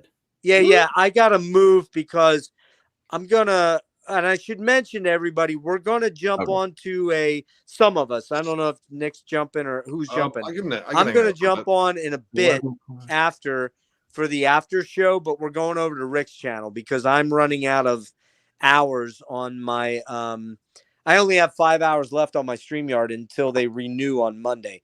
So we're trying to wrap this up. And at the end, if we wrap this album quickly, like we probably will, we'll talk about Alice's importance in the whole sphere of music at this point. But what I wanted to say was we're going to go jump on Rick's thing, and I'm probably going to dip out for a half an hour and let my phone charge up. Because I'm hanging on 8% right now, and that's what I've been at. So, Brian, give me some information on Rainier Fog. Rainier Fog, all right, August 24th, 2018. This one's on BMG. Recorded at Studio X in Seattle, and that was where they did the self-titled. So, I got this Christmas that year. Gave it a few listens. I wasn't that impressed. I mean, I thought I had a few good tracks, but a lot of filler. The one Rainier Fog. Rainier Fog is a great song. Red Giant is a great song. But then going back, Red Giant is exceptional. Going back this week and re-listening, I'm kind of changing my tune. I think there's quite a few. It's really quite a few other strong tracks on here. Drone especially, really cool, kind of upbeat, but kind of chilling vibe at the same time. And the dual vocals on that one, on Drone, I think are some of the best on the record. Maybe is a real like somber Cantrell song, or solo sounding song. Never Fade. Great song. That song is another highlight of this album, and William DuVall wrote the lyrics to that. Very, very strong. Lyrical about memories and people dying and stuff like that. So really rocking tune also, and it puts Williams' vocals up front. So Far Under, that's another cool one. And that one might be DuVall's first that he was the sole writer on. Yep, it was. Other than Last of My Kind. Yes. Overall, another really strong album in their discography, kind of in the second half of their existence. I needed a few more listens to let it sink in, but now it's kind of opened up for me, and it's really come quickly. One of my favorites. So, Rainier Fog, the title track is just so catchy and rocking. And it's the one track on the album that's kind of atypical of the album. It doesn't sound like the rest of it. That's true. That's true. It is. It's kind of more upbeat. Kind of given the it's basically kind of biographical about coming up in the Seattle scene. So about the scene, yeah, super cool. Rick, what you got? Well, I only bought this because it has that cool die cut, man. That's the only reason why I picked it up. Yeah, that is cool. It is a cool die cut. I usually buy Digipacks. That one's cool. I thought it should be important to note that those watching, especially if you're not from the U.S., Rainier is a mountain in Washington, so it's that was very important. Yeah, I mean, I'm gonna go on record as saying this is the worst artwork they've ever had. I mean, it looks like any rock album cover. It just doesn't do anything for me, even though it's a die cut. It's like, it kind of has that weird what the fuck are those people called, that the mason look to it. Yeah, I don't know. I think Devil Put Dinosaurs here was a little bit lazier. Kind of like, I mean, I like Triceratops. Go ahead, Rick. But, give me some thoughts. Anyway, okay, so everything you said about the tracks, it's good. I mean, I love the title track, Red Giant. But tonally, it's different. It almost feels like see, I listen to a lot of stoner and doom and shit like that, and a lot of it comes from that Seattle and Portland area. And I feel like that might have had a bit of an effect with the tone. I could hear the change in Jerry's tone with this. I also hear more of DuVall's prominence on this than usual. With this, I don't know. Like I feel like, I'm not saying it sounds like a stoner album. I just feel like that might have been a bit of that. The climate of what's going on in that region might have had an effect on the change in the and the way they. So it makes me very curious about what they're going to do with the next album and how it's going to sound like. I never really thought about that much until I first listened to this. So it's a lot more thicker. I guess what I can say. I don't know what the best words to apply for this. There's a fatness to it. And did we talk about who produced the last two albums? Brian? No, I don't think we did. Nick Raskulinecz, right? Was it? Brian? Did he leave? Right. Oh, he left. Okay. Oh. I'm pretty sure it's Nick Raskulinecz. I'm not sure who did Black Gives Way to Blue. I'll have to look. One of you guys have that in hold hand? on, I can look real quick here. Yeah, that might even be Nick too. There's that eyeball again. There you go. Yeah. Yeah, that was same producer for both. Well, who was on Black Gives Way to Blue? Yeah, Nick Raskulinecz. Okay, he's done all three, I think, hasn't he? Let's see this one. Also, the change. So we got Capitol. They're moved on to BMG. Yeah, so BMG. I don't know what the reason was for that. Maybe they got a better deal. So I don't know if that had an influence on the way they went forward and how they approached their sound and whatnot. But Nick, same producer. So all three were done by Nick. Yeah. I like the change in sound. I feel like after Dinosaurs, I feel like they needed something to do something different, something new. Again, that's why I like this more than Dinosaurs. I think tonally, I like the direction they're going. I like how thick it is. It's not as gritty and what you call like it was with their earlier albums, but it's heavy the different kind of way. I guess what I can say. It's got like a warmer tone. Like I don't know. Like there's a fuzz. I don't know. I like that. Yeah. It's kind of why I mentioned, like, when you hear a lot of those stoner and doom bands, like, there's a bit of that kind of thing happening with that tone. I feel like it had a bit of that influence with this, again, without actually going into that genre. Yeah, it's still unmistakably Alice in Chains, and I kind of like that, like fresher production on it. And I think these songs stand out a little bit more because I feel like Devil Put Dinosaur here. I don't know, like some stuff kind of ran together. It was a good album, but it was kind of odd. This one flows really well. Love the title track. Red Giant is probably my favorite on here. That song is such a fucking banger. So Far Under has such a killer chorus on it. Drone, massive. I mean, God, dude. Going back to this one, and honestly, like, I didn't listen to the Devil Put Dinosaur here very much. Like, I listened to it, for a fair amount. I was like, I mean, this is good, but it doesn't grab me. Yeah. There's songs in here that grab me again. And, I kept going back to Red Giant a lot. Like, that is easily my favorite on here. It's just an ass whooping song. And something that I think didn't appear as much on Dinosaurs was they did let Robert DuVall, or not Robert DuVall. You already fucked up once on that. William actually sing on his own morning. And that was kind of a complaint on Dinosaurs was it was always harmonized. Like there wasn't really a lot of him isolated. You got Jerry isolated. Right. But not a lot of William. Right. This one you get William isolated, and holy shit, he sounds fucking great. I already listened to Giraffe Tongue Orchestra, and hearing his vocals on that are night and day. But and I like it. I wanted to hear like his like just isolated vocals, just have him do like what Lane would do, like solo stuff. And that makes this one stand out. This one makes me excited for the next one whenever that one shows up. So yeah, this is a really fucking good album. Hopefully it shows up after Jerry gets Brighton out of his system. Yeah. Well, we're gonna talk about that in 1 second. We'll talk about that in a second. Transition I'm not really. Whatever the next album's going to be, I feel like this is a transition. I'm just gonna gloat a little bit. Oh, nice flex. Oh, I saw them on the tour, but I did not meet them. That's cool. Well, I didn't see them. This was an exclusive.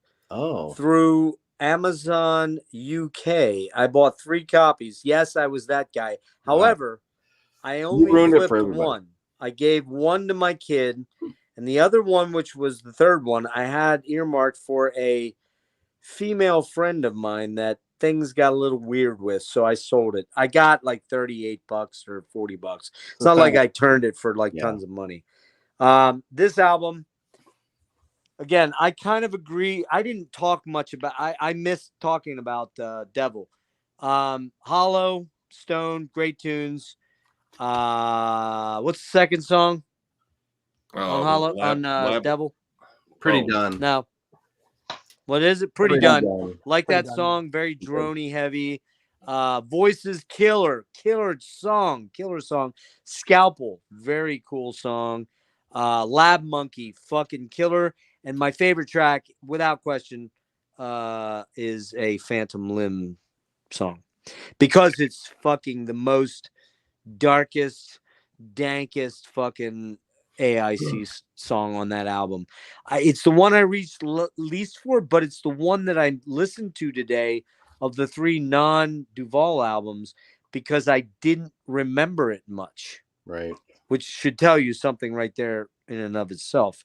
Coming on to Rainier Fog, I got to be honest, man, when I heard the one, I was like, whoa, what the fuck is this? This is weird. Like, that song's very weird. It's strange. The way it's created, and Hack's Process will probably agree with me. It just was an odd song, the way it's constructed. But I dug it. And then they came out with So Far Under, which I believe was the second single. I was like, holy shit, that sounds like fucking AIC right there. Oh, the bending. All those bendy riffs that fucking Cantrell's so famous for. William wrote that song. Really? I didn't know. Red Giant, huge fucking major fucking song on the album, but not my favorite song. You son of a bitch, Jeff. You teased me. Wait, are we talking about Rainier Fog? Yeah. Yes, we're talking about Rainier Fog. Favorite song? I love Red Giant. My favorite song. If you guys had to guess, what would you say it is? Never Fade. No. All I Am. I was gonna say that, because that will put you in the mood, man. Dude, that song is fucking goddamn fucking epic as fuck. Red Giant, close second. All I Am, my favorite song, and the reason is, and it's the longest track too. It's the longest track, and that has nothing to do with it, Rick. I know where you're going with that, motherfucker. I get where you're going with it. It's the build up, man. Yeah. The prog mind. All right, prog nerd. It's the long track. We're on some keyboards, and you'll get. You ever heard of Pussy? Yo, man, where's your Peter Murphy mask, bro? Or not your Peter Murphy, your Peter Gabriel mask. I'm sorry. Yeah. No, man, that song just fucking blows my mind. The melodicism, the lyrics are so heavy, man. Like here's the deal. Let me read something quick here. These lyrics: cannot recognize the face before me, it's unfamiliar. Time has left me broken down and homely. Can you still see me undisguised? Outside the window of your eyes, clinging to the memory of your prime. After many years, the road you wandered left you here alone, deprived. On your toes or on your heels, there's a line drawn on the floor. Where the blood is dried, there is no shine. Have another go, my friend. You can see. You can't feel anymore. While you question just who the hell am I? I got to tell you, man, this fucking song speaks to me in my core. It speaks to me in my mind. It makes me go, man, did Jerry fucking step in my body for just like 5 seconds, man? Because and I hope not, because that would be a little weird and hard to explain. But when you got ghosts and damage, no advantage to me. I'm past believing. Understand the price you pay disarming when you can leave it all behind. Outside the windows of your eyes, clinging to the memory of your prime. The memory of your prime. You got to remember, guys, I'm almost 15 years older than most of you dudes. And I'm kind of heading into the final phase of my life, whether I have this disease or not, and we'll find out a lot more in the coming weeks. Even if I'm not dying of this disease, I'm way closer to the fucking end than you guys are, I hope. And when you get there, man, when you start to head that direction, it's fucking very, very, very real. And when it becomes real, man, it becomes heavy and very, very frightening. I will tell you guys right now, I don't ever want to die. But I've seen it firsthand. Well, Rick, you've been there, man. You've faced something none of us have faced right now, and I am facing it potentially. And I will tell you, I don't want to die, man. I don't want to fucking die ever. But I know I'm going to, because all of us right here sitting are going to die. It's part of life. Yep. And it's fucking heavy, bro. Yeah. And it is intense. And when you are in my position and you read lyrics and you hear vocals that make you think about the end, it weighs heavy on your brain. It weighs heavy on your mind. And this song is beautiful. It's amazing. Yeah. Red Giant's my favorite. I love Drone. I love Never Fade because, man, I never want to fucking fade because I'm beautiful and I want to be here forever. But it's going to happen. It's going to happen. And I've been so far under, man. I'm so far under right now. You guys know what I've been through the last 6 weeks. Oh, yeah. I have fucking been through shit, but I'm still here, and this is a good album. It's a really good album. And I like it better than the prior album, but I like that album quite a bit too. And, there's just not an Alice album I don't like. Yeah. Yeah. They're Alice, man. They are fucking Alice. And I'll ride that train till it ends. And I don't care. It's never going to be bad to me. It might not be great like it once was. And frankly, I will say the DuVall period, the DuVall Cantrell period is not like the Lane Cantrell period. It's not. But it's okay. It's okay, man, because this was Jerry's band and this was Jerry and Sean's band. So to be honest, because Mike came in much later, but this was Jerry and Sean's band. They can do what the fuck they want. And I don't have a problem with that, man. And you know what? I'm going to be there. I'm going to ride it. Even if it sucks. I just don't think Cantrell could put out a sucky album. I just don't see it. I mean, he puts his heart into the work. And I think that's a big thing that matters. Like, everything they've written is essentially someone in the band bearing their soul, whether he wrote the lyrics or not. But musically, it's, all the heart Jerry puts into it. If he writes a bad album, I don't think we'd ever see it released. He'd probably cut it off in the fucking studios. Like, no, it was. No. That's a great segue, though, into.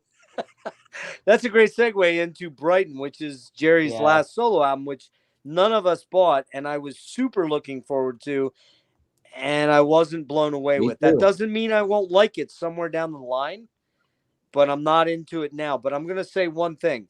Yeah. Alice and Jerry are part of my DNA, man. It is part of my DNA.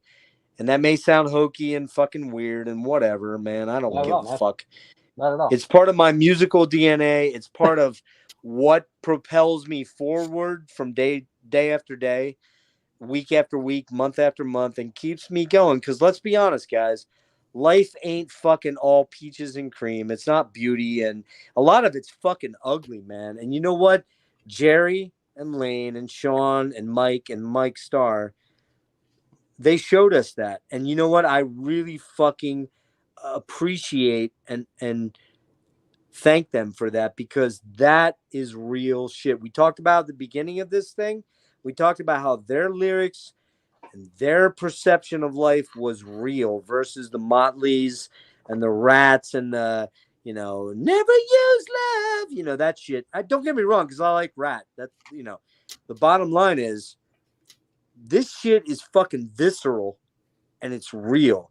It's to the bone, and it's not sugar coated. It's not cute. It's not pretty, man. It's fucking ugly, and I love ugly, man. I personally love ugly. I'm good with it all day, every day. This band does something for me that very few bands have ever done for me. And, there's a handful of bands. Alice is in my top 5. There's no question. They are in my top 5 favorite bands and will always be. And this is the shit that fucking makes me get up in the morning. This is the shit that makes me fucking tackle each day and say, you know what, motherfucker, I'm going to keep going, because that stuff is waiting for me. And I'm going to wrap up right here and let you guys all tie in too. I remember when Lane died, I was driving to my mom's. I was going over a road that I've been over 100 million times in my life. Okay, that's an exaggeration. Thousands of times in my life. I heard that news and I was like, I knew this was going to happen. It broke my heart. I didn't break down because I had too many things going on. I had kids. I was still married. Life was happening. I had a really good full-time job, mortgage, the whole 9 yards, man. The shit was happening. But a part of me died that day. And that's not some fucking exaggeration and some poetic bullshit. A part of me died that day when Lane died, man, because this band meant that much to me in that short period of time from 1990 until 2002, when the dream died that they were going to pull it together and come back and Lane was going to be okay and everything was going to be good. That darkness, that fucking painful moment. If I may add to that, in the 90s, if you were again, a child of the 90s or people who were into like what was going on in the 90s, a lot of people were fucking dying, man. It was like left and right. You know what I mean? The 27 Club. But I see what you mean. Lane was a little more personal to you, when it came to that. Well, let me ask you this. He died in the 90s. Both of you, all three of you guys were in your mid-teens or early teens in the 90s, right? Yeah. Okay. So I am in my mid-20s. Life has become real. I'm not living under mom's roof anymore. Yeah. I have a wife or a living girlfriend at that point in time. I am living in a house that I bought for the first time, and life is real, man. And I start to see that life ain't fucking beautiful like you think it is. I will say this. When you are a teenager or a child, there's a nostalgic view towards life that it's hard to escape. And when you get into the real world of life as an adult, it changes dramatically. Unless you're rich, unless you're loaded and you don't have to worry about anything, which none of us are, right? None of us, are faced with that. I can tell you that, when Lane died, I just thought, man, it's just, life is ugly, man. It has some ugly parts to it that are just not pretty, and I don't like it, and I don't want to see it, and I don't want to feel it, and I don't want to deal with it. I didn't cry over Lane, but I can tell you right now, when I think about Lane now, listening to Mad Season and listening to these recordings, I get fucking choked up, man. And I never knew this guy. I never met him. I saw him live once in 1990, but I don't know him. But you know what I do know? I know his pain, man. I know his fucking pain, man, because I've been there. I've felt it. I've experienced it. And I've eaten it. And that is heavy shit, man. And, I love that dude. And I love this band. And They'll be a part of my fucking DNA when I die. And there's, I'm going to be roasted when I go. I'm going to be fucking fired. I'm not doing the burial thing. And when I go, there's a handful of CDs that are going in my fucking whatever, whatever you go into when you go into the fucking fire. Right. And this Dirt is one of them. A couple of Rush, there's a Rush CD. There's a couple other CDs that I'll keep to myself. But when I go, man, that's going in there with me. This is heavy shit, and I apologize to anybody that hears me talking about this. I think what you said. Is there a little bit example, of alcohol involved here? Sure, but I would say this shit even if I wasn't a little buzzed. This band means so much to me and will always mean so much to me. Lane, who I never knew in my life, will mean something to me.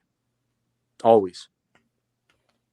What about that? Go ahead, Brian. That two disc version, is that going to go in the casket? I mean, say again. What about the 2-disc version? If you're not going to take, you're trying to be funny. I know. If you're not going to take that, I kind of need it. I'm being a little too heavy. I get it. Brian, wrap up with your thoughts on AIC.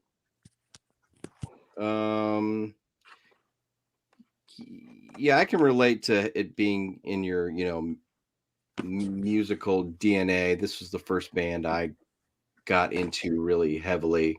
It's still my favorite band of all time. Facelift is my number one album of all time.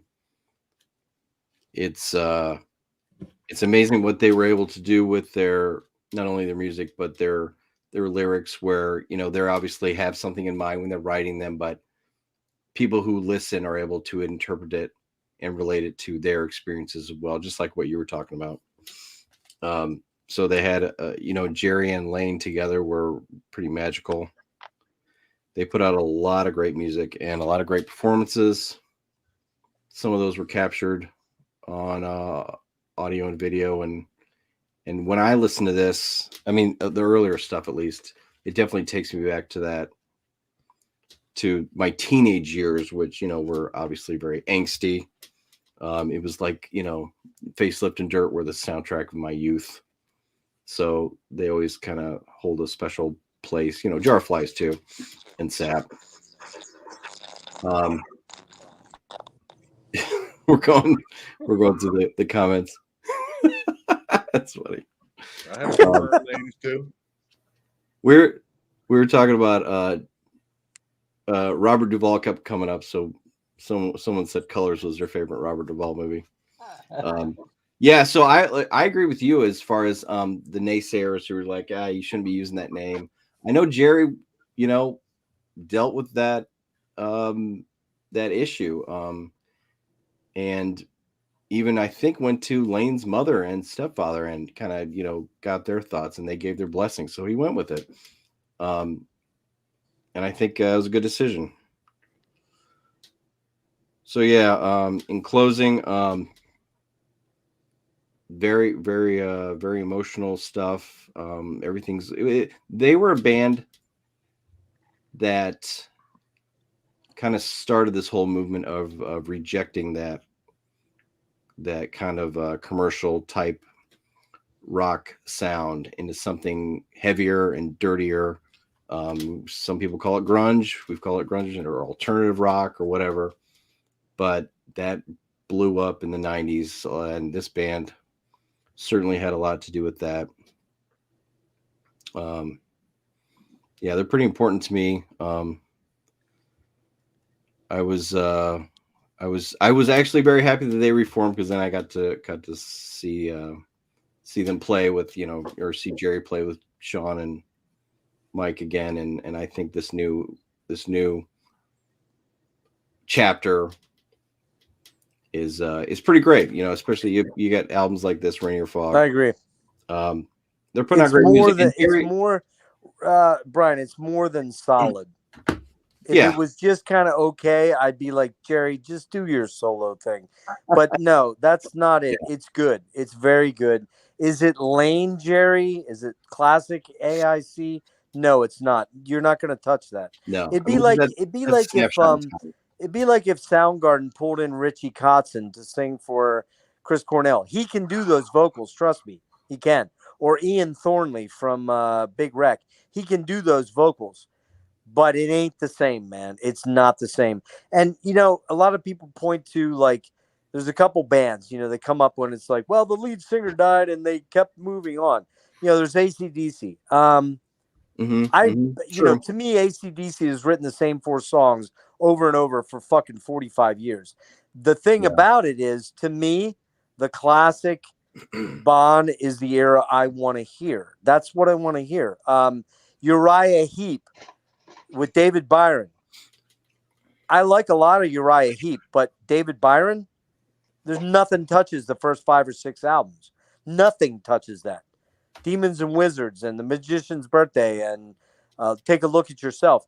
Nothing comes close to that. So when you talk about AIC and the 2 eras, I don't begrudge Jerry and Sean and Mike for doing what they've done at all. And they've put out solid quality material. And they you know, Brian, you've seen them a couple times live. Has anyone else seen them? Because I've seen them like 6 times live with I have DuVall. yet to see Alice in Chains.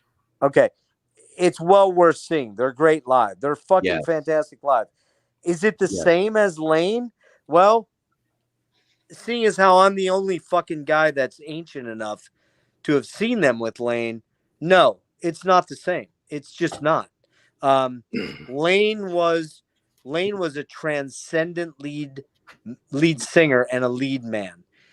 He was transcendent. That's a big fucking word that I don't even know the meaning of, but I know that it applies here. I do know the meaning.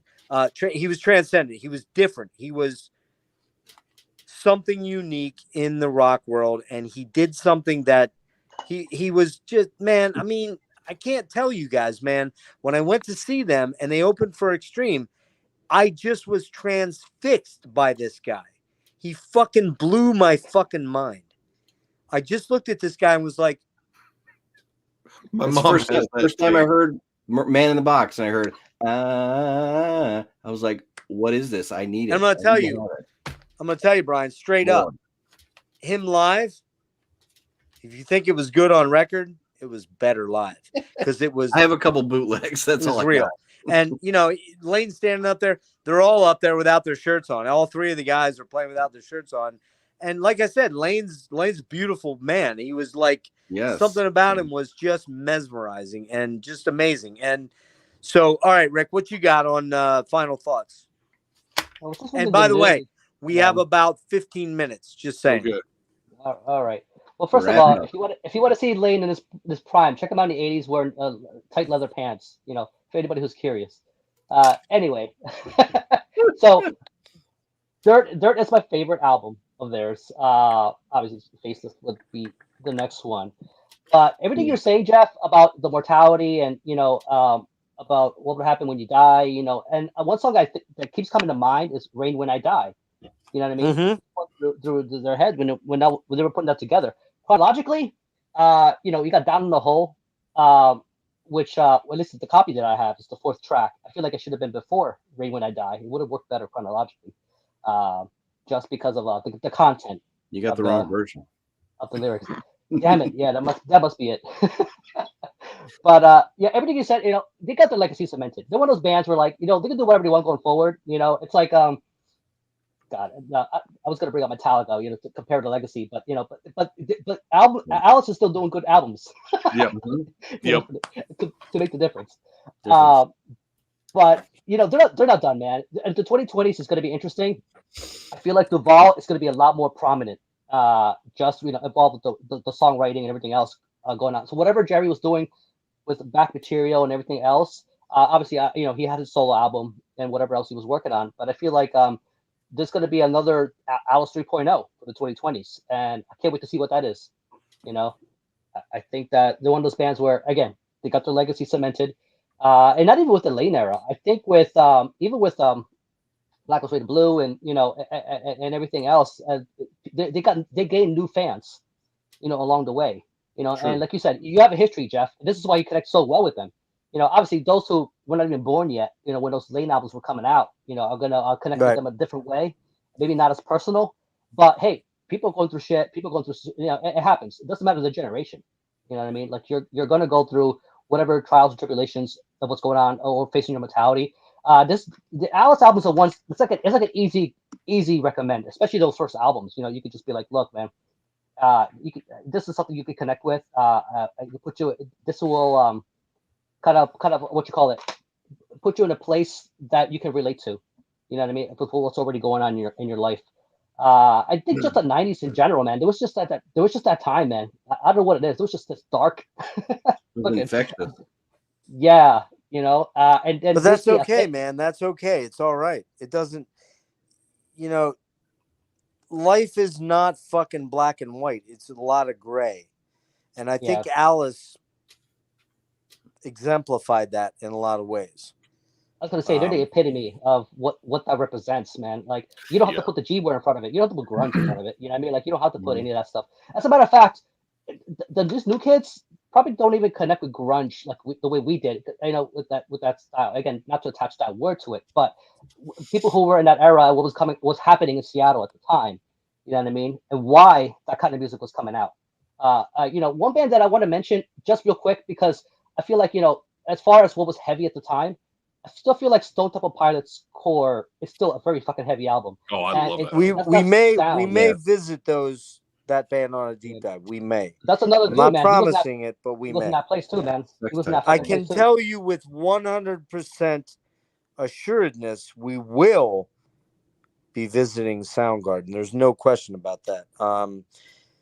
It's Stone Temple. I gotta look at it. I have most of their shit and I like most of it, but I gotta sort of look at it. Not all great. Guys, I'm running out of time. I want to get Nick's final thoughts quick, and then I'm gonna finish it up. I remember where I was when I heard that Lane Staley died, and that one hurt just because I held out hope. I held out so much hope, even though I knew it was misplaced, that Lane was going downhill further than I thought he was and sooner.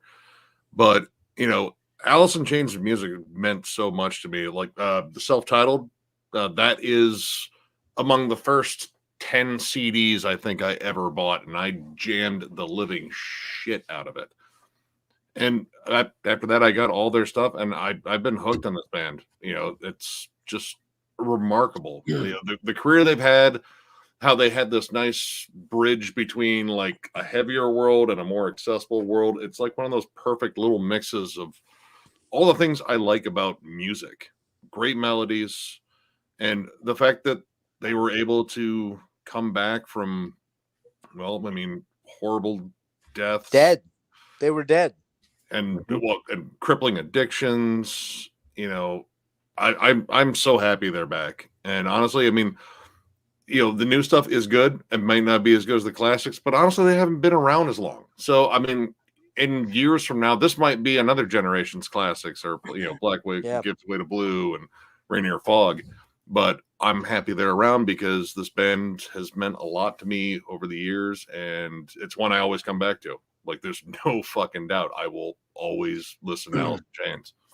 Killer. Okay, I hate to rush because I got 3% on my phone.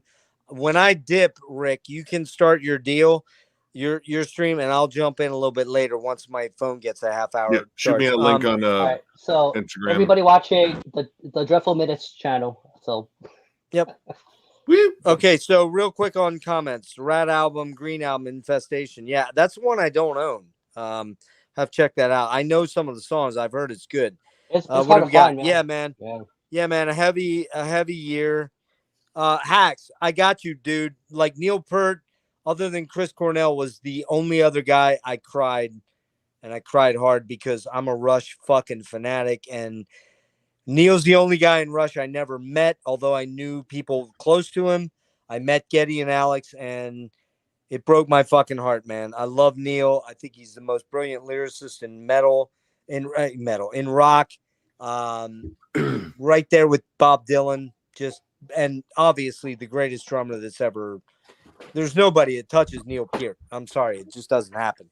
Waylon Jennings too. Okay, yeah. Sorry, guys. If there's some of your private convos, I'm not gonna I love that album. Okay, blah blah blah blah blah. Frozen Soul. Sorry, it's not a metal thing tonight. The songs they did on Last Action Hero. I don't know them, and I need to do that. Oh, really? That's fucked up. What the hell have I? Yeah, well, I know the song, but I didn't really pay close attention to that. So, pretty good shit. Hank the Third. No, Frozen Soul. Awesome. Okay, Ass Jack. I don't know what the fuck that is. I want to know what is Super it? Joint. Sorry, I'm man. into this. Not touching it. My apologies.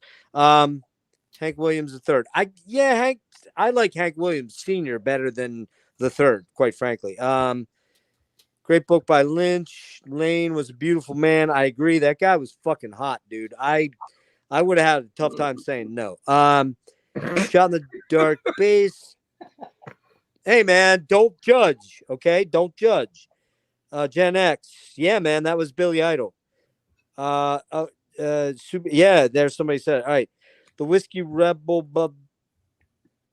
Yeah, James, I don't know. Anyways, I'm not minimizing your comments, guys, but I didn't know what was going on there, so I can't spend much time on it because I'm almost out of juice. Real quick on Alice, I'm going to turn sideways. I kind of ran through it earlier. One of the 5 most important bands in my life. Jerry Cantrell, one of my top 3 guitarists. Lane, one of my top 2 singers. And my other singer is Chris Cornell from Soundgarden. So there you go. And the funny thing is that other than those 2 bands from the grunge movement, could care less, except for Mother Love Bone, which is a totally different topic. I like a lot of other bands here and there, bits and pieces. But to me, Alice and Soundgarden were transcendent. They were different. They were over and above those other bands. And their sales, other than Pearl Jam and Nirvana, I guess, pretty much say that. But to me, they were different bands. They were cut above those bands in terms of songwriting, in terms of how they touch me. And, when I go, man, like Alice will be, as I said, man, Alice will be in my fucking tray that they wheel into the inferno. And it's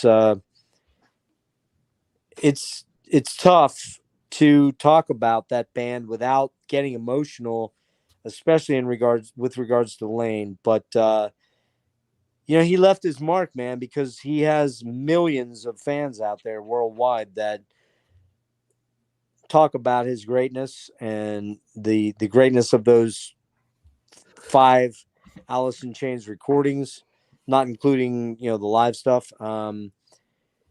Just a fucking amazing band, and I want to thank all you guys for being here, and I really want to thank no, your audio. Yeah, your audio went, Jeff. Hang on, I killed myself. No, I killed myself. Sorry. I really want to thank. I want to thank Brian for being here for the first time, man. I hope you enjoyed it. Oh, it was great. This is really the only band I could probably do a deep dive for because they're just so important to me. So thank you for having me. Yeah. And I want to thank Brian for helping me ride shotgun with the info because of my issue. Yeah. Rick, I want to thank you for being here, and Nick for being here for the second time. And you guys, man, you know I love you guys, man, and you guys are fucking awesome as human beings. These guys, man, especially Rick and Brian, people don't know this, man. I've had some really serious health challenges over the last couple of years, and these guys, in particular, Rick, these guys stepped up. And a couple months ago, man, they fucking bought me groceries so I could survive. And I don't know if anybody understands what that means. Yeah. That's fucking heavy, man. That's fucking heavy. Yeah. And beautiful. And these guys are my friends, man. And we're turning the page though. It's all uphill from here. These guys are beautiful people, man. And Nick, you're a beautiful person too. And I want to thank you guys. I want to thank everybody for being here. And coming up real quick, because I'm almost out of juice. I got 1%. Voivod, hopefully with Marty Worm, is going to join me. I got King's X coming up with Austin Lund joining me. I've got we're going to do Soundgarden. probably with Brian, probably with Nick, and probably with Rick, probably on that one. I got a lot planned, man, and if I keep on trucking and keep fucking breathing, that's gonna happen. I am moving at the end of the month based on all the shit that's happened, and some of you may know what's going on with COVID. I'm moving at the end of the month, so this is probably the last stream of the month, and it will jump into. Although I do have a renewal on Sunday night of my 20, so who knows? Maybe we'll do one more. But I got a lot of fucking cool shit coming, so don't leave. Don't fucking. If you didn't subscribe, please subscribe.